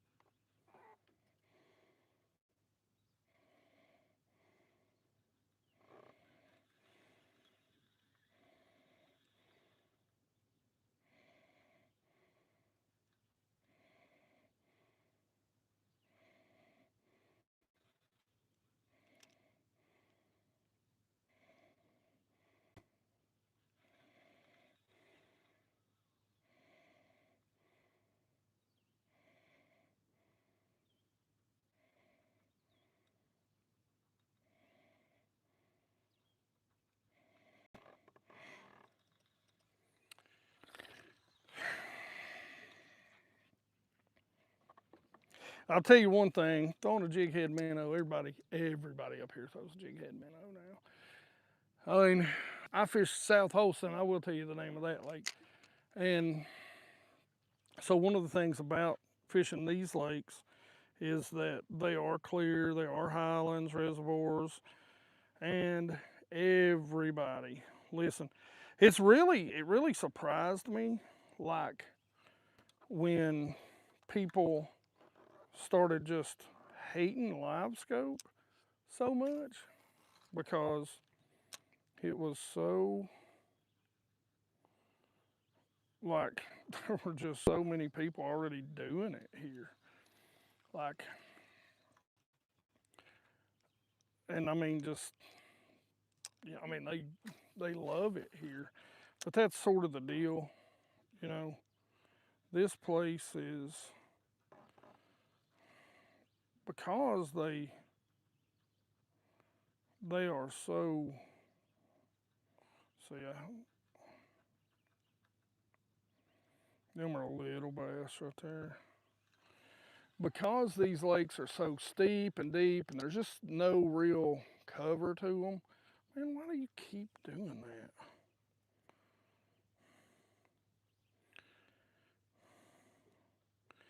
It can be so hard.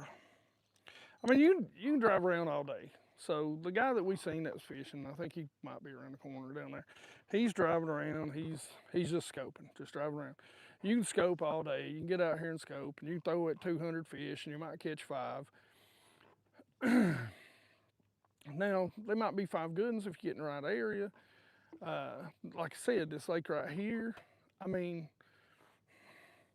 last 3 years, my 4 and 5 pounders, the best fish we've caught, and that's been peak seasons, fall and spring. No. Now, used to, when I could come out here, I could, yeah, it's a good one. Now, and again, you know, if you fish at nights and you throw big swim baits and stuff like that, here, I always say, I've not seen pictures or anybody that showed us we've, they got anything bigger than a 4. I've heard a lot of stories, but my, and you all tell me how you feel about this. I'm literally gonna pull over here and park for a second, get in the shade, cool down, have a drink, and we'll talk. And that's right. If they ain't no picture, it didn't happen. Say, yeah, man, yeah, you know, I know you probably owe him a beer, so he'll be like, yeah, thanks for that at the boat ramp. And I'll tell you right now, these bass right here on this lake, I mean, I've caught one that I would have swore was a 7 and ended up being just like 5.5. I mean, yeah. I mean, it's, you know, it'll blow you away.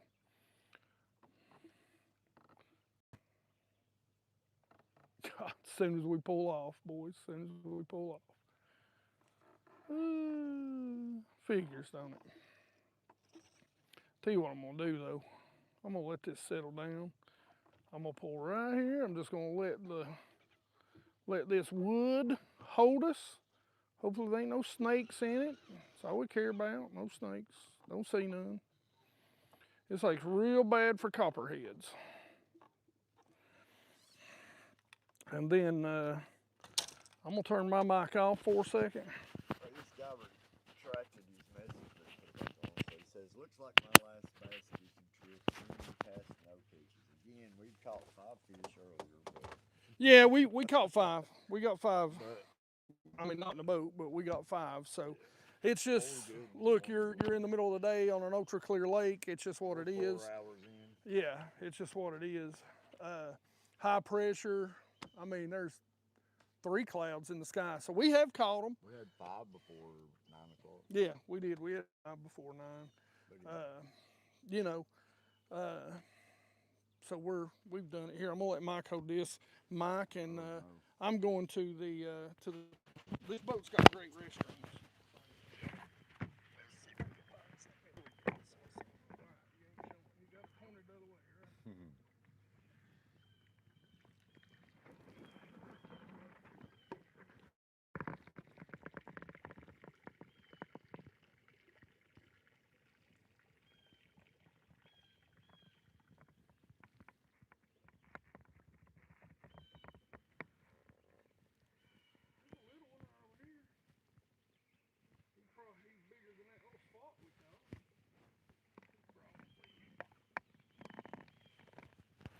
8-10 inches. All right. Who's down for a fat boy lunch? How many we got in here, Mike?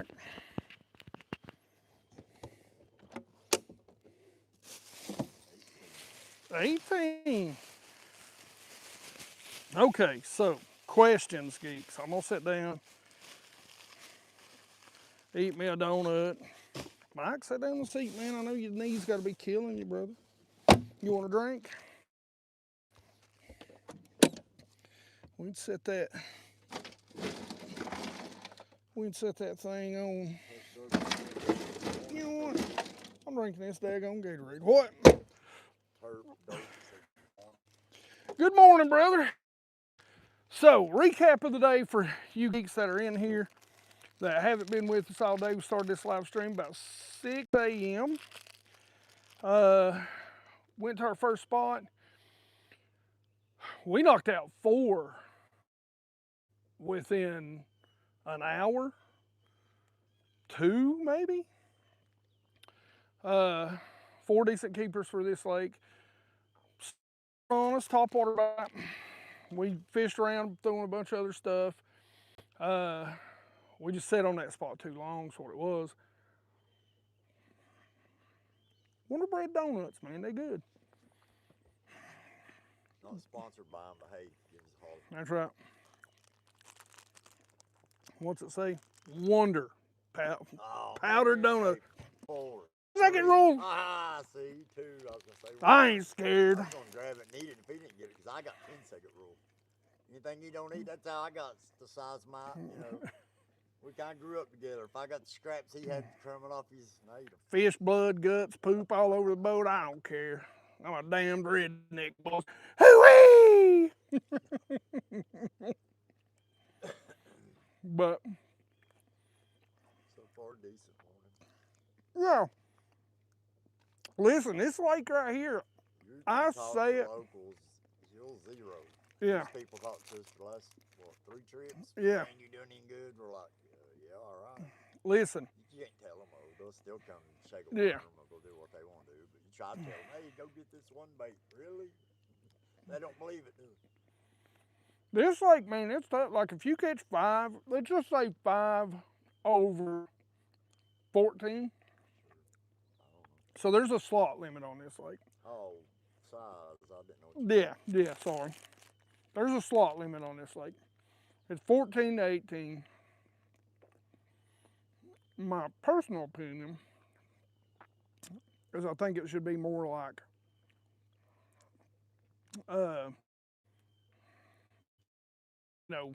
16 to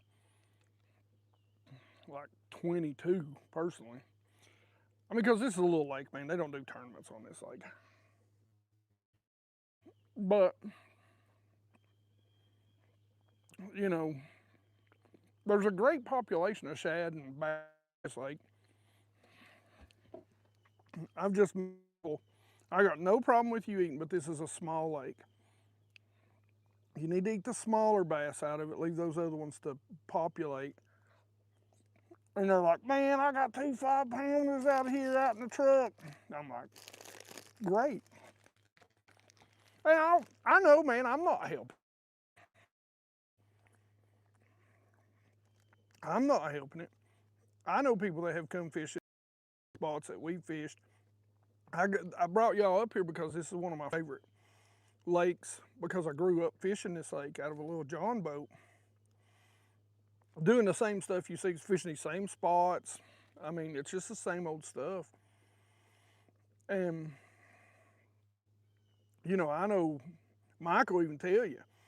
I mean, he's been with me well before YouTube. And again, I'm not saying not to do it.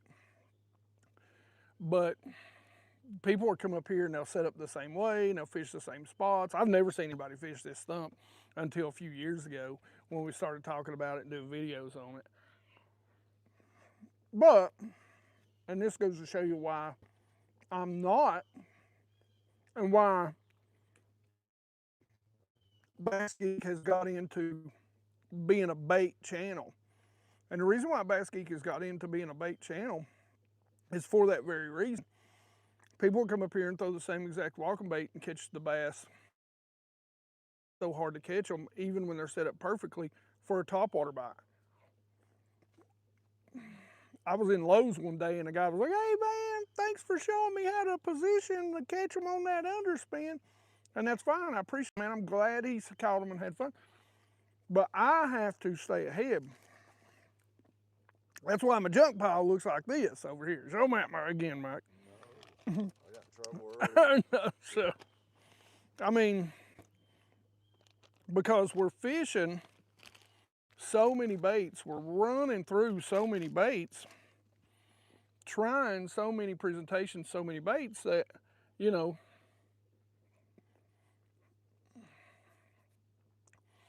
I seen a guy, shout out to Brian Basscast and Trevor and Thomas. We got a little deal where we, you know, a little group chat. We all do the Basscast Radio, by the way, podcast. We talk about things. A lot of you might be pissed off because I give my opinion on things there. We don't do it here. It's just all about fishing. But the thing of it is I seen a guy and he was talking about fishing Guntersville. And he was like, well, the bass fishing's getting so much tougher and these schools used to be out there. Well, listen, man, I fished Tennessee River forever and a day in Douglas and this, like, it ain't forward-facing sonar, it's the amount of pressure. I mean, talk to anybody that's fishing those ledges and those schools that everybody used to pull, you know, 40-pound bags down in Chattanooga on Chickamauga. Man, they're there, they're just not biting, or they're moved around. You know, that's the deal. Lakes change. If you don't change, that's your fault, man. It ain't. You can't blame the technology. I mean, look, I'm throwing the same two stupid swim baits. I've got 2 bites and 1 catch on it. When I used to come up here and throw it and put 20-pound bags in this lake together. I threw that pearl melon. I think that's the first 3 fish we caught today, wasn't it, Mike? The 3 bigger fish was on that pearl melon head and walker. I sat right here on this spot, and I've got 2 videos to prove it, where we put down sacks together on this spot. They won't barely hit it no more. It's because everybody comes out here and they catch fish on it. That's cool. I'm not complaining about that.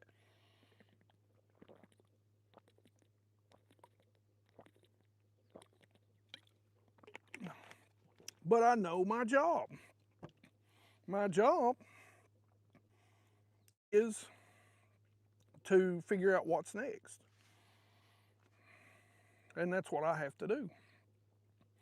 I think that's a lot of the stuff where people complain, you know, that it's just, I've experienced all that stuff before forward-facing sonar, you know, fishing these lakes, these smaller lakes that I like to fish during the summertime, these really ultra high up in the mountains lakes, you know, P and F and a couple other smaller ones, you know. I mean, that's just kind of how it is. I can go over to, we caught 20 pounds on an A-rig in the spring in one creek on South Holston. They won't touch an A-rig over there now this year, Mike. I mean, we caught some on it, but we weren't catching the size that we were. Yeah, but you also go up that creek and there's like 3 or 4 boats now throwing A-rigs. A-rigs. You've never seen nobody in the creek for one thing. Yeah. Now when you do see them, they're throwing the same exact stuff. So as a creator, you have to be ready for that. Like, people are going to fish your stuff. They're going to fish exactly what you do. And that's okay. That's what you want to happen as a creator.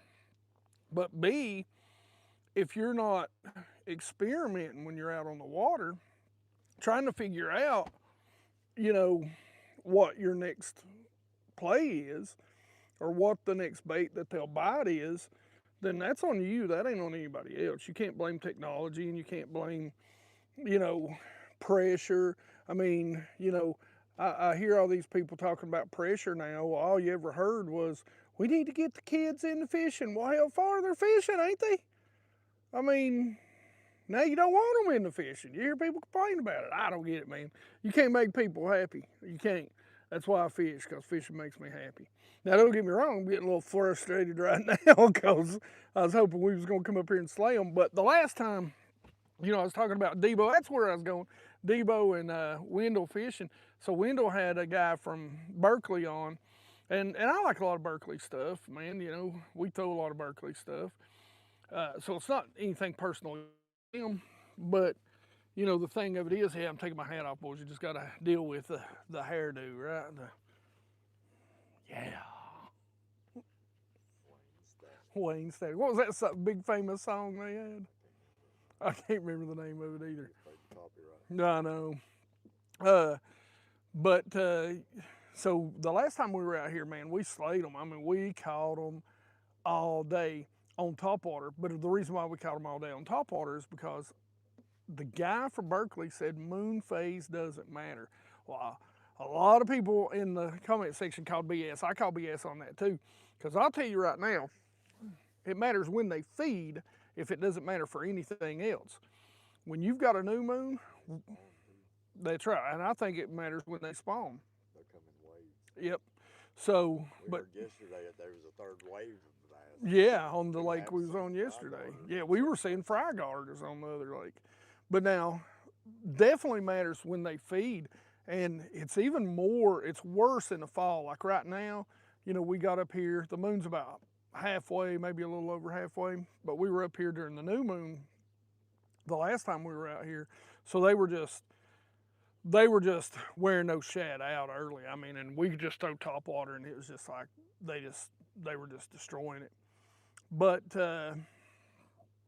today it's not quite been that deal. They're feeding earlier, so there's a little more moonlight, and the more moonlight, and the more moonlight, and the more moonlight you get as we move closer and closer to that full moon, what ends up happening, they'll feed more and more and more at night because these bass that we're targeting really key on shad.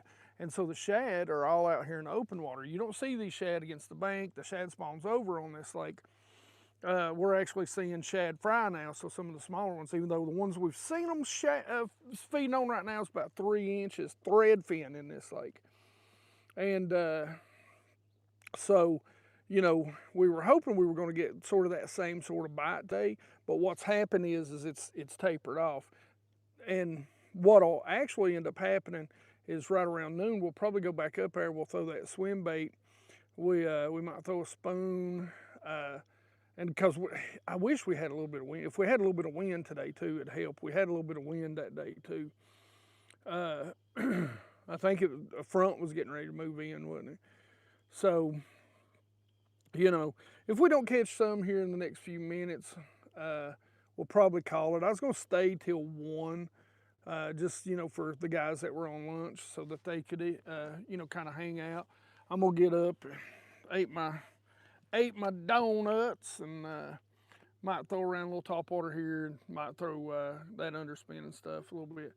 Probably ought to tie spy bait on. But again, hard baits, I'm telling you, ultra clear water. This lake is, just to kind of recap again today, we had 5 in the boat on our first stop. We kind of hole set a little too long. There was another guy that kind of come around, and you could tell, man, he was chomping at the bits to get in that hole. And we'd already caught 5, so I wasn't going to leave, and he kind of lingered in the area. Ain't nothing wrong with that, but I got there first come, first serve. I wouldn't move in on him. So he come on down here, and he scoped around some. But I would have gave that about 30 minutes, and if they had stopped biting, I would have come down here. Because they know you're there. You hit them. Once I've caught 5 out of that school, they know you're there. But 62, 64 this morning. Water temp was 75.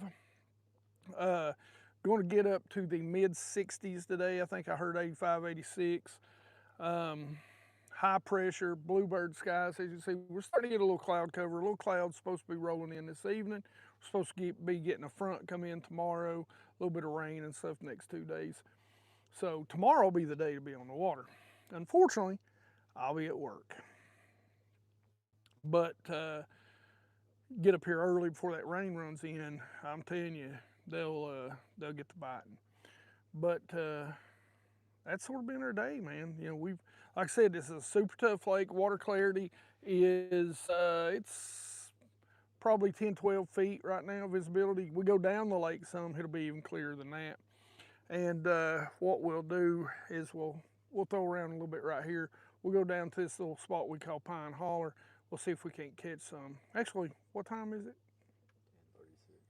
10:36. Man, I just can't believe they ain't on my underspin right now. It a couple times right here, maybe see if they're over on the TopWater, and then we're gonna go down and check that other spot. And then we might finish the day on the spot we started. Throwing some bottom bouncing baits and really slow rolling some baits on the bottom of that ledge. They should be down there. And powder donuts, it looks like I've been doing cocaine up here.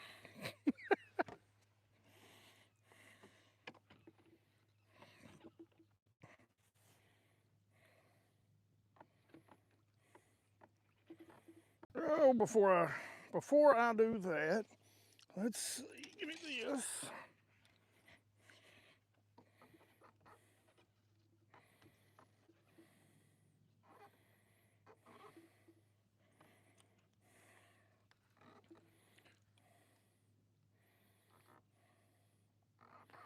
I have caught some absolute stinking monsters off this point, throwing this underspin at times. This rod needs, I'm casting all the way down to the backing on it.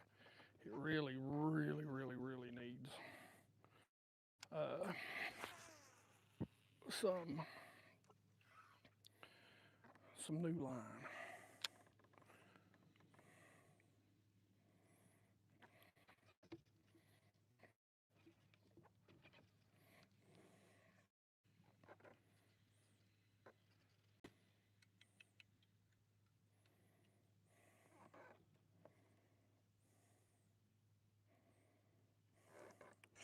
Tell you what, I come up here one day and I was fishing this spot, and it had been a crazy day. I'd fished a spot that's on down the lake, got here real early, kind of like we did this morning. It was, you know, just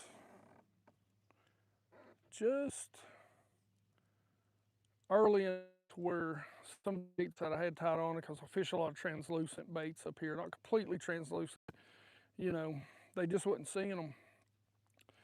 So I picked up a spoon and I was reeling it. So I'd throw out there, let it get down so far, pick it up and start reeling. And the thing about it is they were hitting it over and over and over and over again. But the problem was they wasn't eating it. So I used it to kind of get them fired up.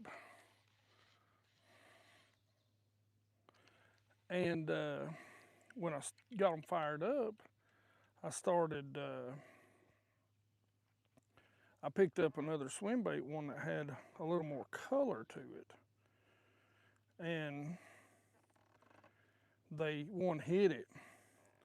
Well, the problem was I couldn't see into the water of if he was coming up, so I left too much line out. And of course, I went to boat hopping, and when I did boat hop him, he completely went over the boat.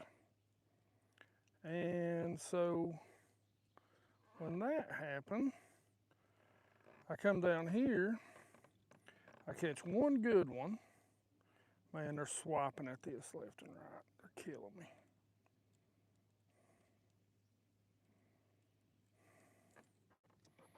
I'm a little close. They're killing me. But I come up here and I was sitting right over there and I made that cast that I just made. Had a good, I mean, he was a 4. He might even been a 5 hit, and just got him right to the boat. Done exactly what I said not to do this morning about playing these bass when you're throwing these swim baits with these bigger heads. This is a 1/2 ounce head, good hook on it, good mustad hook on it. This is a edge head underspin, and got him right to the boat, and he come up, and I thought, oh, I'll just kind of bring him back a little farther. Nope, come up, shook his head, bait comes flying by my head, of course. So, huge mistake. Huge mistake.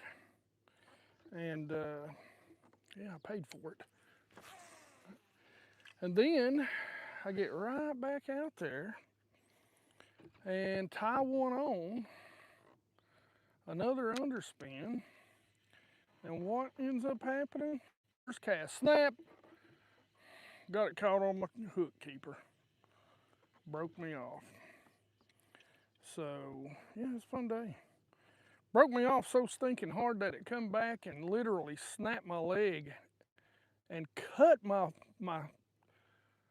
calf. I've never had that happen before. Never had it happen since.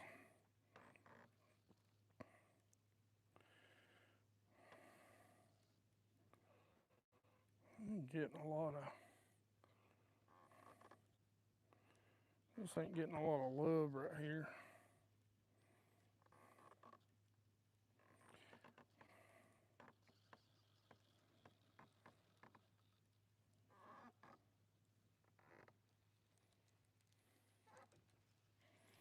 All right. We'll move over here.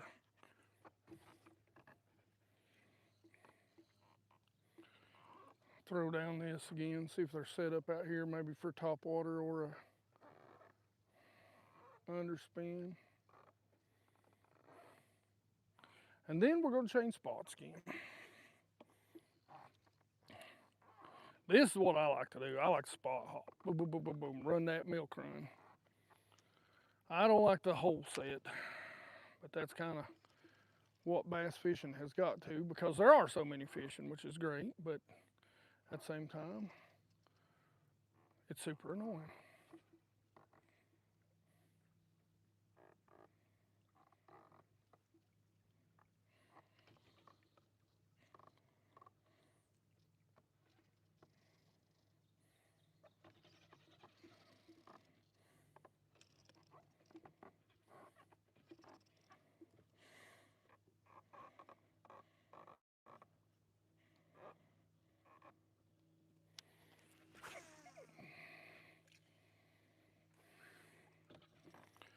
So what I'm doing, the reason why I'm moonshotting these casts, I'm trying to get this out there as far as I can get it, past these schools, or past this school, which this isn't a great school. They're definitely not set up here. I'm glad we didn't leave that spot to come down here this morning. They are definitely not set up the way I would like here. And what that means basically is there's just not enough competition yet.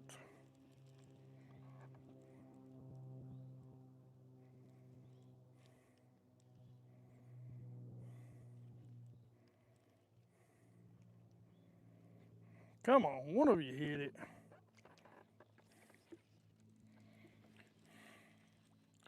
I'll tell you something, Mike, that I haven't done for those deeper fish. I haven't put my Strike King caffeine shad back on. You know it? I haven't put my caffeine shad back on with my belly weight. Yeah. Yeah. I was looking to see, there's some right out there. I'm gonna try and ease up on them.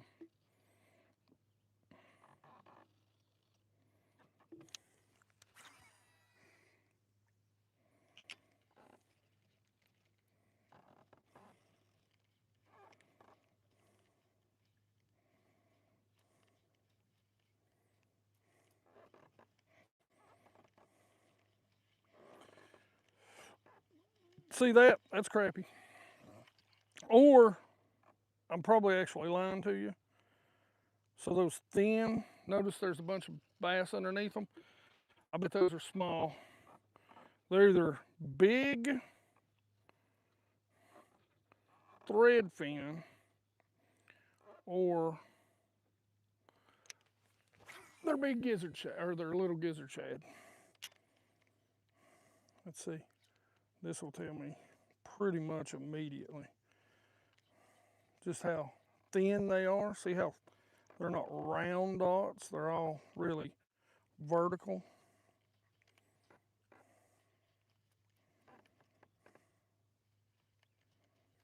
Let's see, they're not reacting at all.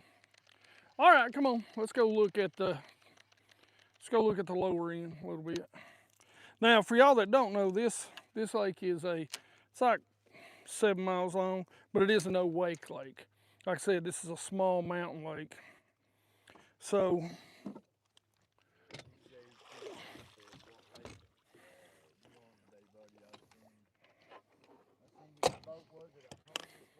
my way to work. I drive by your house on the way to work in the morning and look to see if you're out fishing.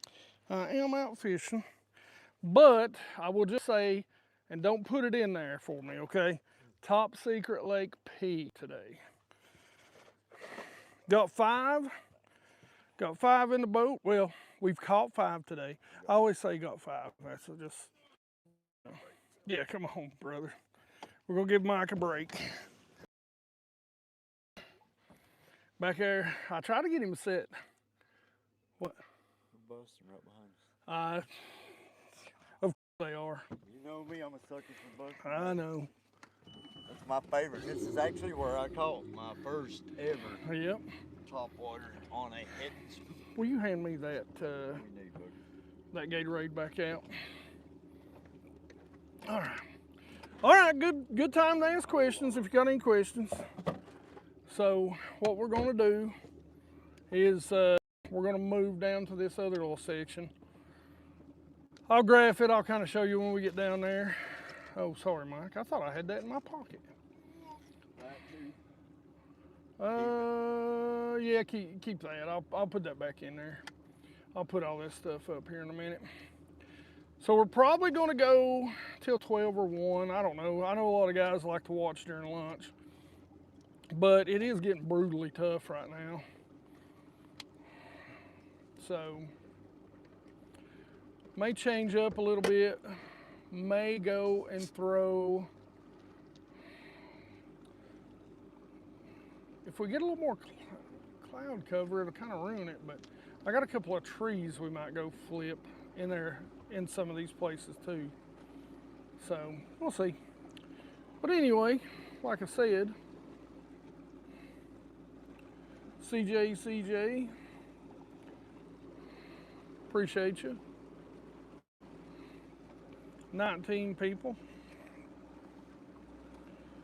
But we're going to roll on down to this other spot and see what we're going to. Pretty close. I just stayed with that one when you got up. Do I have a big fish lake? What's your definition of big fish?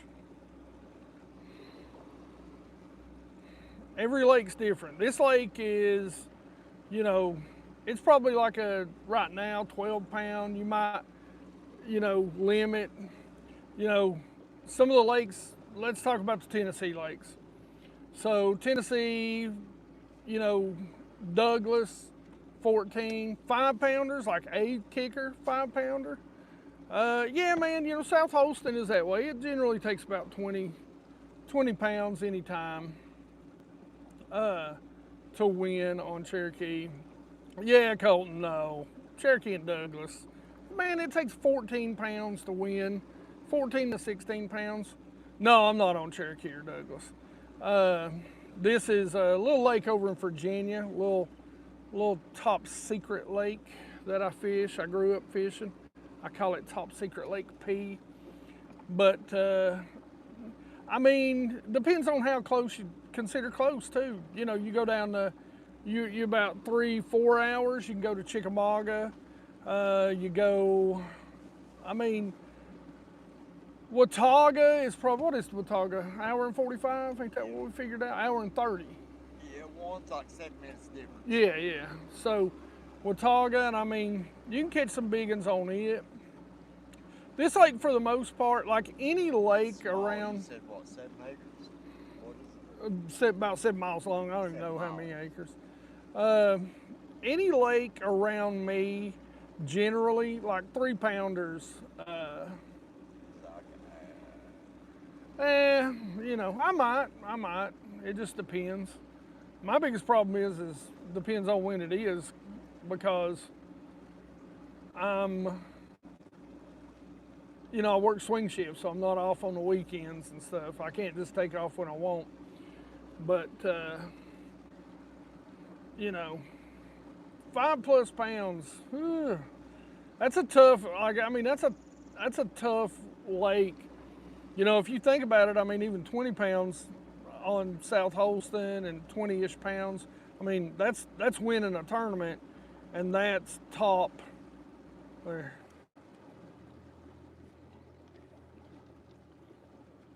Busting right out in front of us, and that's a top. That's winning the tournament. About any time around here, like if you catch a 3-pound average. If you catch a 3-pound average, a bass on about any lake you go to, you're going to see, you're going to finish top 5, top 10 on most days, and that's the big tournaments. We're not talking about, you know, your weekend rodeos or anything like that. So, I might. That'd be fun. I'd have to see where. Oh yeah, hey, check it out.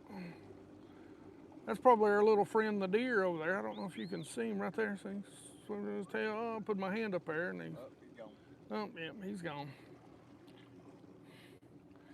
But seen bear here. yeah, Wild we've eagles. seen bear. There's a couple of eagles here. This is one of the only lakes that I've ever seen squirrels swim across it. Yeah. So, and they They're do it crazy. regularly. They'll throw nuts at you. They're crazy. They'll get mad at you during the fall, crack Joey at you. Joey's Yeah, Joey knows. And they'll come down and they'll go, then they'll throw nuts. They'll come out on the limbs and get all pissed off at you. So This area is known for wood boogers, guys. So. yeah, this area is known for Bigfoot, by the way. We call them too, tree so. knockers, but Yeah, tree knockers. Joey was with us. He was with us one day and heard a tree knocker. Here, I got to move you around a little bit. I'm gonna try and show you. We're gonna see if we got any bass out here in the middle. Got some shad. Let's see. Let's crank us up just a little bit, because we're a little bit deeper. So what we've got is we got a ditch coming out right there, main channel right there. They come together right out here. And so got a lot of scattered out shad. So what we'll do is we'll kind of come right down to this. There's a rock over there. Creek channel hits about right here, runs to right there, and a lot of times we'll get right there. There's some busting right over here. yeah, baby. Look, double, triple. So That's good. what we do is we set up right here. Again, the creek channel hits this. This is one of the deals where I was telling you earlier. What'll happen, one of the things that'll happen is that this will come, you know, the current will come down, hit it, wash off these hard spots, and you can get out here and catch a few. So hopefully that's what we'll do. We'll get out here and catch a few. So I'm not seeing any bass. Most of the time they'll either be there or over here. I am going to check. There's a couple right there. A lot of times you can get them right here. I'm going to go back there and what we call Pine Holler. Interesting little story about this. I really learned a lot about current that day. There's some out here to that side right where they were busting, some pretty good dots. Oh yeah, there's a bunch. You can see them right here, you can see them up there. But interesting little story about this spot. Man, it looks like them logs have fell out there even farther, don't it? interesting story about that little holler right there is that went in here one day. It was tough, you know, tough day. So what ended up happening to us is we pulled up in there and ate a sandwich. As we were coming back, there's a huge school right at the mouth. Well, what happens is the current comes down from there and down from there, comes back, hits the bluff wall behind us, and pushes current back up in here. So we got up in here thinking it was coming back at us, and what ended up happening was we couldn't catch any. They kept hitting it and hitting it and hitting it, but they wouldn't bite. I come up here the next day and I figured it out, and I was like, okay. We kept drifting in on them. Well, that's what told me, hey man, this is the reason why you're drifting in on them is that the current is pushing back up in here. So I set up in it and threw out, whacked them. Brought a buddy up here a little while after that. We've got a video of that out there. It's a little bit older. I don't know, what was it? It might be 6, 7 years old. We come up here, I'm doing the intro and he's sitting there whacking the crap out of them while I'm talking. I can't even do the intro. So throwing that underspin up here. But what I'm doing right now is I'm just pulling in here and you can see a few there, bunch of shad up in here. So that's always a good sign. And so a lot of times what I'll do is I'll get back there, either get against that or I'll cast into this, come out. So I'm just trying not to hit any of that brush right there. I mean, you can still see, I mean, we're pretty close to the bank and we're still in 28, 25, getting a little shallower. So I'm just gonna go around that because they've been sitting there. Another story about this, first Alabama rig I ever threw, I caught a double, not off that one, it's gone now, but off a stick up. So the first bite I ever had on a Alabama rig, yeah, there's a couple in here, was a double smallmouth. There are some smallmouth in this lake, not as many. You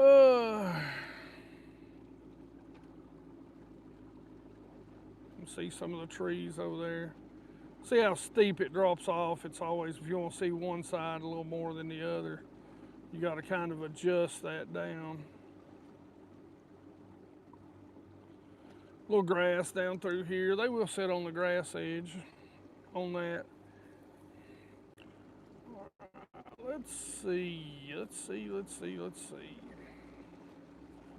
Reckon I ought to check that roadbed, Mike? I don't either.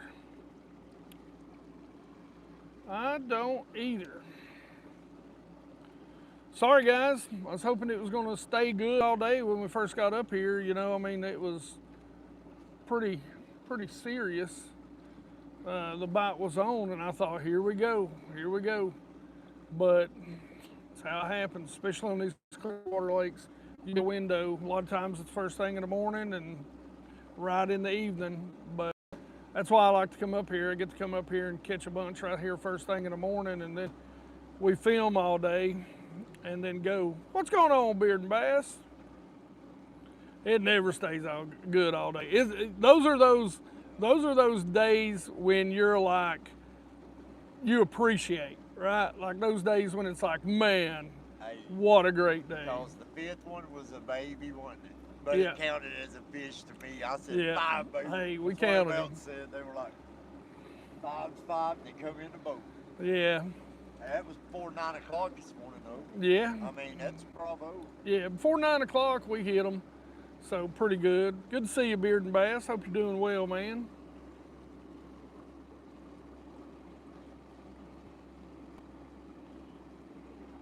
Yeah, I know, man.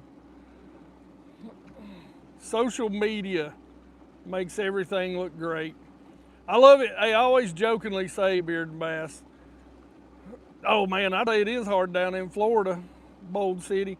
I always say, those guys, they'll get on, they'll be like, well, bass are stupid. Don't throw, you can throw anything and catch them. I'm always like, hey, can you give me the lake and those GPS coordinates? Because I'd like to fish for those stupid bass you fish for. Yeah. Pretty please. Put me on them. So if you guys have got any lakes with the dumbest of all bass, BassGeek.biteme@gmail.com. You can go ahead and send those to me. GPS coordinates, very much appreciated.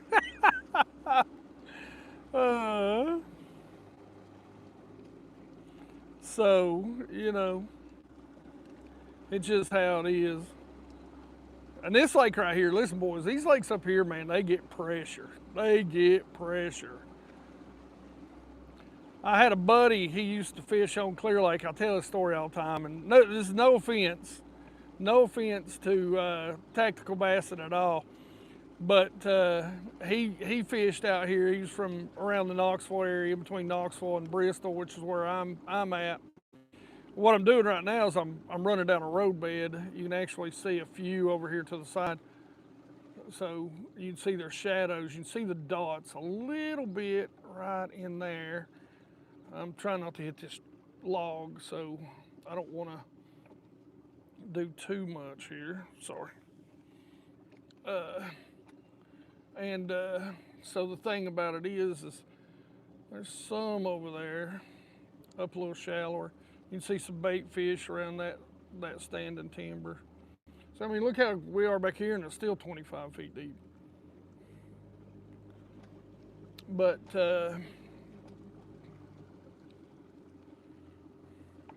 nothing really down through here to write home about. Let's see if they're on the edge of this. So all down through here is roadbed. Roadbed comes all the way up, comes around, goes down. It used to be a community, as there normally is. So right there, that's all. See how fine that is? That is all shad. Now some of that's my weight, but right here around the thing, that's all shad fry. That's one of the things we start to key in on to tell us that these bass are out here for this you know, topwater ledge fishing sort of deal. So right here you can see the upper part where they cut into the bank. That's the roadbed right there. Back on this side is you got the creek channel. So what we're doing is we're just going down, and what we're going to do is we're going to set up out here. We're going to throw this way and come with the current, and then we're going to go up into what I call Pine Holler in there. I don't really know what it's called. There's no maps for this lake except the ones that I make, like that. And we're going to throw at them, man, in the fall. I wreck them on that tree. There's your roadbed right there. You can see it. I wreck them on that tree in the deep. But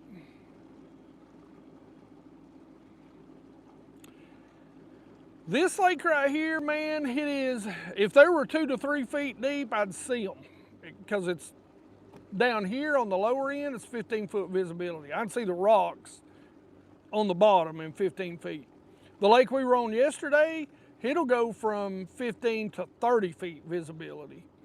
So the only time you get to fish that shallow here is in the spring. All right, I'm gonna pass it off to Mike. Is in the spring and a little bit in the fall.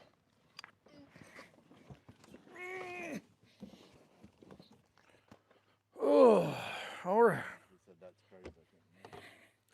It's do what?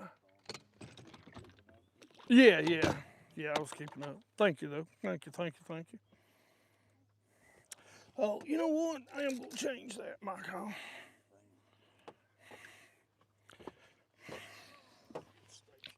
So earlier this morning, I broke one off on this, which I'm a huge fan of the X-Zone. But what I'm going to do, speaking of fishing everything 20 foot deep, even when I fish a fluke, 90% of the time, I got to put a 1/4 ounce belly weight on it to get down to the fish. So one of the flukes that I like, and of course I don't know what I did with the one that I had on this morning. I gotta put all this. No, not the whiplash. I left it on the hook. What'd I do with it? I was moving all this crap around this morning. That right there is something that might be. Well, crap, what did I do with it? It was, dang, gonna run into the rocks.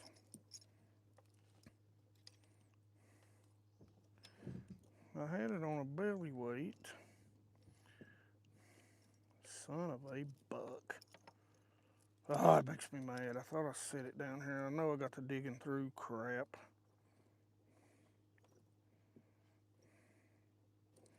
And moved it. Oh, wait. Yeah, close enough. It's got all dirty now. Will you do me a favor? Get me 4-inch, and you put them back up. Shadowlicious, we'll trade.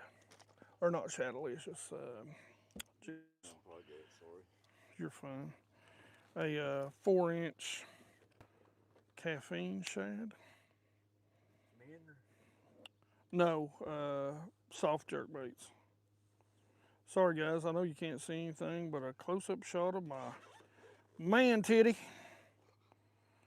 Bear with me here, I'm trying to tie and talk at the same time. Golly, you got a bass busted right here beside the boat.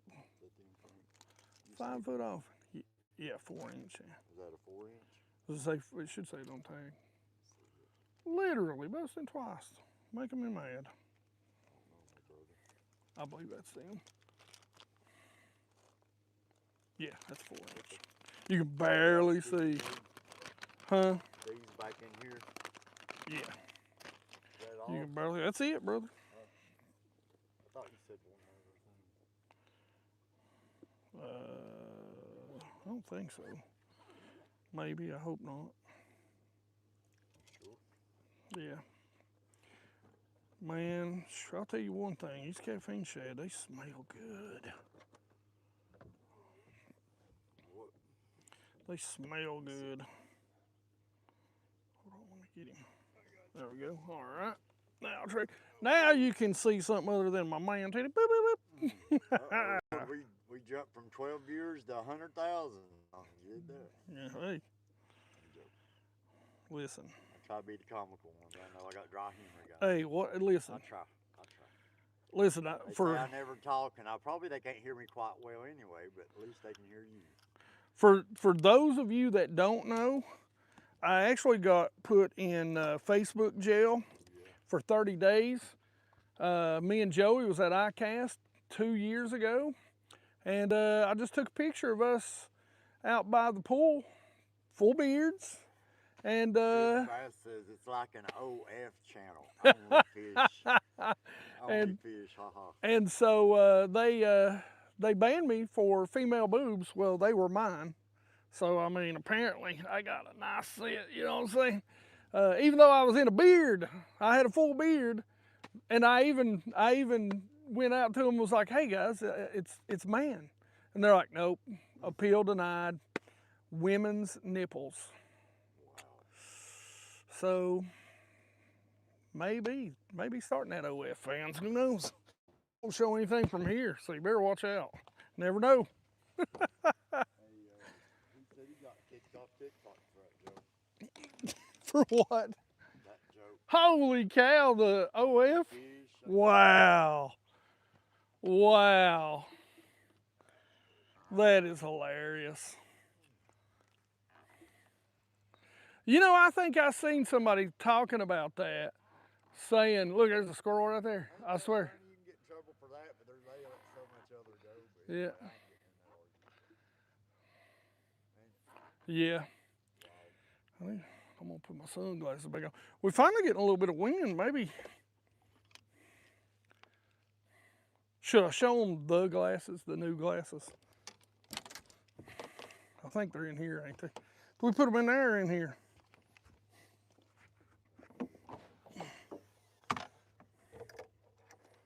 Oh, come on. Old city bison city. I have brother right there with you. Mates won't buy themselves, brother. I'm right there with you. Buy themselves. That's true. That is the truth. Let's see, is it this one? Check these new glasses I got. These are called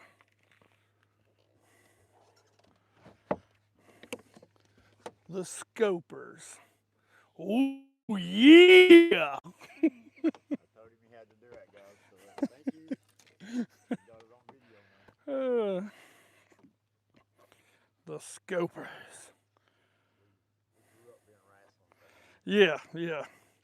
So he could always be Randy Macho Man. Slang to me, what was it? Leaping Lanny Popo. Anyway, he's a poet. You know it. Now take the I hope. Couple right here, but they're deeper.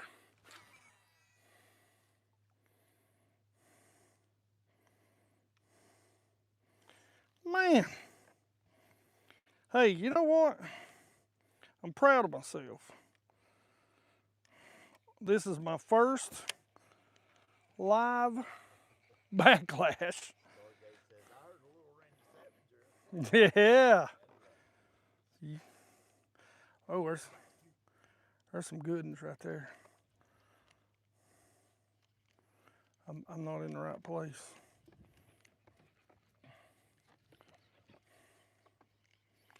Let's see. There we go. That's more of the dots that I want to see right there. And they're shallow. Come on, come on, come on. Come on, get them lined up, Hank. Come on.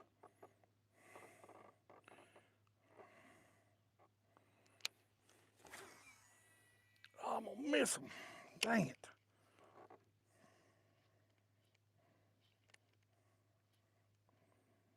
Come on, come on.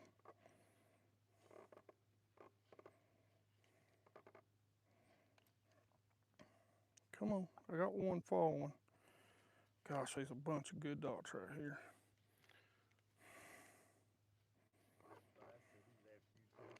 Years ago because no one used to watch live bass fishing your vertical.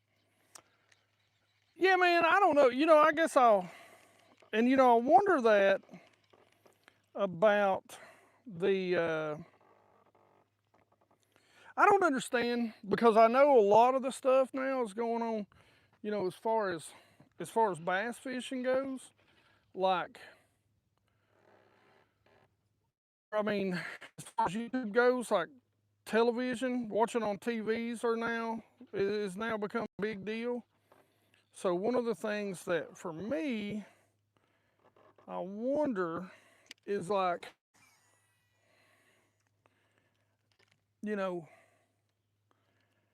is that one of those deals where, come on guys, come up there.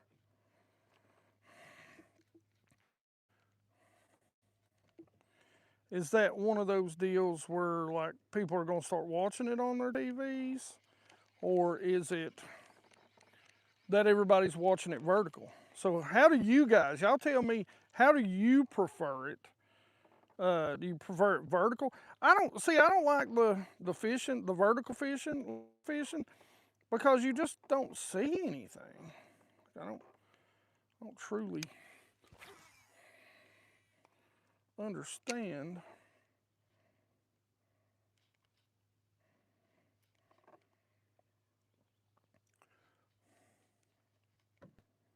Bass says, I hate vertical. Now I know money, you're in here. Maybe you can touch on that more as far as, you know, because you do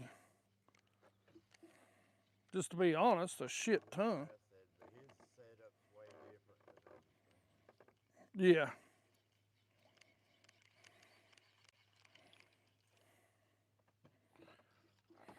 and that's I'm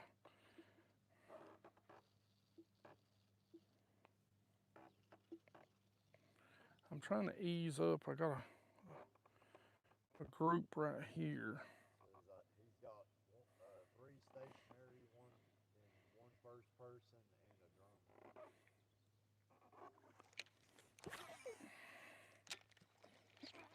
and a drum. Got him, boys. Finally. Wow. Drought. Oh, you Yeah, drought over. Stay down. Stay down. There's another one with him. Oh, God, there's. Oh, he come off. Oh, I knew it. I was trying to do something there. I got greedy. Got greedy. You know what I was trying to do, don't you? He's the one trying to take it out of his mouth. I was trying to get him a double, and I gave him slack, and that's when he come up and jumped. We did double on this bait. Yeah. Actually, on this lake, not this far. Yeah.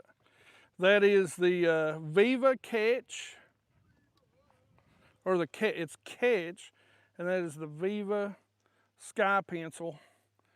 This thing has dominated as of late. So it has been a dominating bait. We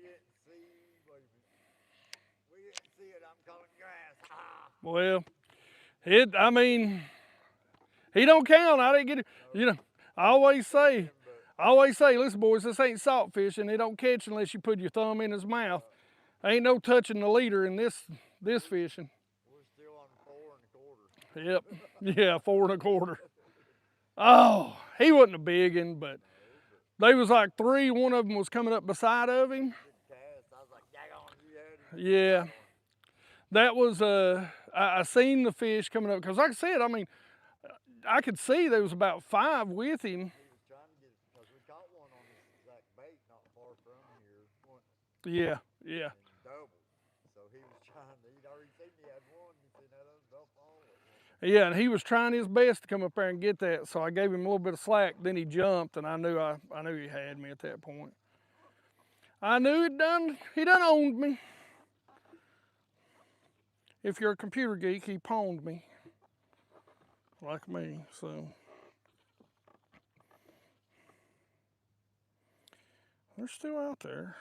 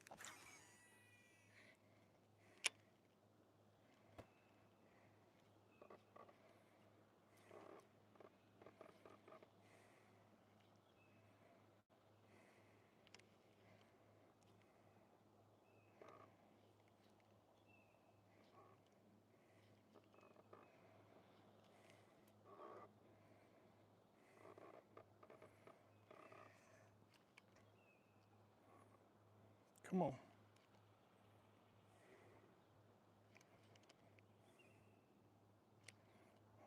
Too close to the boat.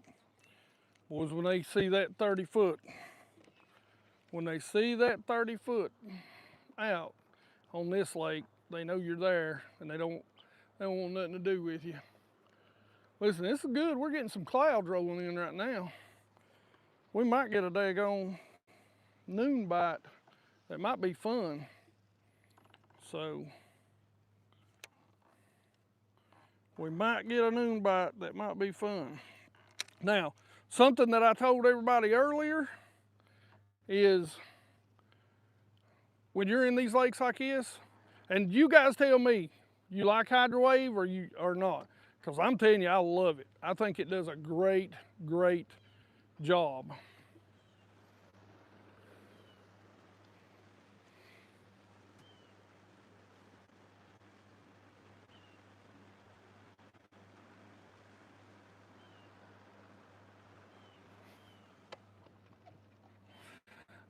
I done made him mad. stayed on his hole, which really wasn't his hole. Done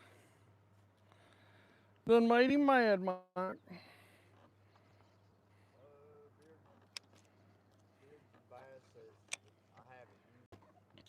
Listen, if you're fishing schoolers, they're chasing shad. Man, ledge fishing, that sort of stuff. It is the only way to go.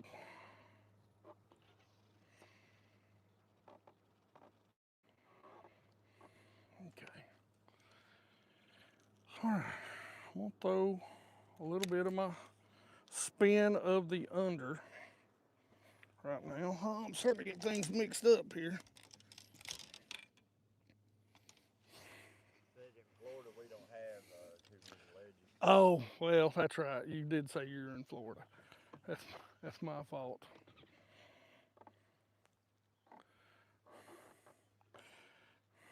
Gosh, man. Those fish right there are just set up so good.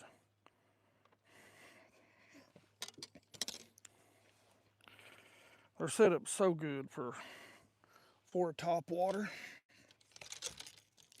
Let's see if I can get this one out there. Whoa. Yeah, now.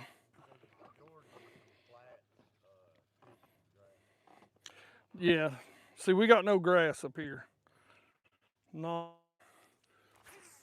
a single stitch of grass.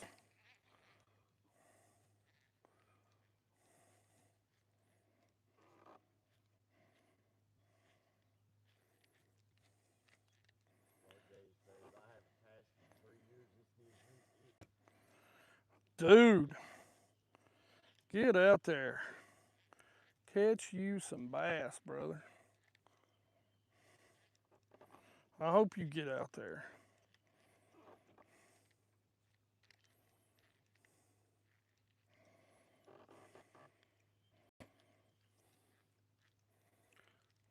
I really would like to see just a little bit of wind.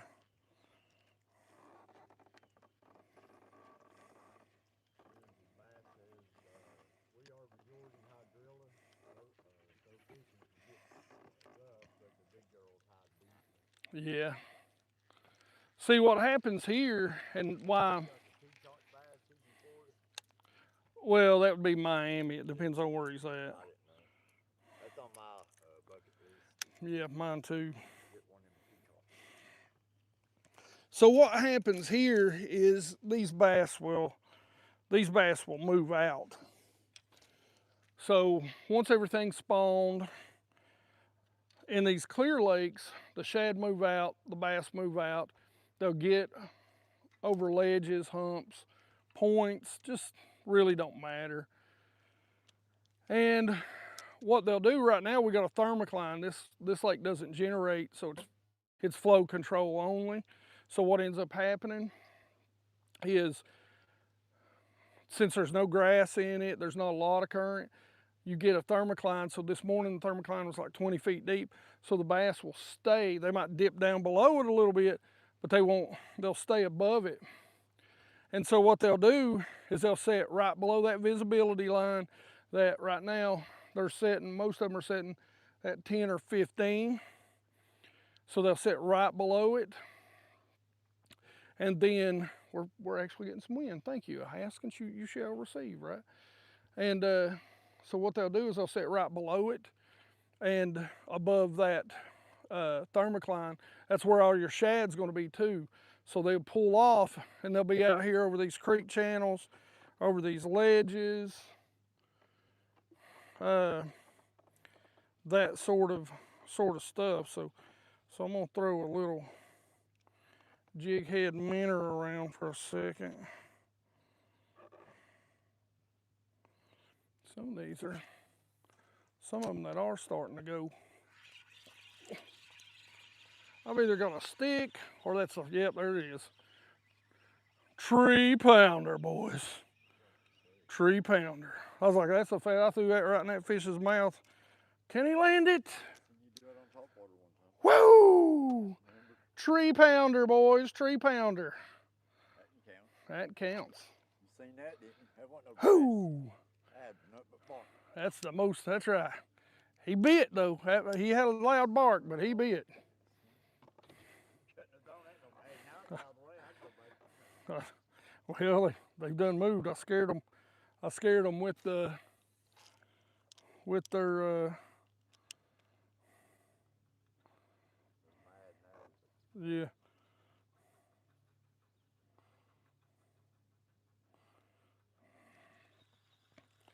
Come on now, come on.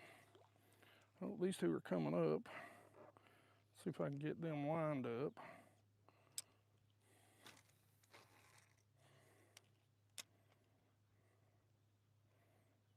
Come on. Come on. See, that's the other thing, man. These lakes here, where it is so clear,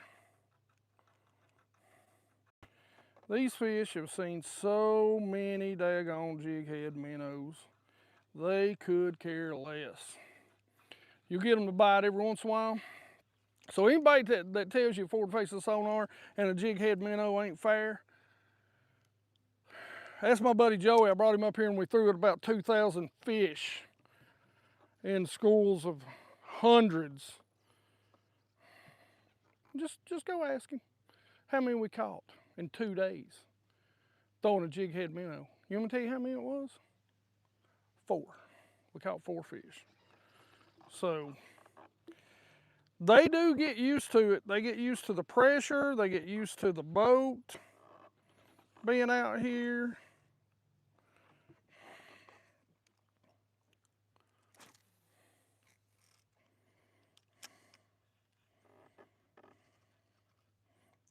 Come on, biggin. Come get that. Gosh, that's a big dot. Come on, baby. Let's see, I got him excited. He come up to the top. Let's see if I can get him. Let's see if I can get him to come up there and hit that. Where's that rod? Where's that rod?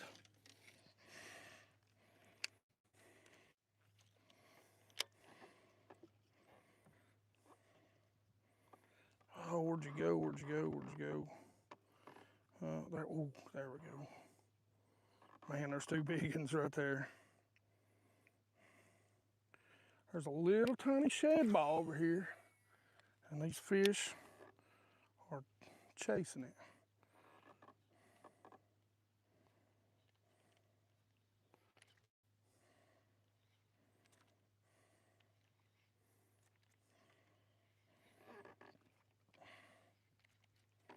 I think I missed them.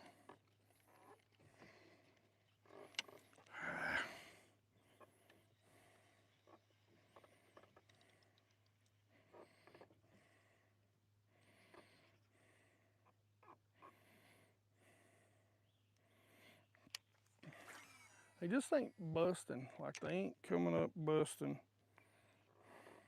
on just anything. Can't believe I lost that fish. That's 2 today. I broke one off.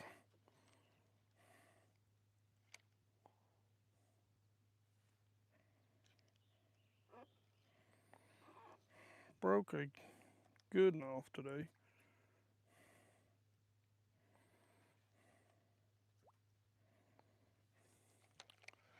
Broke a good one off today. And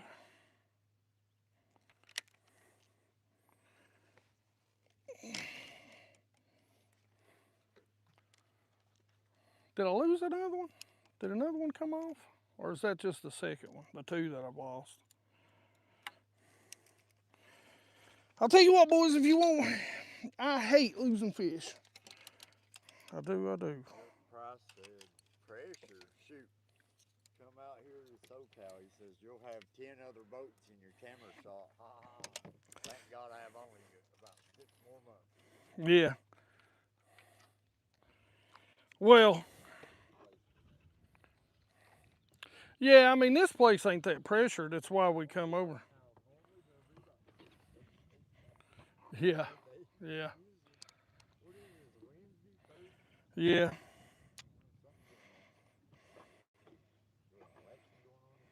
I don't know.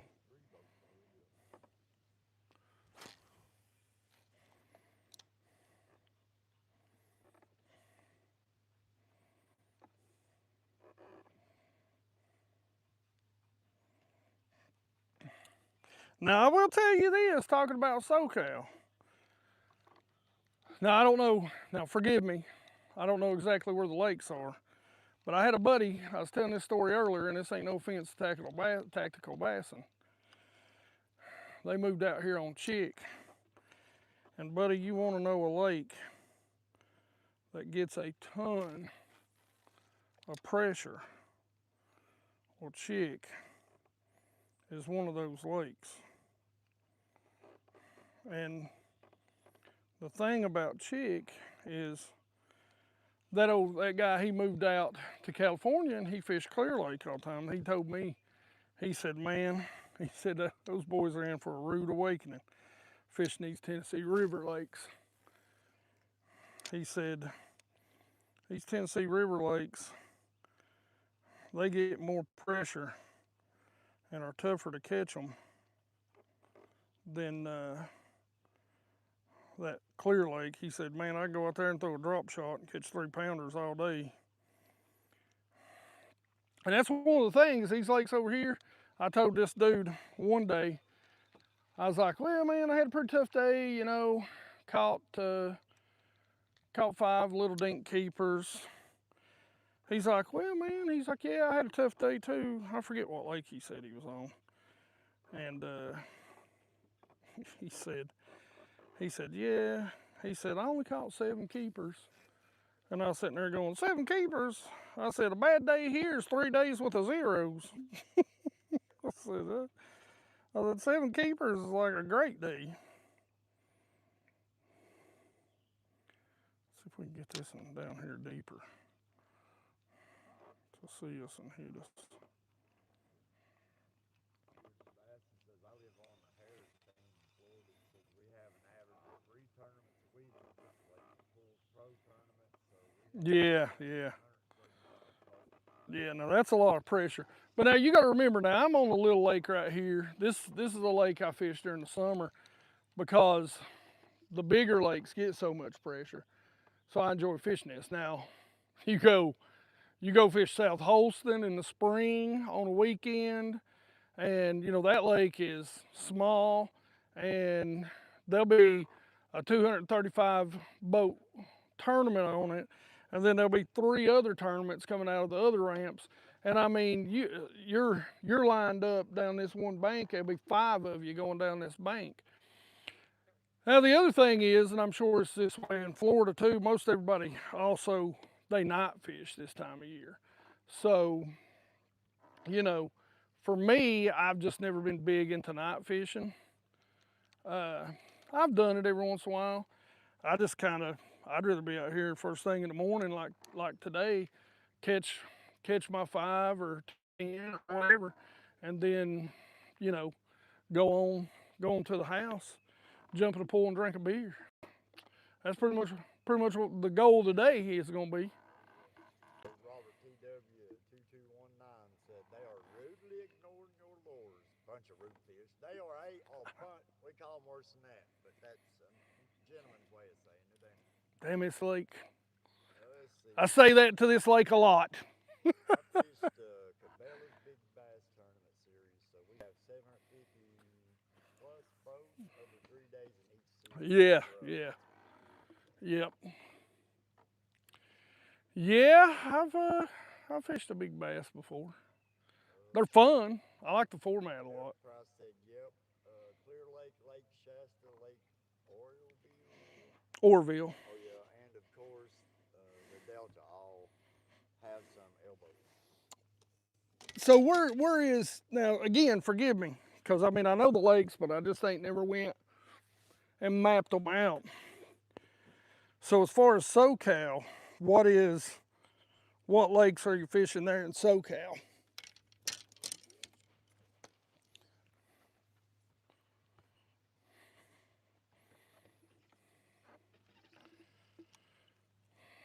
What time we getting to? 11:35. I want to wrap up. I'm gonna make a few casts this direction, a few casts this direction, a few casts that direction. I thought you had that one. Yeah, I did too. That's just my stupidity. Grass, Huh? though. That was just grass.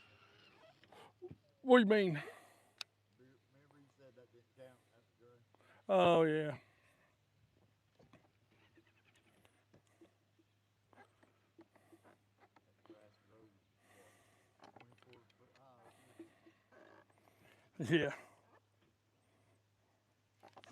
Oh, I swung at him. Gosh almighty, what am I doing?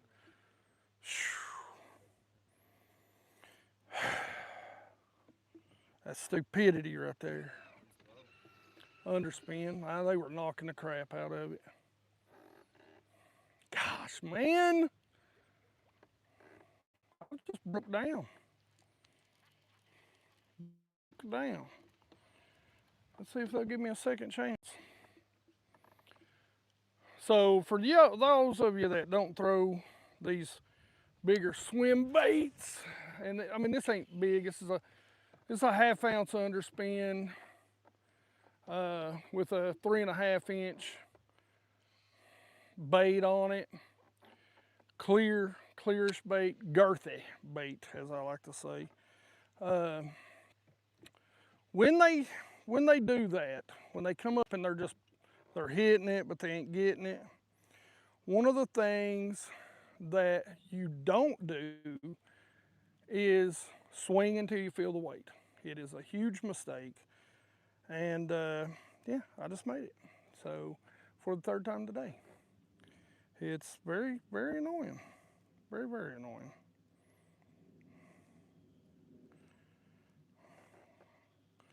And I fished this bait 1,000,000 times. And caught a billion zillion fish on it. But sometimes you just still do stupid stuff. If I'd have just kept reeling that bass would have eat that bait. And we'd been fine. We'd have put him in the boat. So chalk up 2 dumb moves today.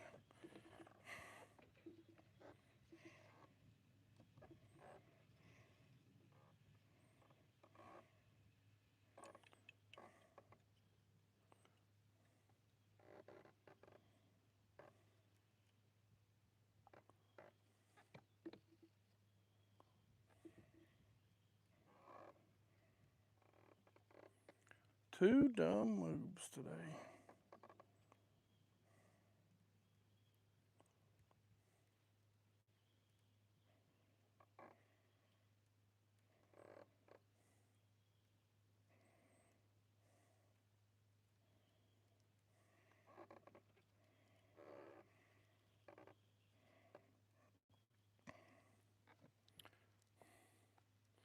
Interesting that this spot is getting ready to turn on.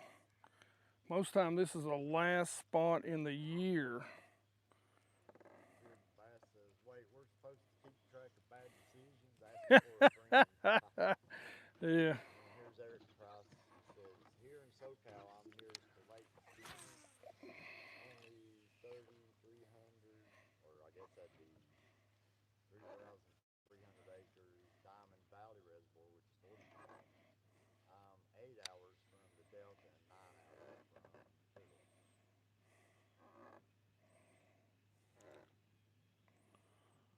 That's yeah, that's pretty far out there. This wind now is blowing. It's blowing right in on this. I'm hoping. Come on. I got 3 pretty good dots right here. Really hoping they see me, but I think I've missed them just off to the side here.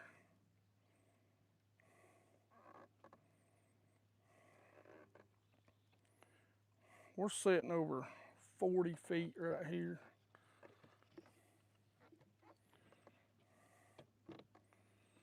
If I don't get a hit on the way in, I'm gonna pick this back up and throw it right back out here.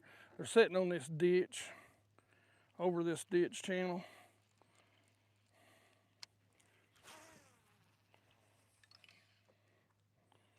And so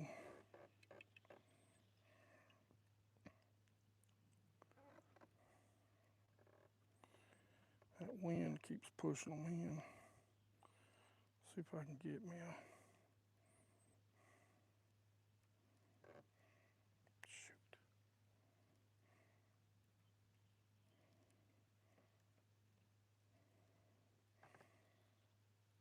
Price said on a busy weekend here in SoCal, you got to be careful not to hit other people's toes when you're casting.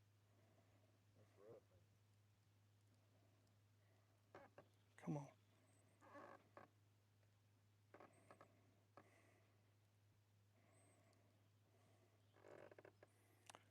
Man, these fish down here are liking this underspin, but this wind keeps blowing me too far in on.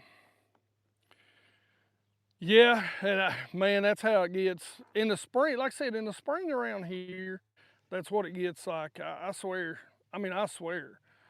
There's been times, you know, between the recreational guys in the spring, just out fishing, between the tournaments, the big tournaments on South Holston, it just gets stupid. I mean, literally stupid.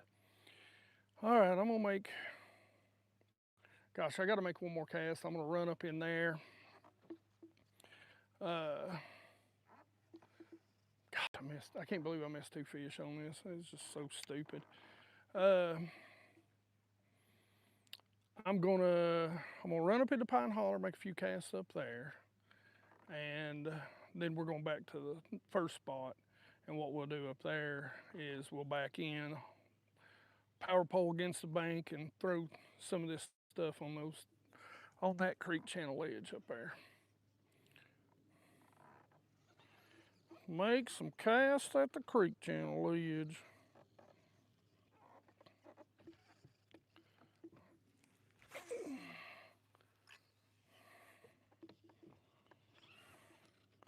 Wish I had my boat brakes. I gotta get those suckers installed.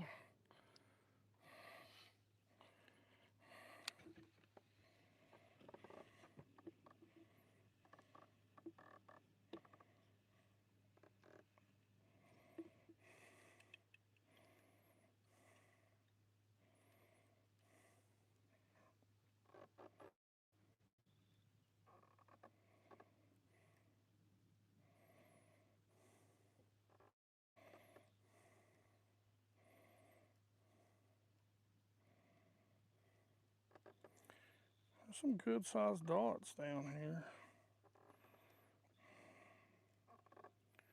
Which, to be perfectly honest, this is kind of where the bigger bass tend to hang out.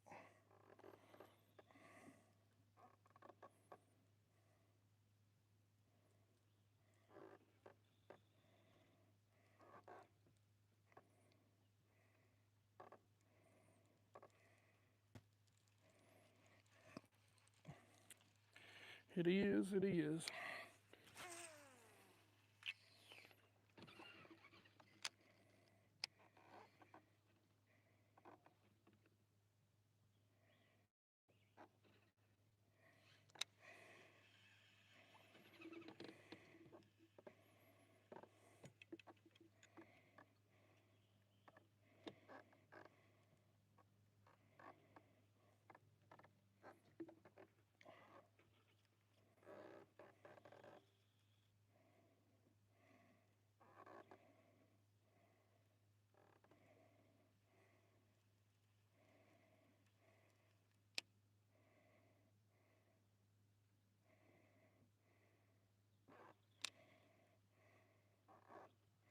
Price said right.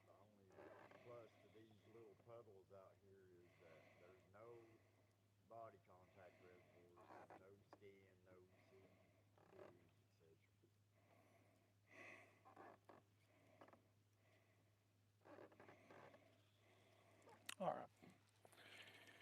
All right, missed my chance.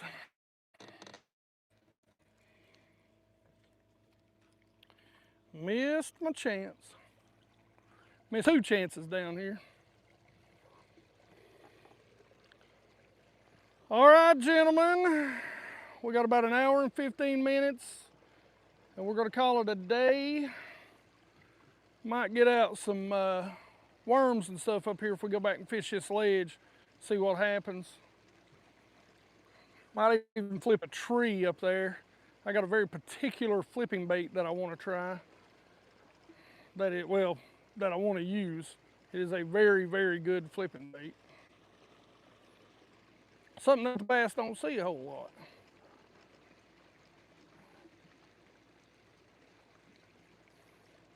I just hope I got a bait and a hook and a weight on my flipping gear.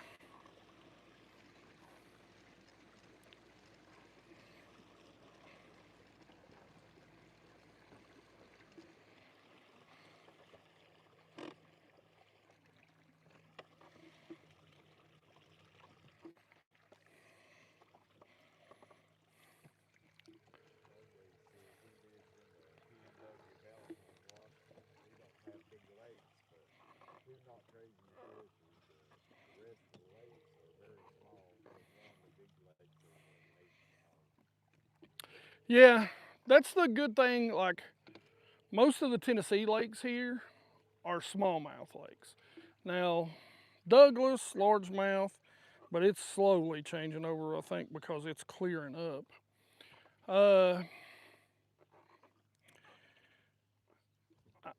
I think, you all right, huh? No, you moved quickly. I was like, something getting you?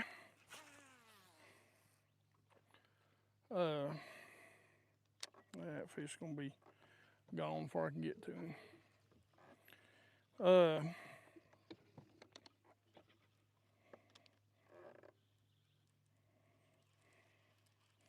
So most of the lakes over on the Tennessee side, where I fish at a whole lot, are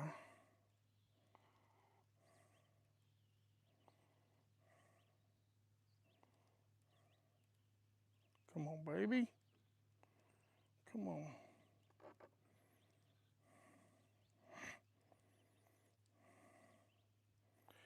Are smallmouth lakes. Truly, they're smallmouth lakes. And I mean, they're big smallmouth. Like I say, you know, Watauga, South Holston. I mean, they're definitely, you know, lakes that you're going to catch. Oh, look at that. Dang, I might be able to get some topwater right there.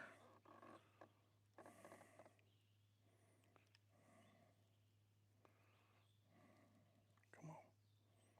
Come on. A few of them are going down on the bait.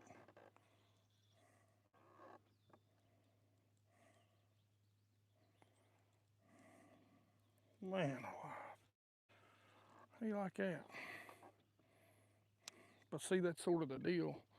Like 90% of the time, see the wind's blowing us in here, so we're going at these fish the completely wrong direction. Some of them are sitting right there at that 10 to 15, which is the visibility in this lake right now. We had some rain, so it's dirtied up a little bit. I know that's funny to y'all. 10 to 15 foot visibility, it's dirtied up. Y'all have to forgive me, because I know that ain't really dirty. Gosh, man.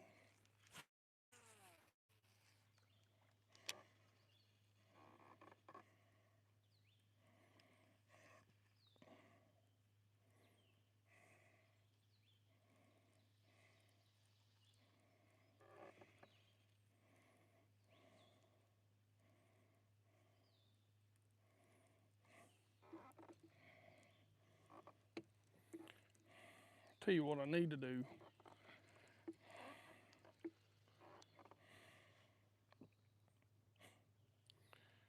Need to tie on. Same size, they like this size, but the weight is a little too much. If I keep this up a little bit shallower, I might get a few more bites on it. But right now, what we're gonna do. A lot of the bass I see on scope are moving fast. He says the one I see that you are looking at or posed position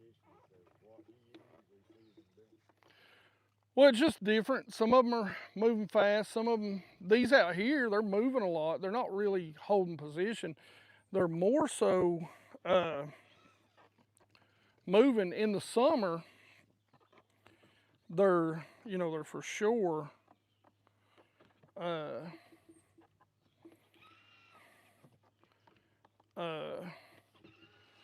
sitting out here. So what they'll do, just to stop stumbling over myself, what these bass do on this particular lake and on a lot of the lakes around here is they'll get out in this clear water and they set up. So I don't know if you watched the Bassmaster a few years ago when Ott Defoe won, and it's the same sort of thing. These bass like to be on certain spots for the summer and just let the shad come to them. These are largemouth, so they're not fast movers like smallmouth or spotted bass are.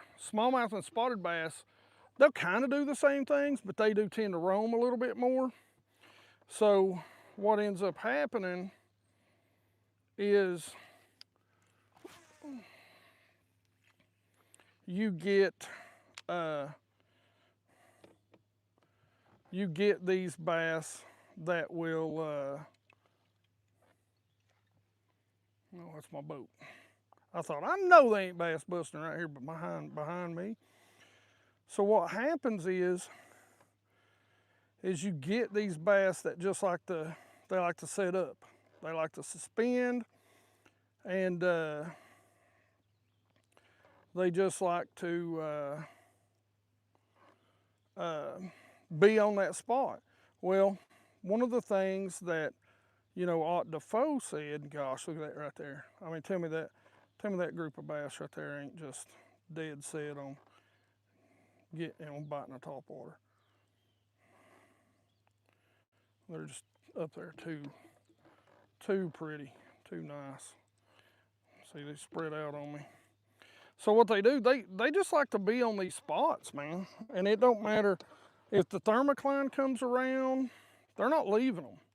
Like they're gonna be here. They're gonna be on these spots no matter what. And when that thermocline comes around and pushes them up, all they want to do is suspend up on these spots. So that's what happens. You get these bass now that are out here on these creek channel ledges, on these spots that you know they want to live in the summer, these deep spots, and then things change, so you get these topwater bites. Oh man, come on! That fish had me, dude. That fish had me. I don't know how he come loose. That's some bull. But they get out here on these spots and they just live here, man. That's what they want. I'll tell you what I ought to be throwing, because it's what I've got hits on, because they're feeding on that bigger shad. This wind's blowing in. All right. Let's go. Let's go back up that other spot and see if we can't get something to bite. That's where the biggest majority of them are. But I hope that explained to you. Basically, hits their summer holes. They want to be on hard spots. They want to be on, you know, that sort of stuff. And so what they do is they'll pull out on these creek channel ledges because the shad's out here. And when the shad's out here, that's where they're going to be.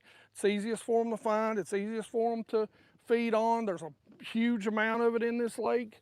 And, man, I really hope this wind's blowing up there. But that's what these bass like to do, is sit there.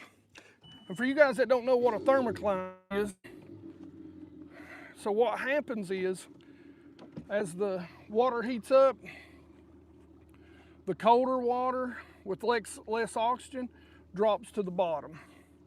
So you'll get this separation between the water that's, you know, colder on the bottom. Now I've seen bass dip down into it, but the thing of it is they won't stay below it. The shad won't stay below it. And right now we're looking at 20 feet this morning is where the thermocline was.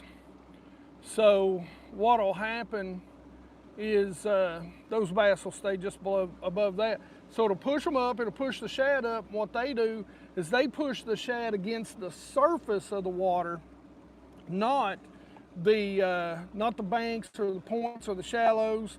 And there's no flats on these lakes. Like, you can go pretty much to the backs of these lakes or these creeks, and what you end up finding is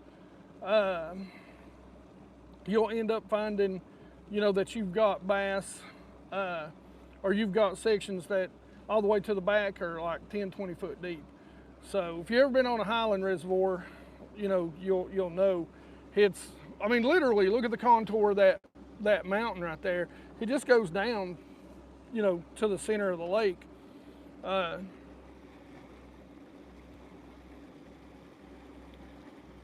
Price want to know, is a jerkbait something you're considering throwing right now with them suspending up a bit?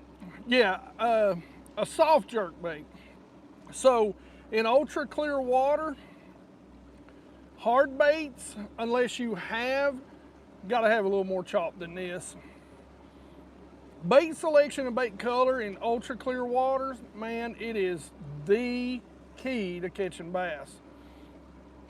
You know, so think about it. I can literally see the bottom in 12 to 15 feet of water right now. I pull over to this bank, and in 12 feet, I'm gonna see the bottom. Why would I throw a square bill? Why would I throw an 8-foot diving crankbait?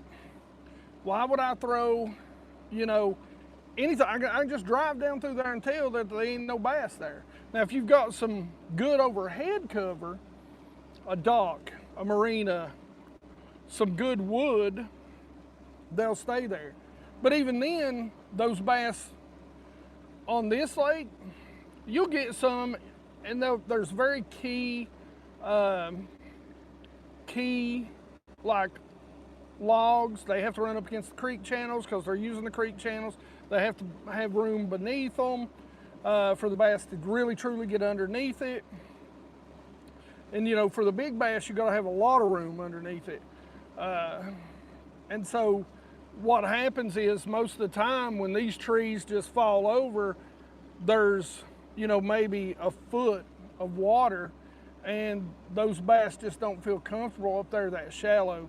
Now, if there's room below them, yeah. But a lot of times what you'll end up doing is you'll end up just staying back and throwing a big worm, dragging it through that brush that's 15, 20 feet deep. And then sometimes it can be a fun time to try and get them out. But so a jerkbait, I would throw that in the mornings if I had a little bit of a hard jerkbait, a little bit of cloud cover, a little bit of chop to break it up. Because with these bass that are out here suspended, the thing about it is they're going to see your bait coming from 3 times the distance that you can see into the water with your glasses. They're going to see it coming.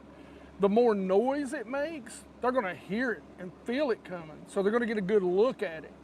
So what you want to do is use those tools the best you can, which means you have to focus more on translucent colors.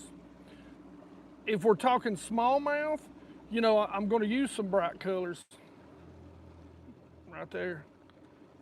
Ugh. Them are the little ones. All right, I gotta throw with that.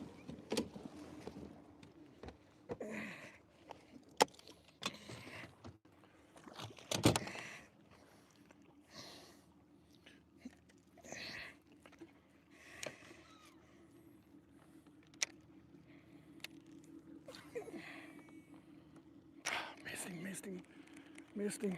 Come on. come on. Boom, right there. Ah, come on.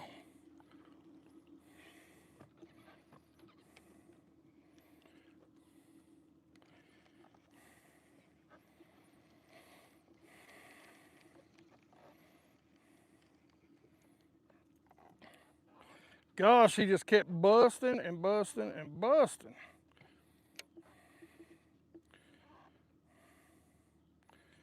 Let's see.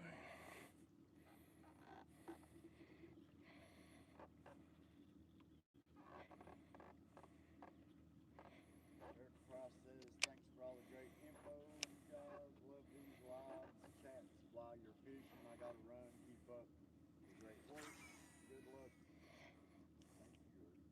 Thank you, Eric. You have a good day, buddy.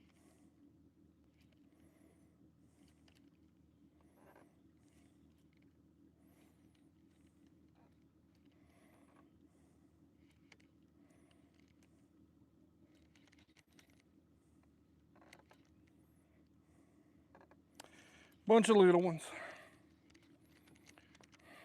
I literally see them. About the size of that one I caught up there earlier. Well, hey, I tried. I swear to you, that makes the third time that I've been just idling up the lake and I've seen a daggone bass busting like that. And I thought, man, I need to keep this back here. So I just sit there and cast to it. I'm putting this back here now. I'm tired of that. Oh, sorry, Mike. About got Mike. All right. Now let's go. But what I was saying earlier, sorry, Eric, I know you got to run. But for all the rest of you, hard baits, if you don't have some wind, are hard to get bit on. Even if they're erratic moving, like a hard jerk bait. A lot of times what will happen is they'll come and they'll inspect it, or they'll run up to it and they'll just turn away. So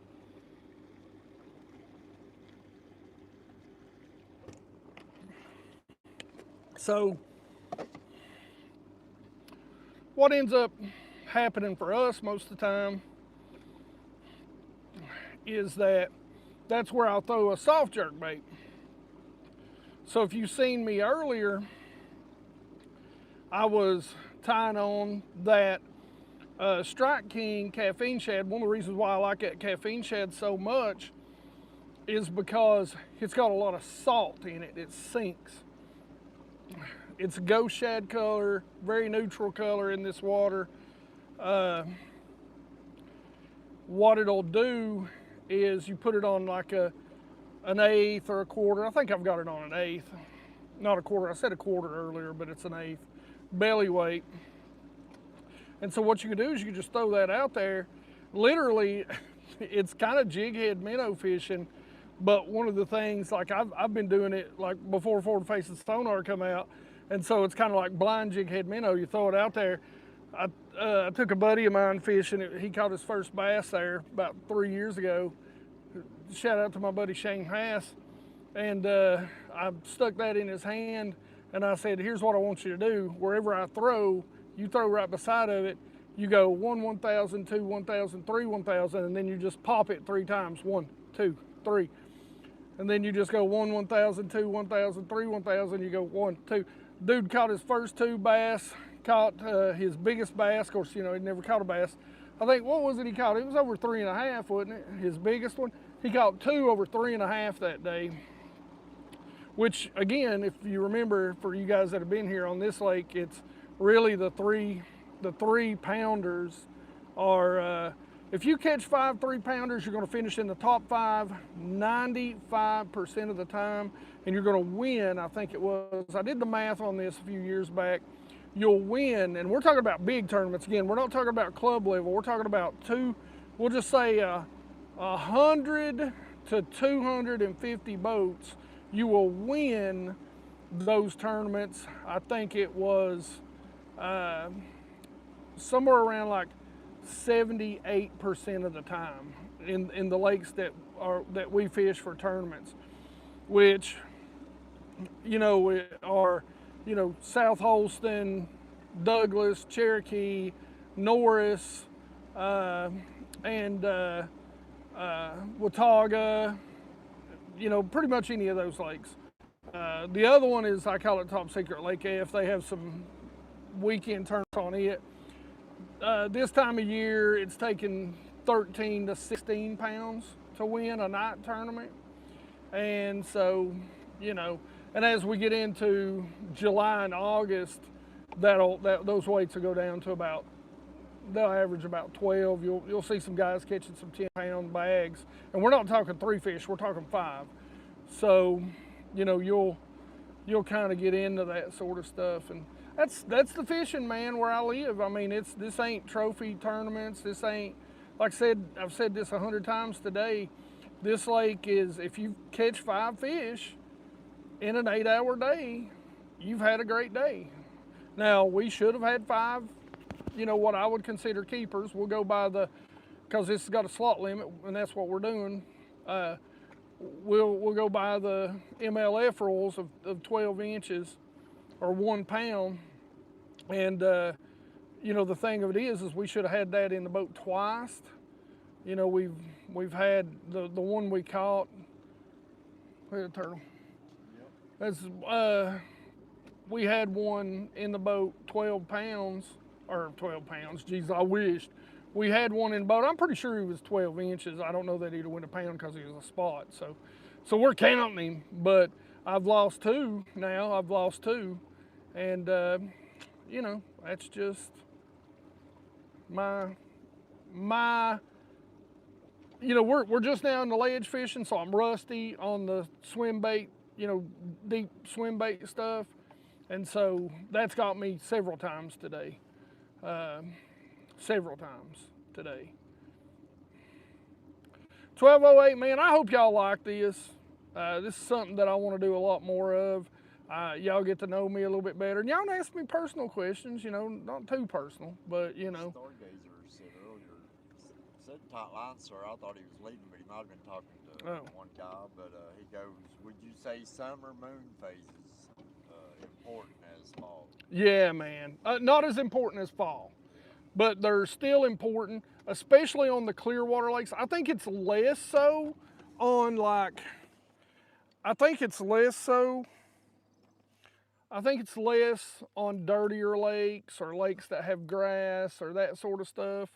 And the reason why is because these bass on this lake, they're sight feeders, right? They're sight feeders. Some of the funnest days I've ever had on these Clearwater reservoirs is when it dirties up. Because when it dirties up, they're just stupid. They're not used to feeding by that lateral line, and they'll just swing at anything.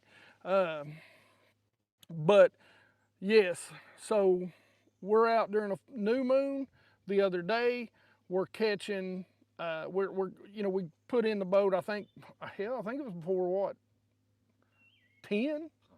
Yeah, we got 13 or 14 in the boat. Today, we're halfway through, almost to the full moon, a little over halfway, and we're struggling to put anything above 5 in the boat. So, and that bite really died as soon as that sun really got up high. So, yeah,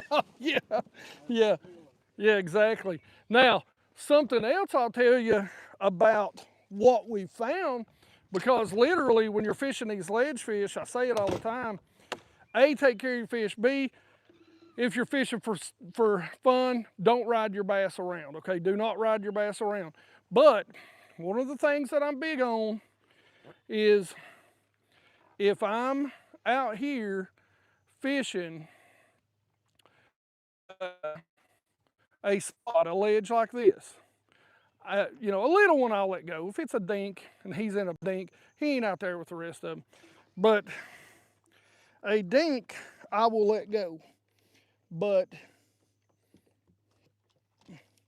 the bigger ones, Mike, will you get in that swim bait? I'm gonna put a new swim bait on this thing. at that. Look. He's caught a bass or three. I got him tore all to pieces. But if you see that in there, just get me one out like that. Hold on, I'll grab that. But yeah, moon phase is 110%. Let me get it. Here, let me spin it around so I can. Swim baits, yeah. Get me one of those 5-inch, just that ghost shad like that right there. There should be some in there, I pray. I know there's a pack sitting on my shelf at the house that I keep going, I need to put them in the boat. No. Even though. Yeah, there's surely some in there.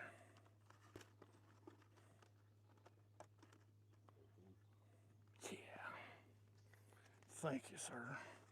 Is that the right color? That is the right color. But I'll tell you how much it really matters. Like, okay, see this color? You keeping that out? Yeah, I will. This is a great low light morning color. Now that looks really, really, natural, right? That's actually called natural shad. Well, once the sun comes up on this lake, they won't touch that color. And you have to go to this little bait right here. This is ghost shad. So if you don't, good luck. They just won't touch nothing. All right, I'm gonna give this back to Mike. Which way you got turned?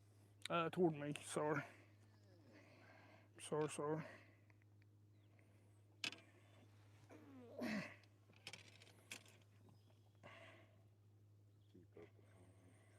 Yeah, I didn't. No, sir. Oh. Sorry.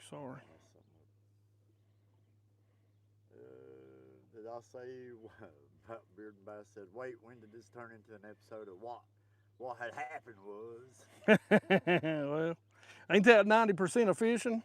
Again now, Beard, if you got them dumb bass, let me know. Go ahead and send me them coordinates. I'll stress BassGeek.biteme.com. Send me that lake and those coordinates. But you done told on yourself, you know they ain't that big down there. Or that. Said, listen, the sun was too bright, the clouds were white, but too bright. The moon was bright, but not bright enough. The pressure was Hey man, look, conditions matter now, boys. Conditions matter. Y'all know it. It matters on what bait you're throwing. I'm not making excuses on, what. I'm not making excuses on, why we ain't catching them. I'm just saying it's a lot tougher. Now, could I be, Curtis said, hello, BassGeek. What's going on, Chris? Now, could I be out here dragging a Carolina rig, dragging a worm? Yeah. But I'll tell you at the same time, now, here's the deal. I could go down the bank right now, and I could throw a little old worm, dink-a-link a little old worm around and probably catch 20 that was 8 to 12 inches. I don't want to catch those stupid fish. I'll tell you what, though, I will get a flipping stick out right here in just a second. Actually, I guess I'll go ahead and get a flipping stick out. Because I know just the bait I want to put on it. But, again, I'll say... You said we launched in the wrong range. Went to the wrong lake. Listen, we went to the wrong lake yesterday. Let me tell you. We got some work done, but Lord of mercy. Yeah. We put some work in. Amen to that. Oh.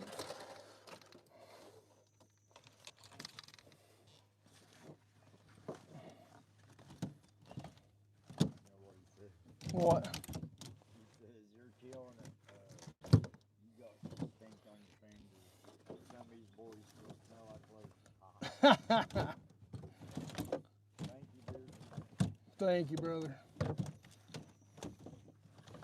Where's my flipping stick at? Like to catch 10 pounds.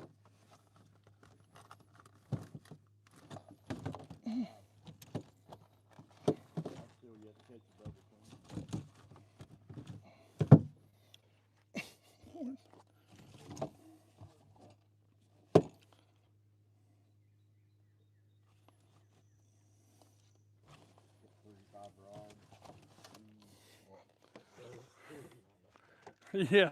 Hey, listen, I've thrown every one of these rods today. Every one of them. Unfortunately. Listen, I'd like to have 35 rods and throw 3 because that means I'm on them and got them dialed in. Right now, it means the the next fishing video. I'll tell you what, I had 35 rods out and really I threw 1. I caught them on a couple of things, but you know I'm getting serious now. I got a Texas rig out, a Texas rig worm. Uh-oh. Uh-oh.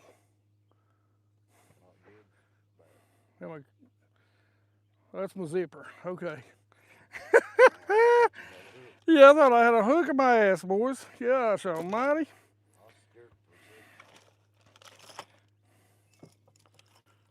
He says, "Oh, boys, we're switching to the Cinco." No.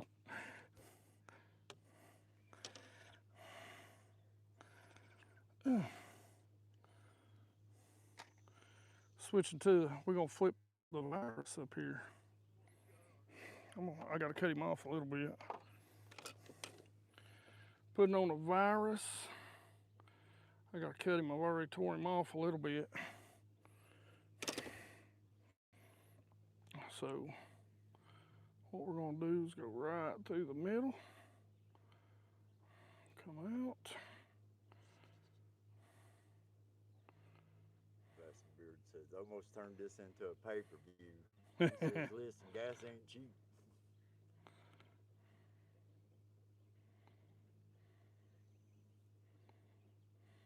Okay. There we go. Uh-oh. In the tree already.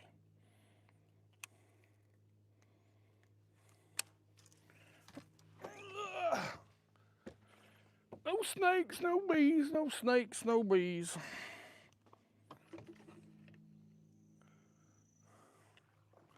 I wished I could put up the right lens. Mike, make sure I don't get the power or the pole back there. I wish I could put a, what's it called? A polarized lens on the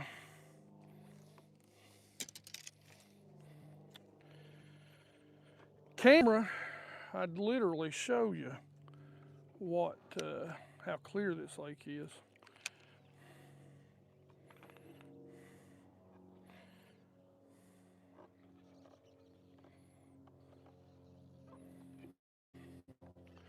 So now as we get closer, or we get into midday, what happens? Creek channel, again, comes down, intersects about right there in that dark spot, comes out, swings slowly back around, and goes on down the lake. So what they'll do is they'll set on the creek channel ledge down through that long point, and they'll get up tight to this bank. And I'm gonna beam this log here and shove it over the bank. So if any of you wonder why I broke my trolling motor mount, it'd be doing dumb stuff like this.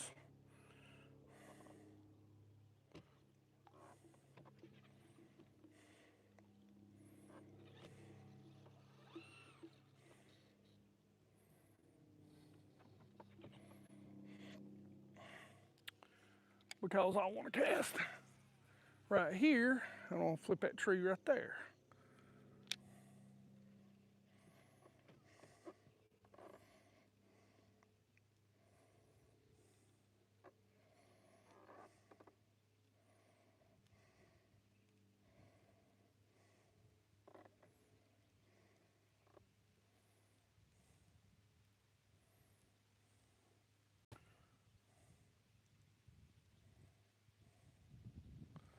I'm just checking that tree out. I'm trying not to get too hard on the trolling motor here.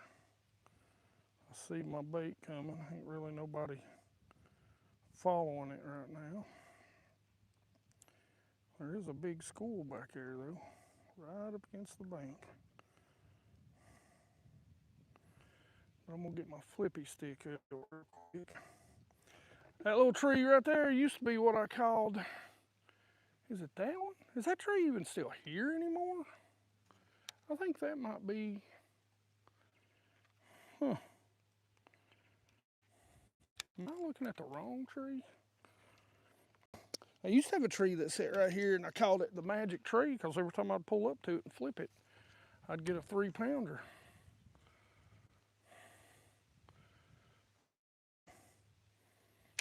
I think it's this one.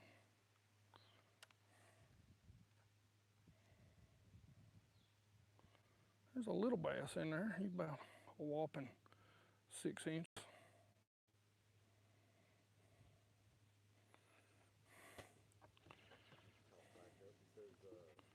Chris first said, I guess when you sit on that hook, he said, don't do that. That's something I would do.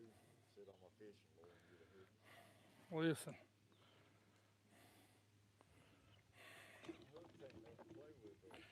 Well, listen, I got a, I'll tell y'all a funny story. I was up here on this lake one day. We were fishing, some jerk baits. It was spring. You know, water's a little dirtier then because they're raising the lake. And what ends up happening is, sure, I end up sitting on a damn jerkbait hook. And so there's this little picnic area right up here around the corner. And I have to look at my brother. There's a decent one. Let's see if we can put this in front of his face. He doesn't know we were here.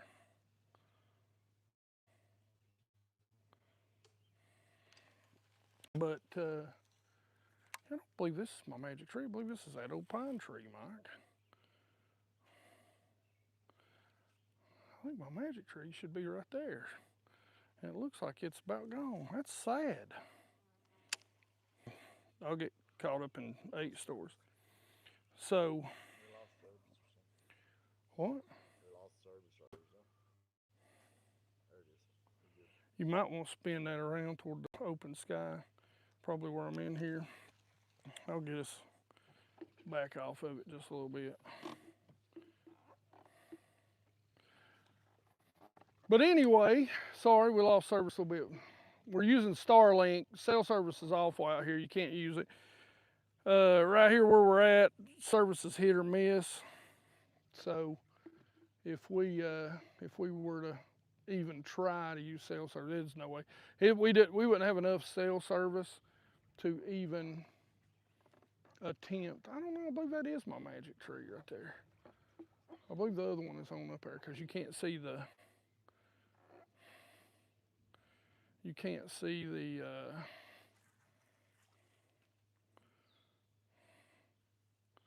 Yeah, because that is where the culvert is.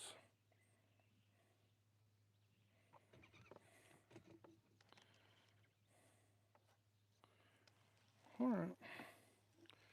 Yep, that was the magic tree, sir. That was the magic tree. And the magic tree had no bass in it.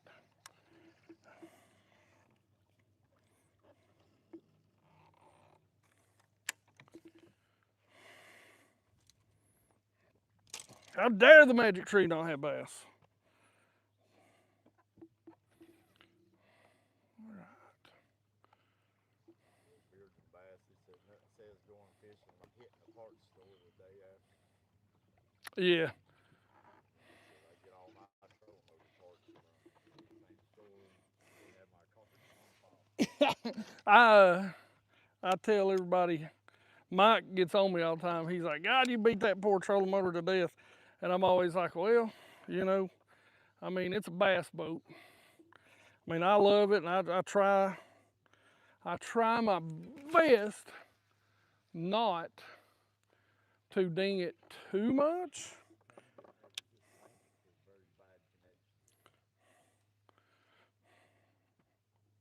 good. Spin it that way. You might have to go into that Starlink app and see where the alignment should be.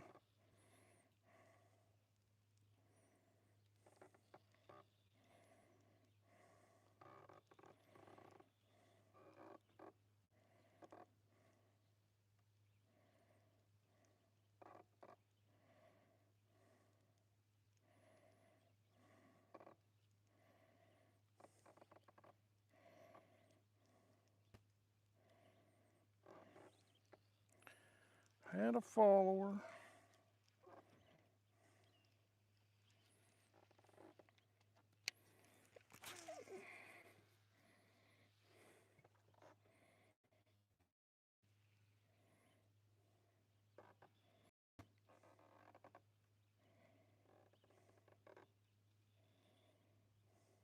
Bass said, "Don't worry, bud. You do it better than Scott Martin." What? Said, "Don't worry, you're doing better than Scott Martin yesterday." Hey, I appreciate that. I need all the positivity I can get.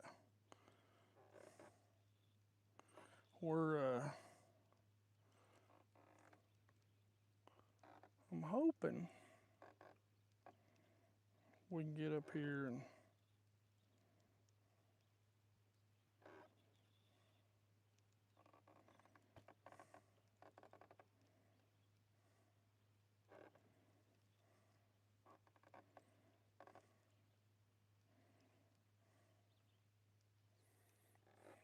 all I'm doing right now is just inching on up here where I want to be, because what we're going to do is we're going to back in over there. I'm going to pull us over this way just a little bit. There's my pine tree right there. See it, what looks like a little bush up there, Mike? Right there. So yeah, that was my magic tree I was flipping. The magic tree has lost its magic, boys. Ain't magic no more. Ain't magic no more.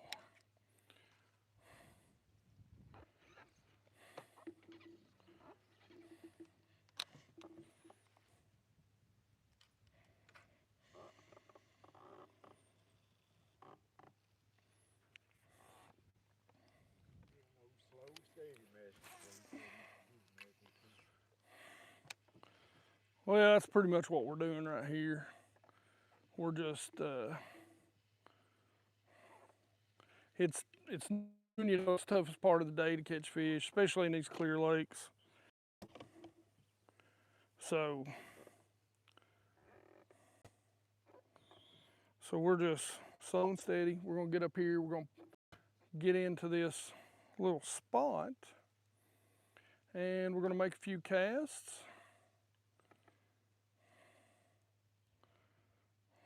Seeing a lot of small fish up here, shallow. You know, those 8-inchers. Little bass, there's probably some 4-inchers. But I ain't seeing nothing too awfully sexy up here.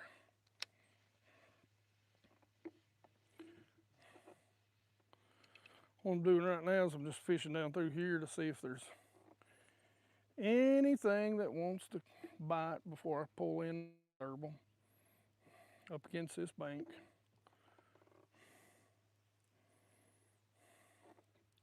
Because we're about, what, 20 foot off the bank, Mike? And we're 20 foot deep. 14, we're getting a little shallow. Oh, God, I about did it. I had a hit. He must hit my blade. Caught me off guard. I was too busy running my mouth. I stopped myself, oh, did you see that? I'm proud of myself. Listen, fishing is as much technique as it is anything. So you'll hear me, I'll talk to myself. I'll coach myself up. He's giving you a hard time, man. He says, "I'm calling tree." Ha ha. No, that was a bite. I promise. That was a bite. He just didn't take it. It's just one of those deals. I think it's stingy right now. Hey, I stopped myself. He said, "Another tree pounders. Hey, some of the best fights of my life been tree pounders. I've been broke off by probably more of them than I've ever landed, though, you know. Same here. That's them 300 pounders.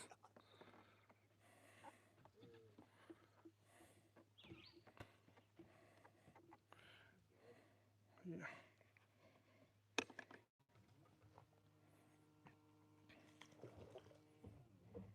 There we go. Yeah, been broke off by a few 300 pounders.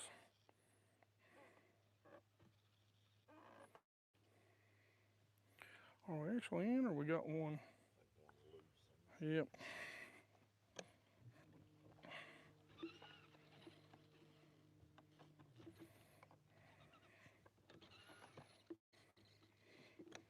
Beard said I always talk to myself when I'm fishing because sometimes I need professional advice. That's true. That's true. Gosh, that blows my mind. How many bass are out here?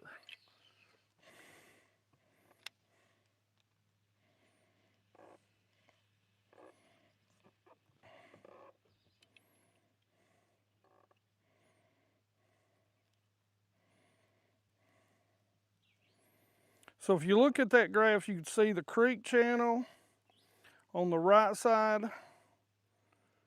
You can see the ledge, and that ledge just kind of rolls on out here, which is what we'll be throwing at.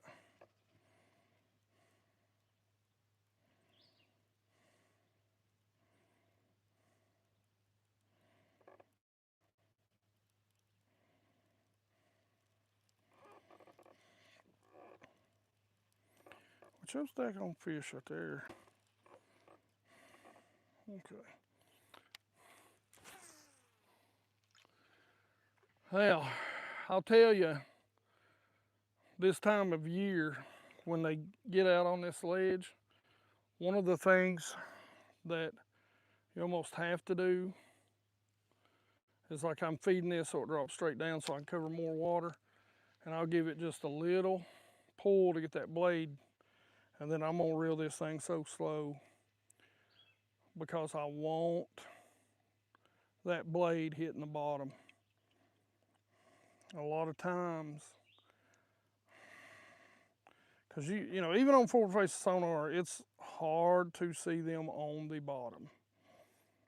And when they're sitting down there with their belly on the bottom, like I can feel that blade turning, hitting that bottom, it's really hard to see them. And you can, every once in a while, get those fish on the bottom that are inactive to become active. And so what I'm gonna do is I'm just gonna fan cast this area right here. Oh my God. This time, I'm not gonna let her drop as far because I got some out there. It's about that 10, 15 feet. Keep it going. Man, I don't even have a Ned rig I don't. Somebody asked me earlier about baits that I hate. That'd be one. That'd definitely be one.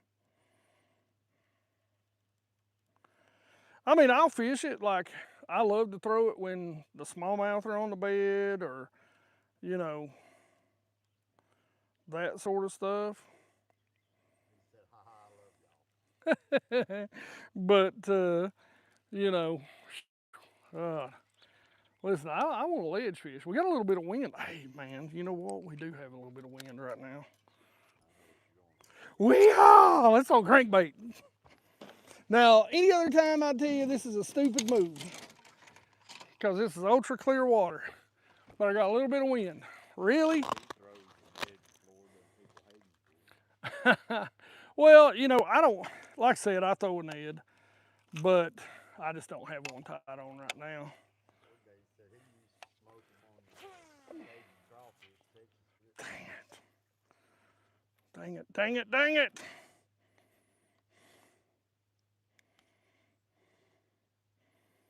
Yeah. Even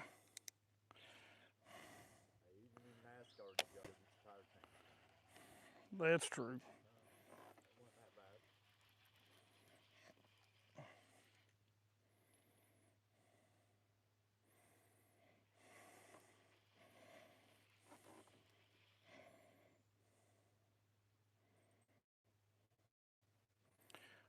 So what I'm doing is I'm just reeling.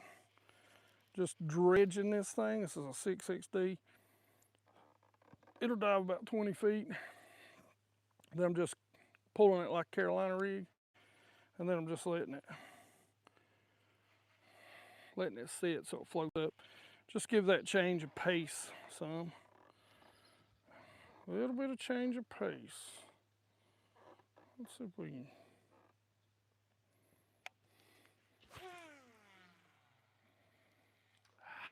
Come right down over that stupid log.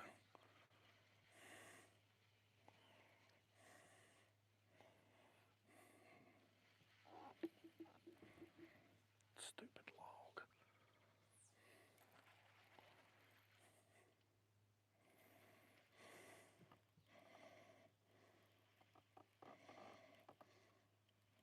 Golly, what is that?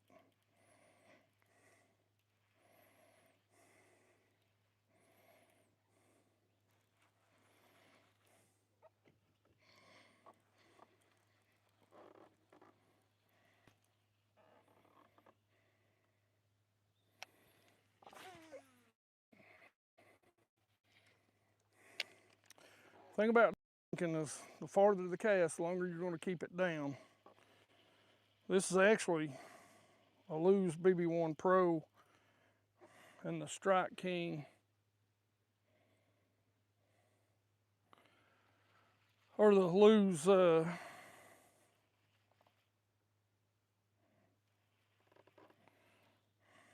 6XD series rod. They're cranking rod. That's something that I like about this little series. Their cranking rod. For the XD series, they've got an actual whole set of rods for them. So for the 5, 6, 7, or 5, 6, 8, and the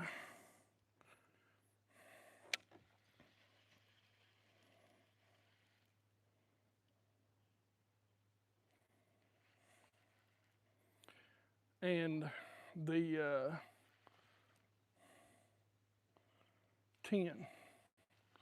So you don't even have to think about it.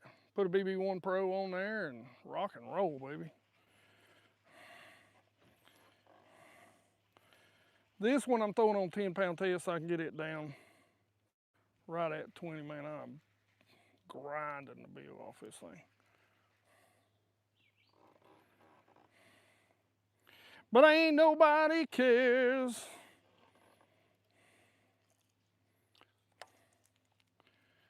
Oh well, boys and girls. 1240.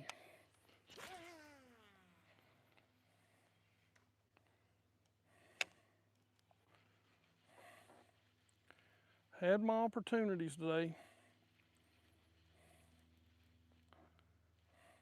Got to take advantage of them.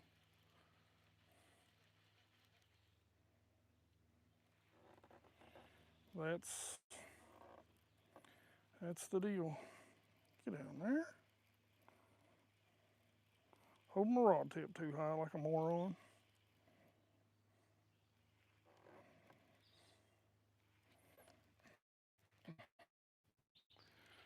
All right, well, no crankbait love. Now this is something I love to do on Douglas. Throw these big old crankbaits. And something that we like to do up here, it's just called dredging. So if you got a lake that's got like gizzard shad in it or big shad, I don't care that that 10XD dive like 25, 30 feet depending on the line that you got. And so one of the things you do with it is you throw it out there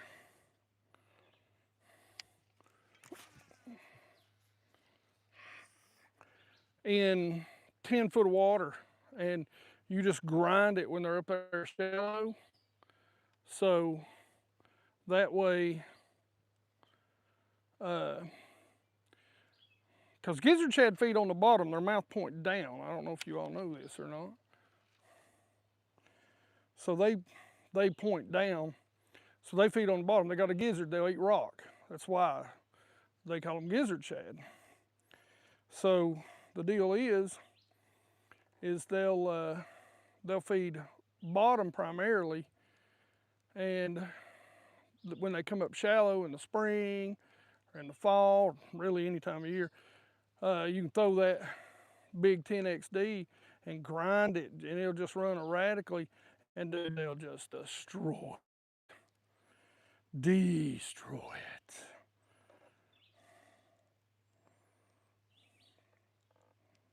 Oh, I just got knocked. I am proud of myself. I didn't swing it all right there. He come up and hit it in the side. He didn't get it. Got a watcho coming up right here.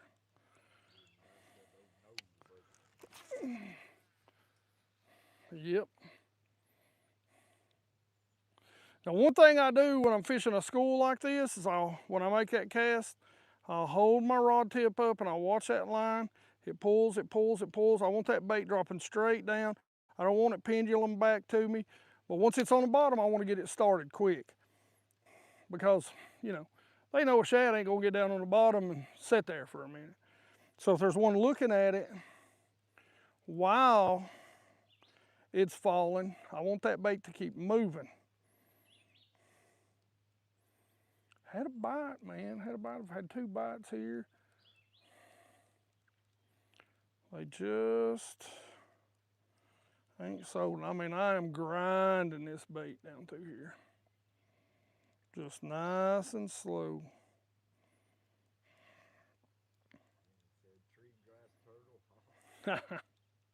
Hey, I caught a 50-inch muskie doing this right here, right over there. 30, 40 feet off.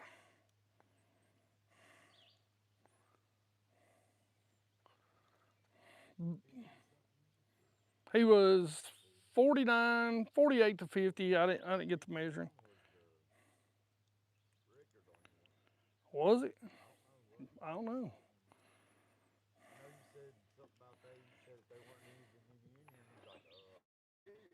Yeah, I've got pictures. I caught a boat hopped him, yeah. Yeah, I did. Yeah. I did. Boy.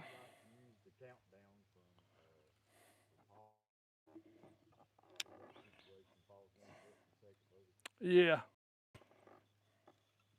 The countdown's a good bait.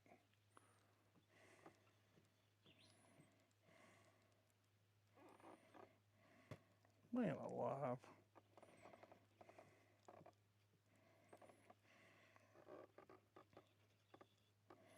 All kinds of life out here.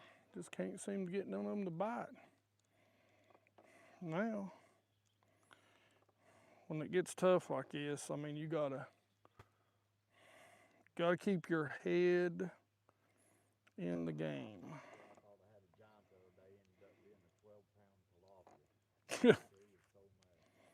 Hey.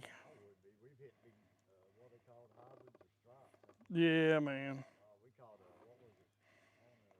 God, I don't even know. Yeah, I don't even know. Crap. Yeah, on 8 pound. Yeah, on 8 pound test line too.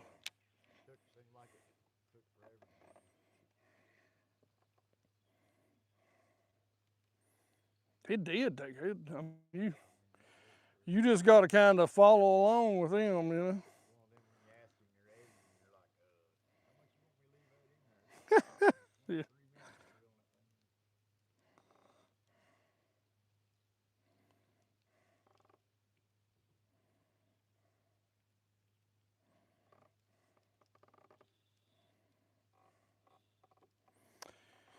Oh, slow rolling, slow rolling.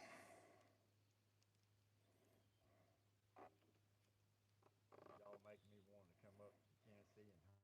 I got a pretty sweet boat too.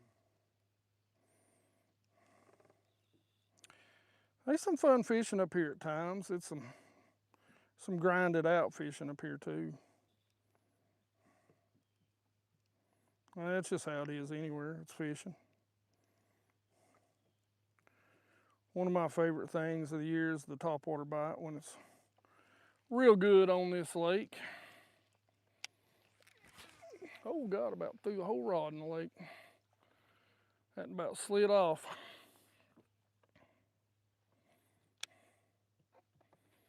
I'm gonna throw one more there. Then we'll pick up that worm and drag it a little. And then I think I'm gonna call it a day. I think I will call it a day. The bite has gotten tough. That'll pick up about 2, 3 o'clock. It gets real good again. But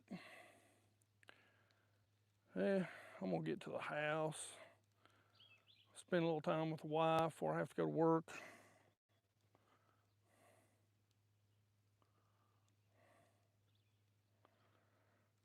Take a shower. He said, and that's why I wear fishing gloves. People make fun of me. Why? Bass said, that's why I wear fishing gloves. People make fun of me. But why does he wear them? I don't know. Musky? I ain't. Maybe. No way, man. But I will say this. Oh man, I'm screwing up. What am I doing? Shouldn't be doing that though. Oh yeah, geez. He hadn't said it, but I was just thinking. He said he caught a. Yeah. Thought he had a giant the other day. Okay, one more cast, right?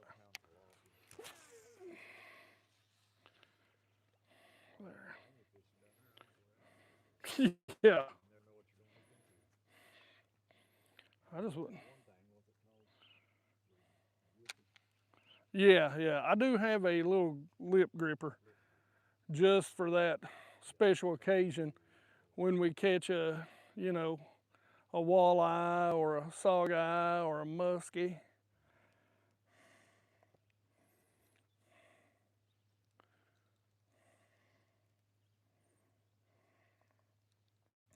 Tell you something I ain't done yet.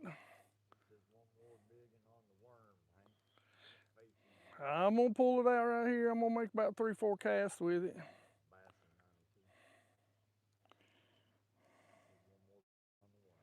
Something swiped at me right there.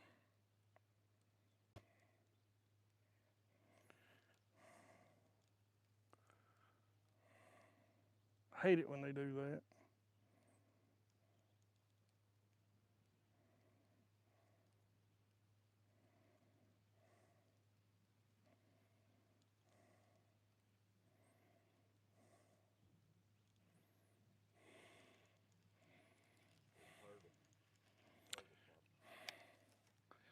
Probably. I probably just hit him in the leg.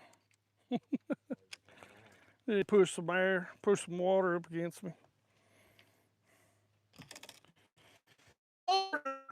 Good old Texas rigworm. We're gonna throw it out there. Exxon. This ain't real big.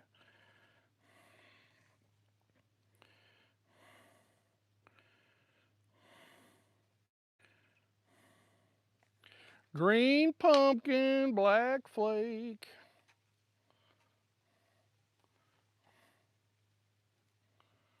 Well,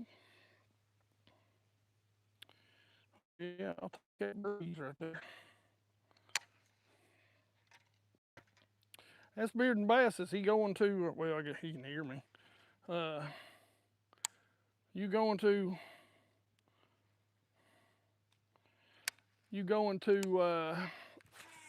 ICAST? Don't do it. I knew I shouldn't have loosened that up.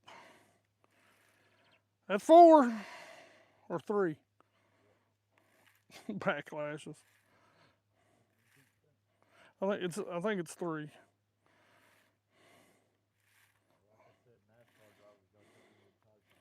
Yeah, that's a good one right there. There we go.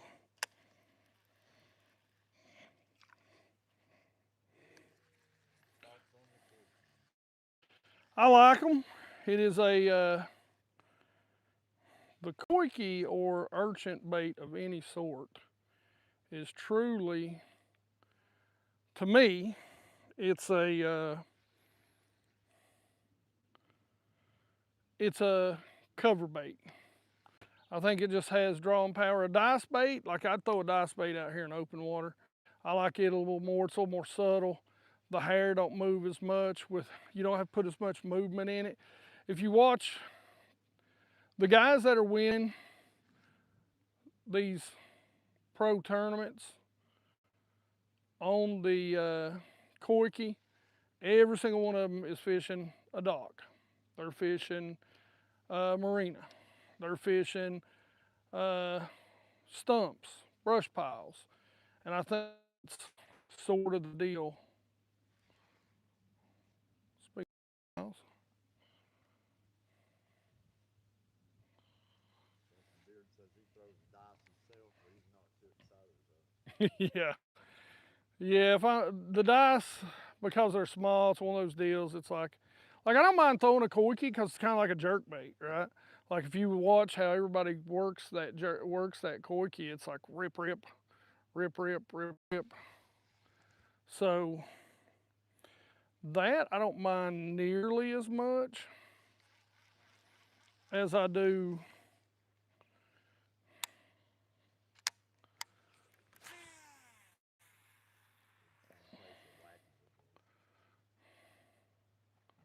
Yeah, yeah. So yeah, I just think the koiki is something that they haven't seen, and it's a little bigger than that wacky, so it's really got that true drawing power to it.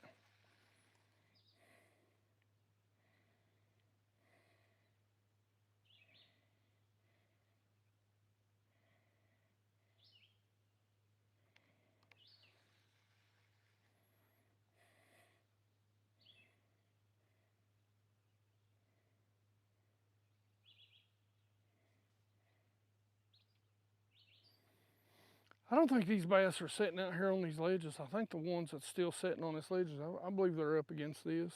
I think a bunch of them are over here. He said, yeah, that's the key. It's new to them. Give it a year and all the hype will be over. Yeah, I think it'll be a lot like pretty much everything. I mean, I compare it a lot to a Cinco. I remember when the Cinco first come out. I mean, dude, I could take a Cinco, put it on 3/0 hook. Now, mind you, back then, right around the time the Cinco come out, you know, none of us weekend anglers uh, were throwing fluorocarbon at all. So, you know, it was all 10 and 12 pound mono. So a 3/0, EWG hook, just letting that sucker fall like it's live bait. And, so the thing of that is,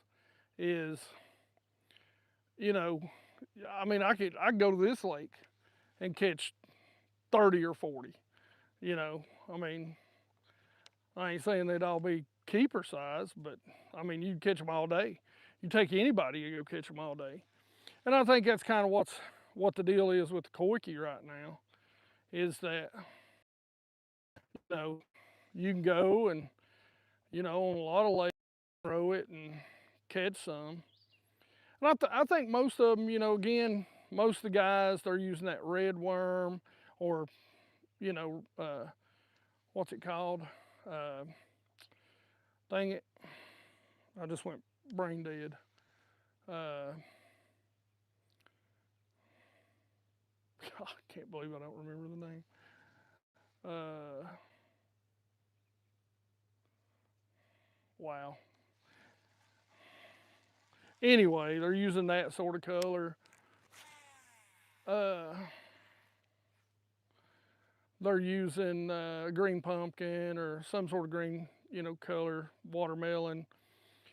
And I think for the most part, what they think it is I think it's a bluegill. I mean, if you catch a big bluegill, it's shaped like, you know, the outline of my hand. If you just go all the way around, it's just a big old giant round ball that they just don't want in their space. He said, wow, we're going way back. Next, you're going to say you were throwing the Zedco 33 with a 5 foot 6 inch rod. Hey, listen, I think I still got it at the house. I've got a 5'6" pistol grip from Abu Garcia, man. You want to talk about one of the best skipping rods you've ever thrown in your stinking life? That rod. Listen, I'm 52, boys. I've been fishing. Me too. I've been fishing for 40 plus years. So bass fishing.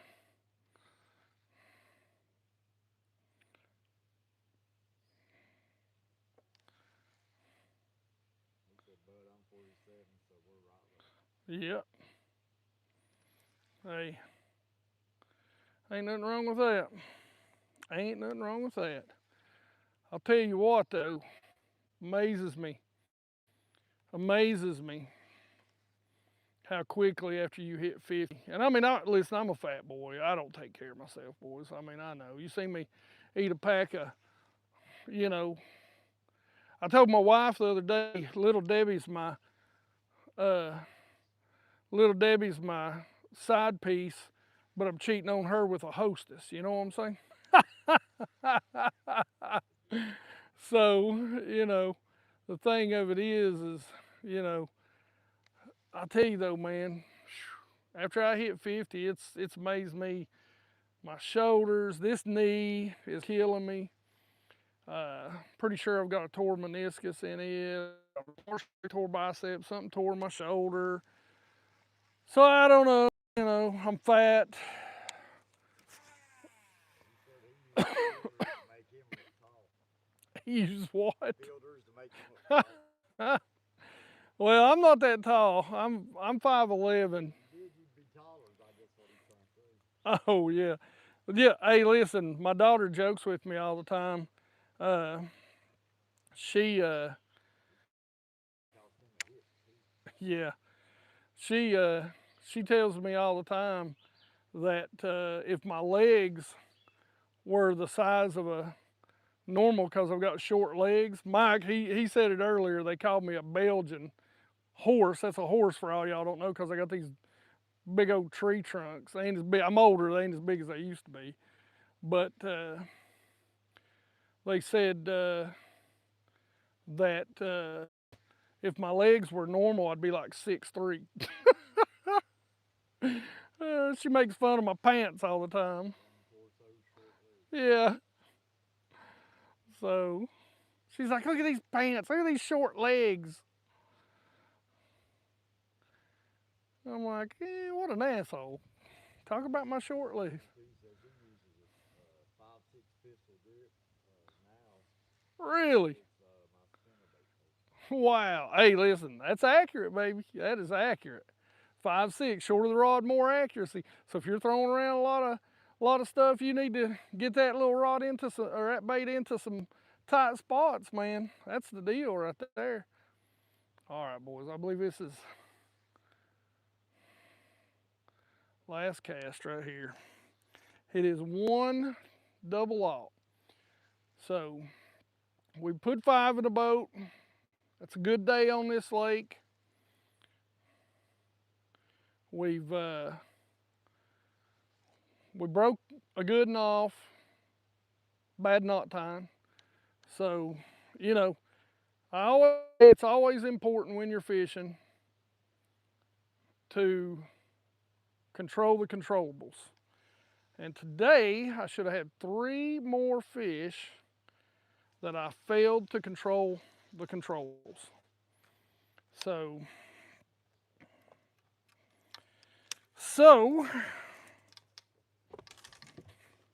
I'll take my Macho Man glasses. Oh yeah, holster! I think somebody asked you what kind of those glasses were. These are Waterland Hyper Hue. Probably missed a few questions here and there.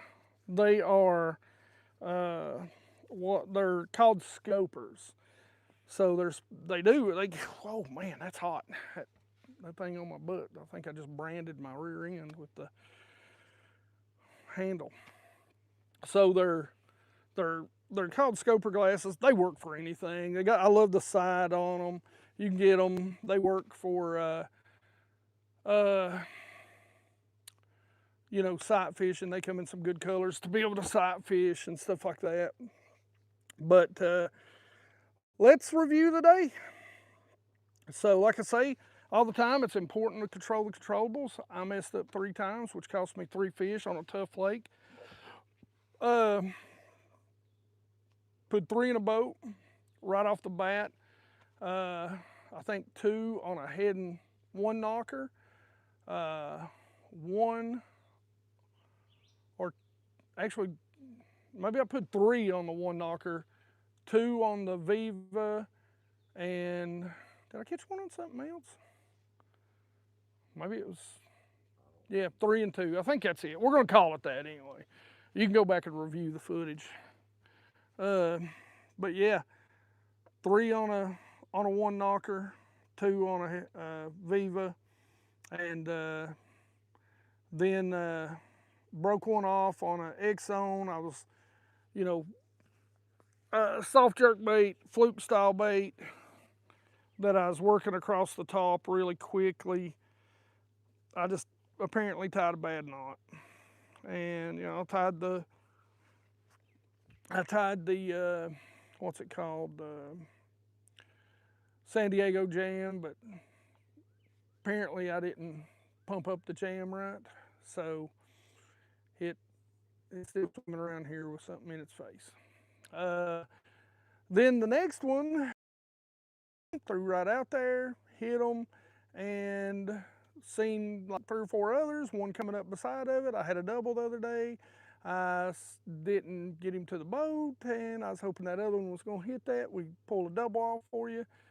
Nope, didn't do that either. Instead, I gave him a little bit of slack. He come up, jumped, and threw my bait. So, my bad. Then the next one, what was the next one? Oh, what was it? Was it the underspin? He hit me and got off. I think so, yeah. Yeah, I got him right. Yeah, I got him right to the boat, and he come off because I was being stupid there too. Had a couple other bites. It's just not my day. Yeah, well, I mean, pretty good day for this lake, but hey, we put 5 in first thing this morning. We kind of figured that'd be the deal, and hope you guys had fun. Hope you guys learned some stuff about fishing clear lakes, highlands, reservoirs, about bait selection. We talked a lot about that today, and I think that's great. Because I really think, man, bait selection is a big deal. Everybody asks me all the time, hey, what's your go-to bait? And it really is anything that's biting, anything they're biting, anything that I can get them to that will get down to where they're at. And that's one of the biggest things for me. It's not bank to bank, it's top to bottom. And on this lake, it's real hard. But one of the few things that I didn't throw, but I really don't think they're setting up on bottom yet. I still think they're pushed to the side in that 5 or 10. And in the evenings, you probably go down the banks throwing in about that 10 to 15 foot, worms, jigs, that sort of stuff, and catch them. I'm fishing out here probably about 20 feet, and I just don't think they're down there. Most of the nibbles that we're getting is as it was coming up the bank toward where we're at. So, just is what it is, but that's it, man. Geeks, I appreciate you. I appreciate everybody hanging out today. I know this is a long live stream, but man, it's real fishing. All right. Anybody got any last minute questions? Most people don't know you're saying it's a great work, y'all. I am saying bye. Love the live guys. Thank you. Love the video. They said thanks for my camera work. Great work, man. Mike does a great job. I appreciate him. I know there's more to come live. Gays, awesome. They're just marrieds. All right. Well, gentlemen, I love you, and ladies, if any ladies jumped in there. And Mike, I appreciate you, man, for doing everything that you do. And No it's things, but we'll figure out payment later. that's right. Yeah. Hey, listen, it's definitely gonna be beer wings for me. That's where I'm headed. The wife's still at work, so it's lunch and it's gonna be a beer and some wings. All right, hey, you geeks know it. As always, um, oh, how's my outro go? Question and you want me to do it? Hey, Me, I know it, boss. yeah. Questions, comments down in the comment section below. Like it if you like. Don't forget to subscribe. Ring that bell. Be part of the 100% Watch Squad. And you geeks rock.